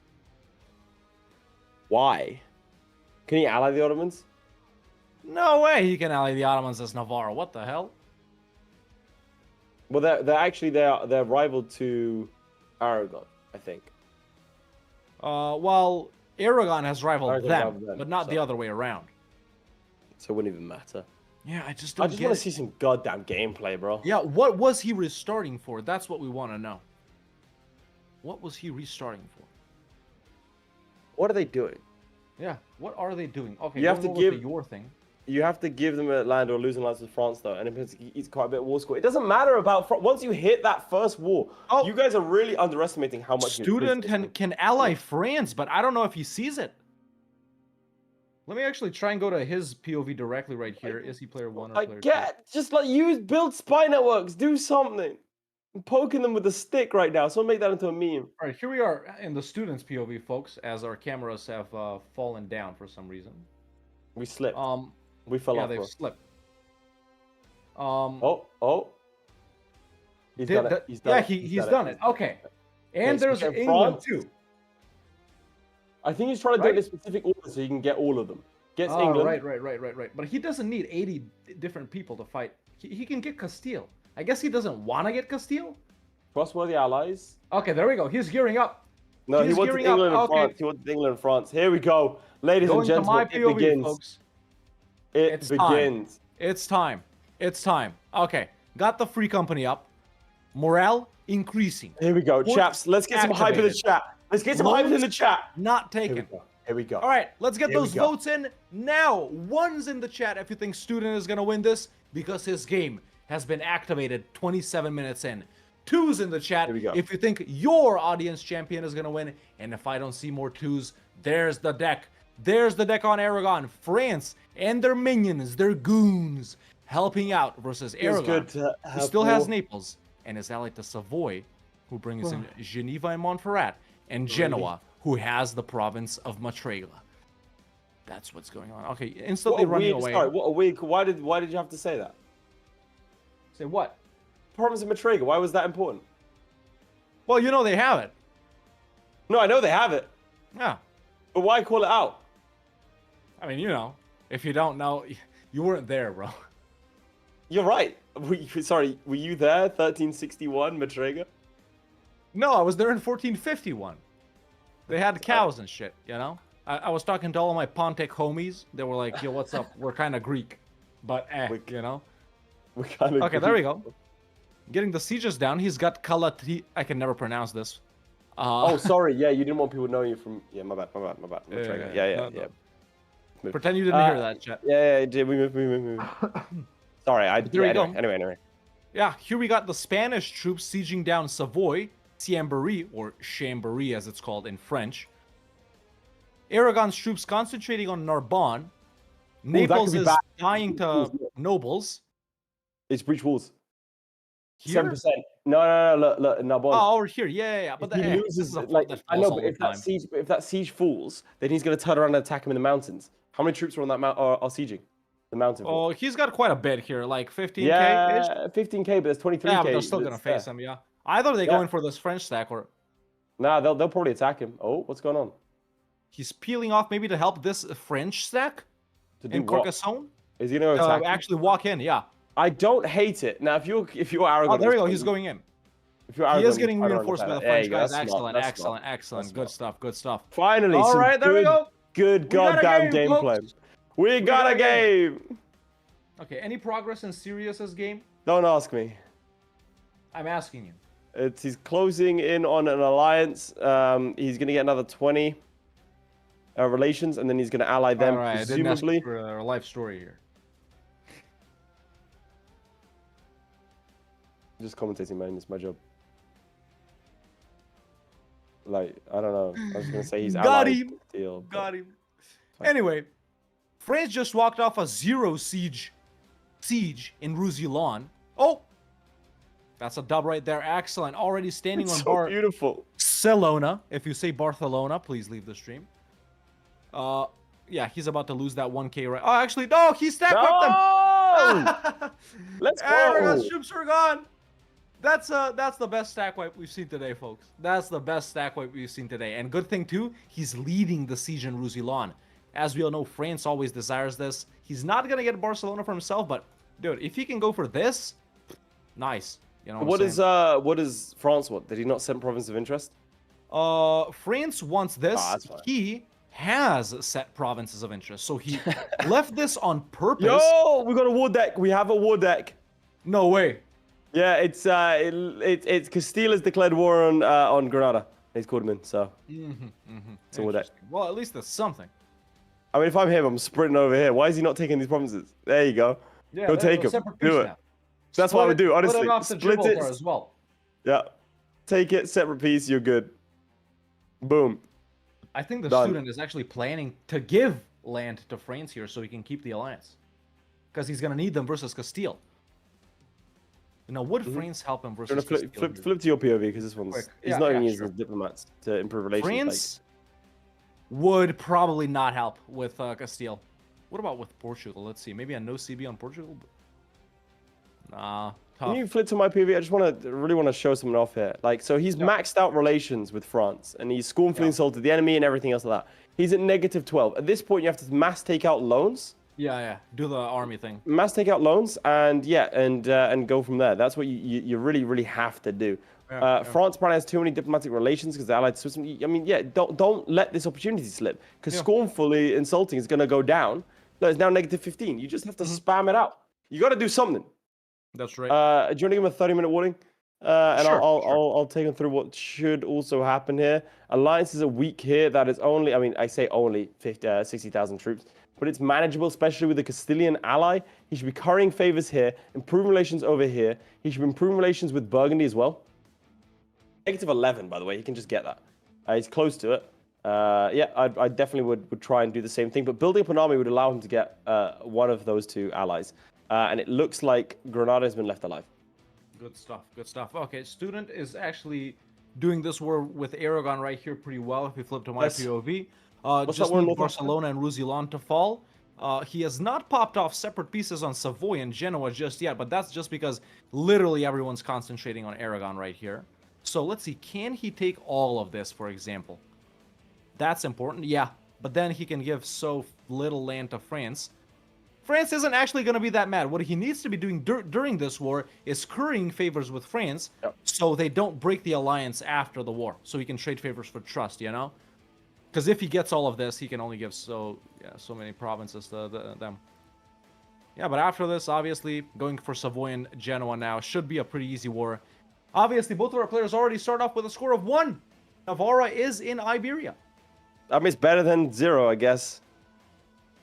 Yep. All right, anything going on over there? No. Favors being curried, but relations are not being improved. Again, he can call in, or he could at least for a second. They're fighting another war now. That's the Portuguese conquest of Tangiers. Unfortunate, but yeah, Castile are doing all right. They only took one province because Portugal took Malaga and he controlled the other two. Yeah, I mean, at some point you got to just go. And I think if after 30 minutes it's not working out, you got to go. Yeah. Alliances need to be made. I think, like, let's see here. France. How many diplomatic relations does France have? France has 7 out of 7. So right now, if France integrates, then he's good. But they're not integrating. Okay, so he in the ain't meantime, Student has pieced out both Savoy and Genoa, ladies and gentlemen. The only thing he doesn't have a max war score because of is him not sieging Naples, which Aragon still hasn't let them go, by the way. Strange in 1455. Or maybe Aragon actually kept them. A rare case where Aragon keeps Naples. So is he going to go for Naples, try and siege them? He does not have access, but he could easily get up to Ferrara, most likely. Yep. Or does he peace out now? That's what we're waiting on to see. Well, right do you want to check here. the peace? What could he do? He can take everything that he's occupied over here.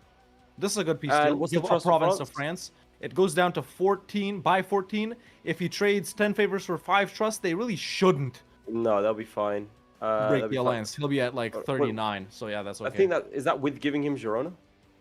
Yeah. Without, it's obviously 20. Can you give him something else like Tarragona? No, that's not occupied by France now. Okay.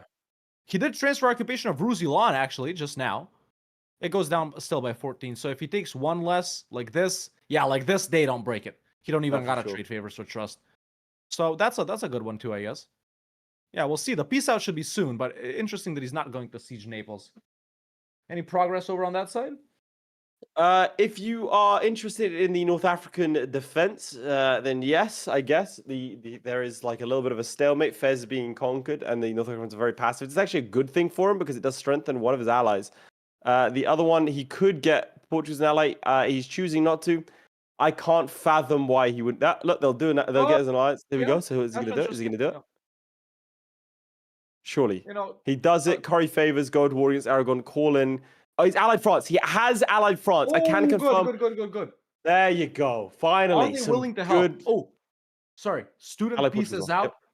Let's just see this, folks. So he has taken all of this right here and given 2 provinces to France, which means France doesn't lose any trust, or well, not. Well, they'll choose some, but not enough to declare. Okay. Yeah. What are the numbers looking like in terms of fighting Castile? In terms of fighting Castile, I don't think it's a possibility right now. France isn't interested. They don't hate Castile. England, they're only in debt. 60K on the other side, though. Who could he get to help here, man? Yeah, you wait for Castile it. still doesn't dislike him that much, you know? Yeah. I would have gone for the Castile alliance too, to be honest. Yeah. Maybe like that you can catch Portugal in a no CB without getting Castile in while you're involved in the Aragon War. Lots of possibilities here. But yeah, let's go back to this. You were talking about the North African defense. Me and Laith right here, your boys, we have EU5 currently, and we have the ability to comment on it. Now, we can. I have found myself sieging Morocco. Yes. Many a times in EU4 and many a times in EU5, and I think you have as well. Are you talking about this because I crashed out earlier? Yes, and Laith crashed out hard. He wanted to go for a walk. He was so mad. I genuinely did. Yes, Because if upset. you guys think sieging Fez, and not just Fez, the thousands of forts that they have in EU5 is difficult in EU4. Well, all I'm gonna say is don't declare war on Morocco in EU5. Also, this crossing doesn't exist. You have to ferry your troops to Morocco. So I don't know. Castile is big and strong at the start. I was playing as Tunis, as you know. I was playing Morocco as Tunis, and I was doing all right. I was doing all right, but I was declaring war for basically like a personal union, so I had to take the capital. The problem being their capital is behind 1 million miles of forts, and so the game was like, we're going to enforce a white peace if you don't get there in time. And admittedly, that is my own fault for not having a strong enough navy to ferry troops around. But you know, there's a couple of things I like, a couple of things I dislike about the game. At the end of the day, that's the same thing with everything. I'm giving back. I'm giving feedback. Don't worry. There's some things, there's some holdups from Imperator. I am, of course, an Imperator enjoyer that I think have been ported over to E5 that I think need to change, and I've been given that feedback. So yeah, I mean, both Hawk and I said not that we should advertise our own channels here, but both Hawk and I have said that we're going to be streaming, a little bit of a Q&A, a little bit of an EU5 update because we have access to the game. We're allowed to talk about it, and we're allowed to. I would take this. Why? Oh no, I How? wouldn't. No, I wouldn't. Independence War, bruh. Well, actually, that alliance with Austria is nasty. Yeah. That is horrible. And also France wouldn't come in. So yeah, I wouldn't take it. But sometimes you can kind of slide in like that. It's one of my favorite strats. Early, like I'm talking about 10 years ago in with E4. Major development. Sorry to interrupt you right there. Major development in the students game because France has changed their mind. They are willing to come in versus Castile and absolutely roll them in Portugal. Yeah. And he only needs one more favor to do it. So that's what we're going to be looking out for. Nice. I'll get there when we get there. But you were saying I mean, we waited. I was just saying, like 10 years ago, the strat was in Navarra because Navarra was like fully screwed back then. Is you try and become vassalized by Castile, and then you use that to break out. In the modern day EU4 landscape, there's very few times in which like that's a better option. I don't think I've ever done it as anyone. But back in the day, that was a classic strat of like become a vassal because you couldn't get any allies and getting people to support your independence. Yeah. Sure. But yeah, I think give our players a 20-minute warning before student declares this because he's getting ready. For sure. It looks to me like a war's getting ready to be declared. This is overkill. He can do it. He should probably do it somewhat soon. He's carrying favors. It looks like a war over here against Aragon. He's going to be taking a bunch of stuff and then presumably going against as well. The problem here is that he's going to be fighting Castile and Portugal at some point, presumably. So he has to pick an ally. Yeah. Let's see over here. It looks like the Granada is still kicking. Maybe an option there as well if he's able to get his hands on them. Interesting. Why did Castile only take one province there? Was Granada so they only, not the main belligerent? Malacca was occupied by Portugal and it's the purple guys, remember? Hawk is making a fun of the Arabic pronunciation of a province, presumably because he doesn't think that the Arabic language is worth speaking. Whoa! Look, that's what I've heard. Anyway, before I was racially abused by my co-host, Jabal Tariq and Maria were occupied by Navarra in that previous war by Sirius himself, and so Castile was not able to take it. That's that's the play. That's the plan, and I think he should declare war sooner rather than later. He's pausing. He's thinking about something. He's certainly thinking. Got the declaration in, ladies and gentlemen. Let's flip the declaration. Student has declared on Castile, who brings in Portugal, and interestingly, Marrakesh and Tafila, because they've, I guess, chosen to help support them in the independence war with Morocco earlier. France and their goons are in. He just loses stab. They do not actually, they do outnumber Castile. Not that many forts. I'll have you know, in EU5, Castile starts with about 20-something, 30-something forts, as opposed to the 1, 2, 3 that they start off with in EU4. It's hard. But yeah, should be easy to siege man. Toledo, very easy. It's not that annoying. Grasslands, Lyon, and Burgos are more annoying, but I will say I think a separate piece with Portugal, with obviously get rid of the other allies. Separate piece with Portugal, take territory and get rid of their alliance with England. Yeah, separate piece, make them break alliances. Yeah, break alliances and then no CB straight in. Like I think 20 minutes left, you go for it. With Castile, you take the most.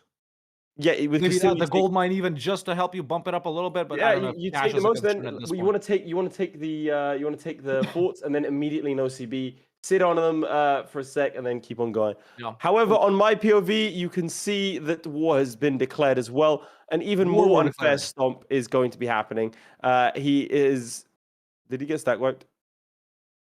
Did he? Not the oil guy. Just I'm asking, did he? He got stack wiped. Yep, he did. So go diplomat mode. Go diplomat mode. I want to see who's in this war. Oh, it's a stomp. It's Castile and France versus Aragon, Croatia, Hungary, Savoy Genoa. Like, that's fine. And of course, as we know, Genoa does have Matrega. We'll see if that comes into it. Vital. Yeah, he's taking out loans en masse right now. I really wouldn't mess around with that, yeah? Is that Castile and France don't get too much occupations, right? That's the main thing I would say. You know, we finally have this game up and running, chat. I'm going to go to the final nothing because Sirius doesn't have his game connected. Do you want me to tell him? Yeah, you can go ahead and tell him. Yeah, in the meantime, I'm going to flip to my POV, folks, and take you through a little bit of what the student is doing right here. So, nice occupations popping off versus Castile right here. Burgos has fallen, Lyon at 7%. You know, even Nevers here is beating up tiny little Castile stacks. Toledo, 35% now. They're sort of defending themselves from the south. Oh, good thing. Portugal's deleted the fort in Evora. So that's nice. Only the capital fort in Lisbon is there. So that's dope. Yeah, lots of occupations, and this is going to be a major dub for the student. It's just going to take a little bit. If they can cross into Marrakesh and Tafila, we'll see. But yeah, good. Very lucky on the Portugal thing right there. He's been caught, though. Has Sirius been told to reconnect his stuff? Yeah, he's reconnected his PC. This war is going as predicted. There we go. Yep. That's it. Get ready for the cams to lag.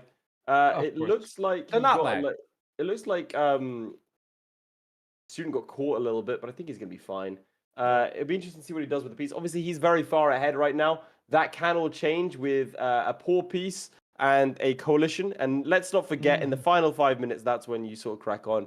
Also, I'm glad we can't see the year in the top right. These players are only 2 years apart, by the way. Yeah, even with so many restarts on the student side, yeah, he is playing pretty fast, obviously. But yeah, he's playing a lot faster. I will say I'm very positive on the student's play because he's playing a lot faster than he did in previous seasons. I was a little bit concerned by the amount of restarts, but he is playing a lot faster than I've seen him play. I mean, he got his stuff in, right? That's what he wanted. What he's doing right now. Sure, we waited. Let's not sugarcoat it, chat. Through a boring-ish 15 minutes at the start of this challenge, but now both of our players are rolling, man. And even though the student has an advantage right here, my POV. Sirius is putting up numbers as well. All right, you can see it actually. Yeah, skill issue. He's been caught over here. Not good. Attack wiped again. Not good. Yep. Something tells me Sirius might not be voted in by the audience to go to the final. I guess we'll have to see. But yeah, chat. 15 minutes left of our final challenge of the day. Obviously, after this, we are having Post Bellum, our official after party over in the Discord. If you are a YouTube member or a Twitch subscriber, you will be able to join the location in the Discord where we will throw our after party. We'll talk a little bit about how today went, the challenges, maybe even give you a sneak peek or a hint towards next week's theme. Maybe the challenges, the matchups you guys can look forward to. So, yeah, if you're not a member on YouTube already, man, or a subscriber on Twitch, join because the after party is happening. Be there or be square. That's what's up. All right, going over to my POV right here. Student is still in this war. No one has been pieced out. Still sieging down Lisbon over here. All of Castile's forts have fallen. Toledo, Lyon, Burgos. There we go. Over here, actually, they're about to converge on some sort of small stack or something. Yeah, these guys are pretty split. France actually seems to have gotten their ass beat a couple of times. This isn't as cut and dry as we thought, ladies and gentlemen, with the numbers evening out. Yeah, he needs to get Portugal ASAP because they're bringing in 20k. So just peace out Portugal, make them just end Castile and England right here, and we're good. You don't think maybe take a bit more? Yeah. Interesting. Oh, I'd peace out now. Yeah. Oh, he's gonna get fricked here. And now he can't. Okay, now he can, but that just cost him a bit of war score, I think. Yeah, and that's another one. Look, France's tiny guys are going to get caught here. Yeah. No. He needs to kick out Portugal, man. And now they won't accept the same thing. Because they're in the war. They're in a battle. Yeah. So their war enthusiasm has gone up. That's not good. You have to see that. I'm going to the split screen here just to see if he is looking at the. One sec. A couple of people coming in with Prime. Loinge coming in with a Prime. Call was it? Subscribe Prime. There you go, right to the Prime subs there, chaps. Appreciate YouTube's it. You are home, man. David Balfour's been on there for a while. Where are the YouTube members? If you become a member right now, that's your name up there, by the way. And if you have a Prime sub, make sure to use it today, chaps. Again, we're going to be here for the next 6 weeks. Thanks to our sponsor, Seamantis, the lights keep on flickering for us. But yeah, we'll see how it goes. This is how we feed our family, after all. Yeah, Hawk and I have moved in together. Can you flip to my POV? Because this war, by the way, really not going well. Actually not going well at all. Is it really not? No. You'd think it'd be a stomp, but like the numbers have now come back to being even. Yeah, France is not, like, despite the fact they're like consistent over here, they've just not really been able to rally around a point, and he's been stack wiped so many times now. Like, I'm constantly hearing money being done. I mean, he has full manpower. I don't know why he's not. Yeah, maybe he's not building more troops because they keep getting stack wiped. I don't know. No. But there is like a complete lack of organization, which between his AI allies, which sometimes you do need to try and take ownership of as a player. They're so disconnected in a student's game as well. Yeah. And just get them to attach to you. There was a piece. No, okay, he's good. I thought Castile pieced out. No, it was Savoy have pieced out. But unfortunately for that means that Hungary's going to run over, and they're all going to go for Hungary instead of Aragon. You would hope they'd go for Aragon first. Setting an objective might help here. But yeah, a little bit unfortunate. Hungary is marching everything that they possibly can over here, and now we're starting to see some coordination from the AI. Yeah, there we go. Let's see it. Let's see it. Let's see it. No way. No way. Surely they don't lose. Morale is only slightly better for Hungary. My God. Is it tech? Oh, I'd break my What's PC. Hungary's tech? Let me check. So there's a 4 here, a 5, and Hungary's 4. That was France with a tech advantage. What the hell? Does mountains matter that much, man? God damn. It was dry lands. The student right here, Portugal, for some reason, it still ain't out, bro. And now they've begun unsieging themselves. So what's the logic behind not piecing out Portugal here? He probably wants more stuff. I'm actually going to go ahead and flip to your POV and warn the players of 10 minutes. Sure. So he's now got some troops out as Navarra. That's given him a bit of breathing room, that victory, even though it was a very, very painful one. And I'd be a little bit concerned that Castile are their enthusiasm is on medium. I wouldn't be trying to siege this down, frankly. I really wouldn't. But they're so consolidated. Even Genoa is so consolidated. Look at this. And that's a 4-4. That's a nasty guy to fight. Hungary's horrible. In fact, I'd probably take my troops, march all the way over to Pest. All the way over there. Just go straight for it. In Europe, man. It is. You go and stand there. Like, there's no point sieging down Burgos. You go and stand there, get them out of the war. At the very least, it'll start bringing troops over to you. Right? But you can take them now and kick them out of the war. They would happily leave. Genoa is also ticking to medium occasionally. But this is a nasty one. This is really, really nasty. You can also choose an idea group. Admin Tech 5. He's ahead time in all techs. Excellent. Well, what would you take? Tall Navarra. I don't know. Quality for combat, I guess. Yeah, quality, nothing right? Actually, maybe defensive for morale, but yeah, quality. Second one. He's not struggling with manpower, so yeah, quality would help. Oh, he's been stat wiped again. Castile's out of the war. They've pieced out. That's not good. Okay, on that sad note, let's move back to the student right here, where his guys are getting their ass kicked too, man. Castile down to 7K, Portugal down to 14. I really don't. Maybe he's going all out, and this is going to be his final war. Separate piece, take everything from Portugal. People sleep on how well, they couldn't be, otherwise England would be in the war. Why did he walk in here? What the hell? I think he assumed that France would come and help, but he stack wiped himself. Both players getting stack wiped within a couple of seconds of each other. Sirius has now been paused for a long time. He might be thinking about something here. It's not your time to restart. It's time to triple, quadruple, and quintuple down. You get your armies. Flip to my PV if you don't mind. Yes, let's do that. You get your armies, right? You go over here. You recruit any mercenary you can, right? You get them here. You summon them all. I mean, let's see here. Over here, he has 2 siege, right? This guy. Get it. Go over here. Run straight to Pest, right? Straight there. Try and siege it down, and you can take all these provinces here that are not protected by forts, right? You go and take them all. And then you run back. But he's been paused a long time. Is he restarting? I'm gonna have a quick chat to him, all right? Yeah, go ahead and have a quick chat while I flip to my POV right here, ladies and gentlemen. Student, still continuing in his war, man. Like I said, we couldn't figure out why, and we still can't. He's not knocking out Portugal. They are actually bringing in the bulk of the troops in this war right here. They have the biggest army out of anyone. There we go. Slight comeback from the French troops over here, but France, man, actually, I was gonna say they're looking tired, but they're not. Still on high. Look, Tafilot can probably be white pieced. It can't.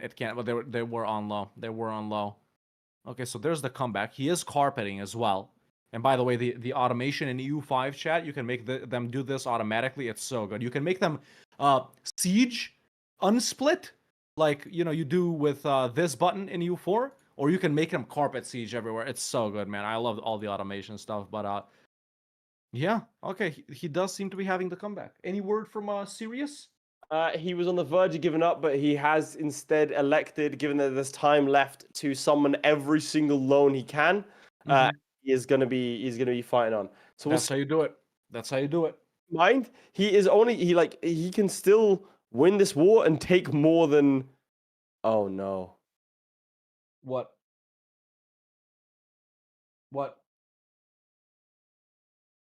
I don't want to talk about it. I don't want to talk. Let's talk about it. Do I have to? Do I have to? Can I retire? You notice something here? Castilla's out.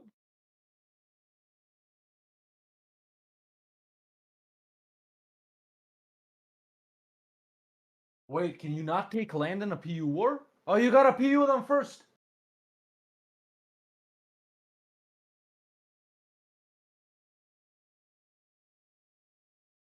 I think it's time to soy jack, bro. Same as we did to Zlewikk last season. Yeah. Screenshot this chat. There you go. There it is. I'm not like Castile was kind of rough. It was rough for him. I think he tried he's in Paris right now, and he's going for pest. He's doing the mad dash, and France is starting to make a comeback. That's a stag from France. Genoa will leave soon enough. France is sieging him down. There is hope, but he's going to have to take a union and then presumably have to declare war. Nope, he's going bankrupt next month. Oh, is he gonna? Are we gonna see our first bankruptcy this season? Let's let it take to March. He's gone bankrupt. And he's gone bankrupt. He's gone bankrupt. He hired too many mercenaries. He flew too close to the sun. Too many mercs. Okay. But hang on. They're heroes. They march onwards.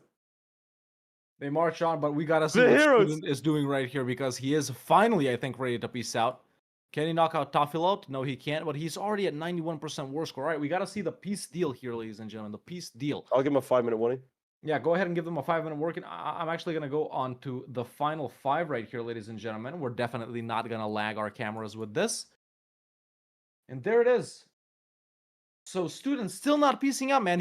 He's going for a fort in Malaga.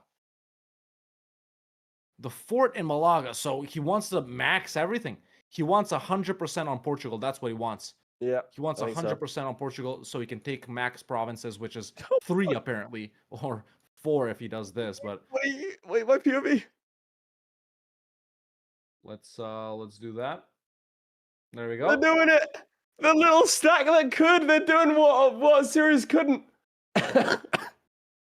Look at this. Shout out to Bourbon and Alençon. Gotta be 2 of my favorite French words to mispronounce. They're doing it. Like the French, by the way, down to like 20k. Okay, that's a terrible mistake. No, they're doing it right. They're gonna do it. They're actually unironically going to do it.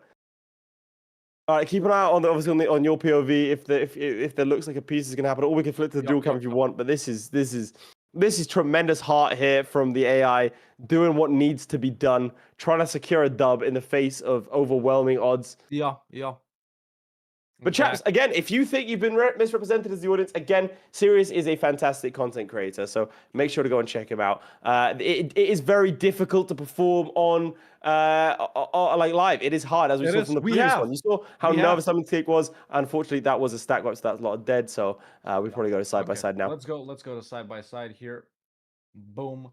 And I think we're about to see the Students peace out here as well, ladies and gentlemen. He does already have numbers on the board. Obviously, we're not blind. We can see that the Student has more provinces. Yes. It's just a question of how many more is he going to get in the final 2.5 minutes right here. Granting out privileges, in this year, bro, in 1466, okay, there's a peace out on Portugal, 4 provinces they aren't willing to accept just yet. But there we go. He does peace out for money and 3 provinces from Portugal. 3 provinces from Portugal. So more numbers on the board. And now he's 99 on Castile. And he's taking that. Is he planning to truce break Portugal here? With that connection to them? He's waiting. Did he make Portugal end alliances? He didn't.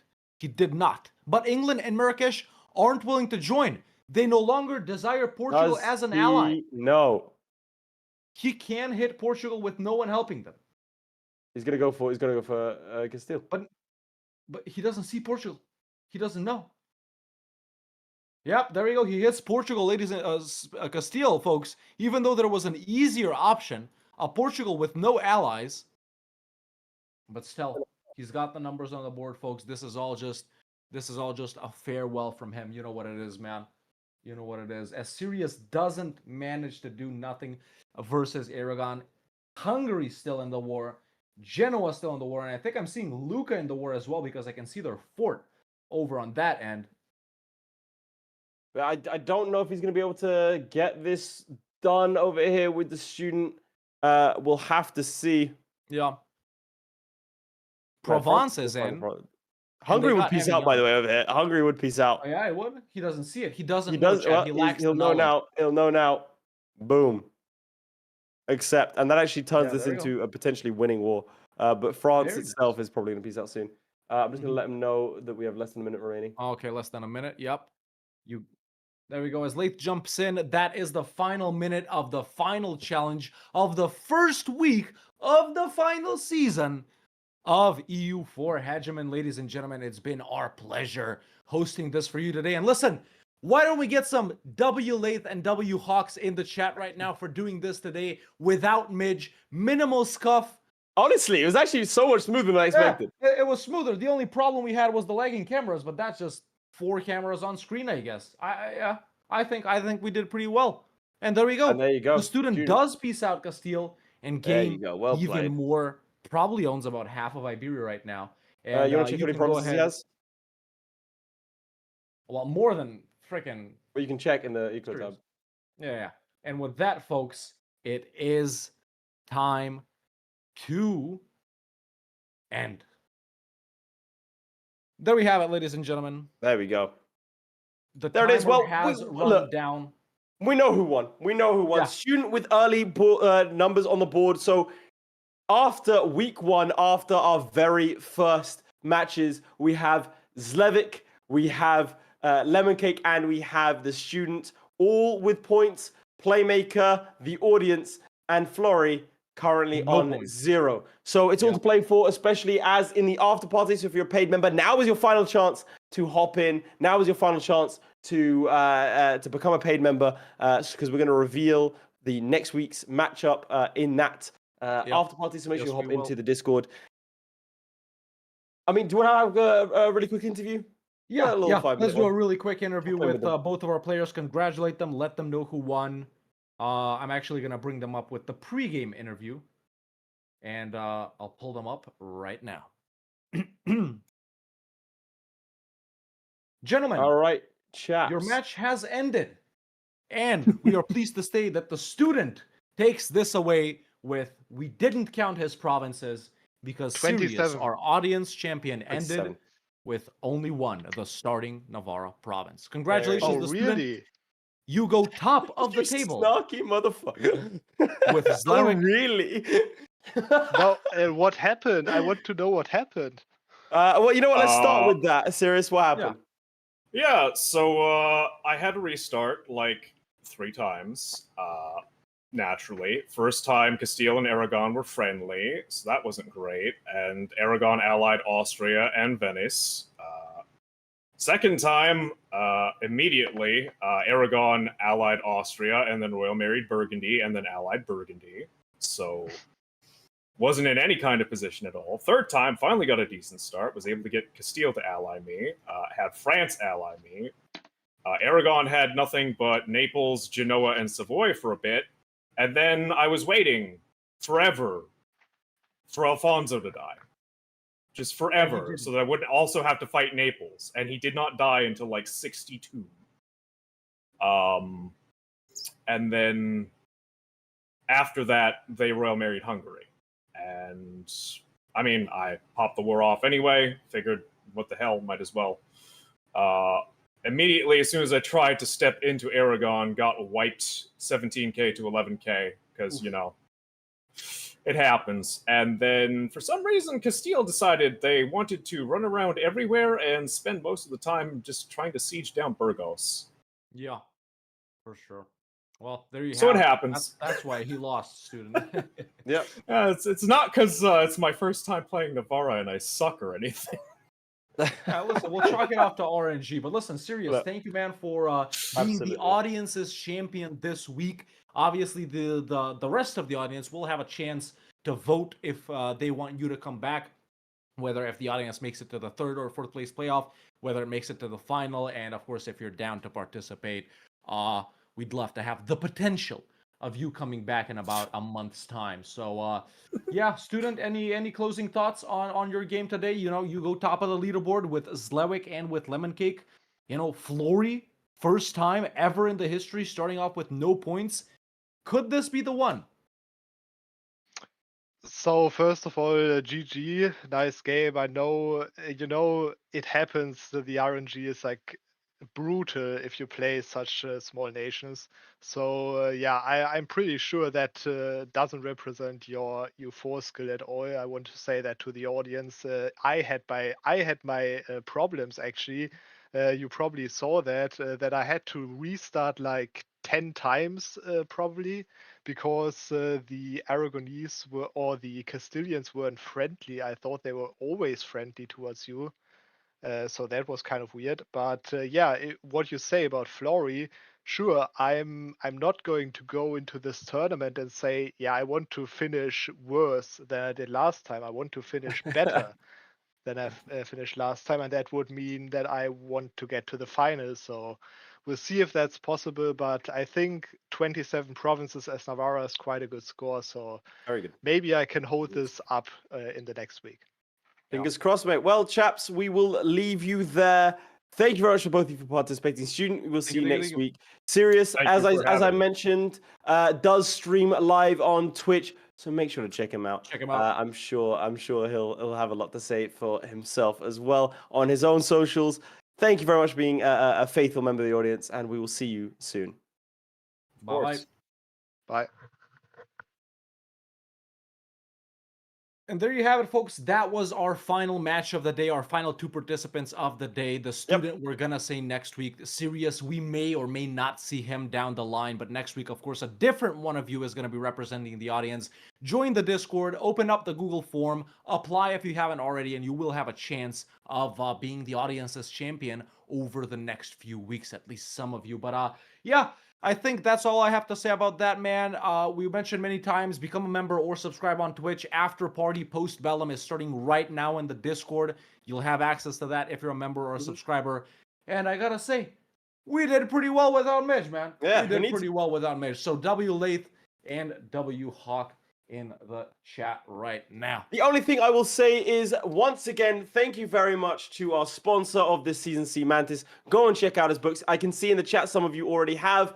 I'm sure you'll be impressed by the quality of it. Like I said, he just wanted to give back something to the community. He's not even looking for anything. He wasn't even really bothered about the sponsorship. But we said, hey, we're going to do what we can to try and get people to read your books. Like I said, I'm reading them right now. So thank you very much, and we'll hear more about that next week.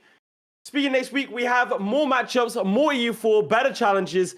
It only goes up from here. It literally can't get worse for some of our competitors. And as it mixes up, we're going to get into a very, very interesting week. Week 2 is actually usually my favorite week, so I'm very excited. Make sure you're here, same time next week. Next 6 weeks, Wednesday night, you're ours. No one else's. And yeah, we'll see you in the post Bellum then. Yeah, goodbye. Post Bellum it is. All right, goodbye. Do we have an outro? No. I don't think we have an outro. I think we just end stream, right? All right, I'll leave you guys with the trailer and we end. It's come to an end. So let's go out with a bang.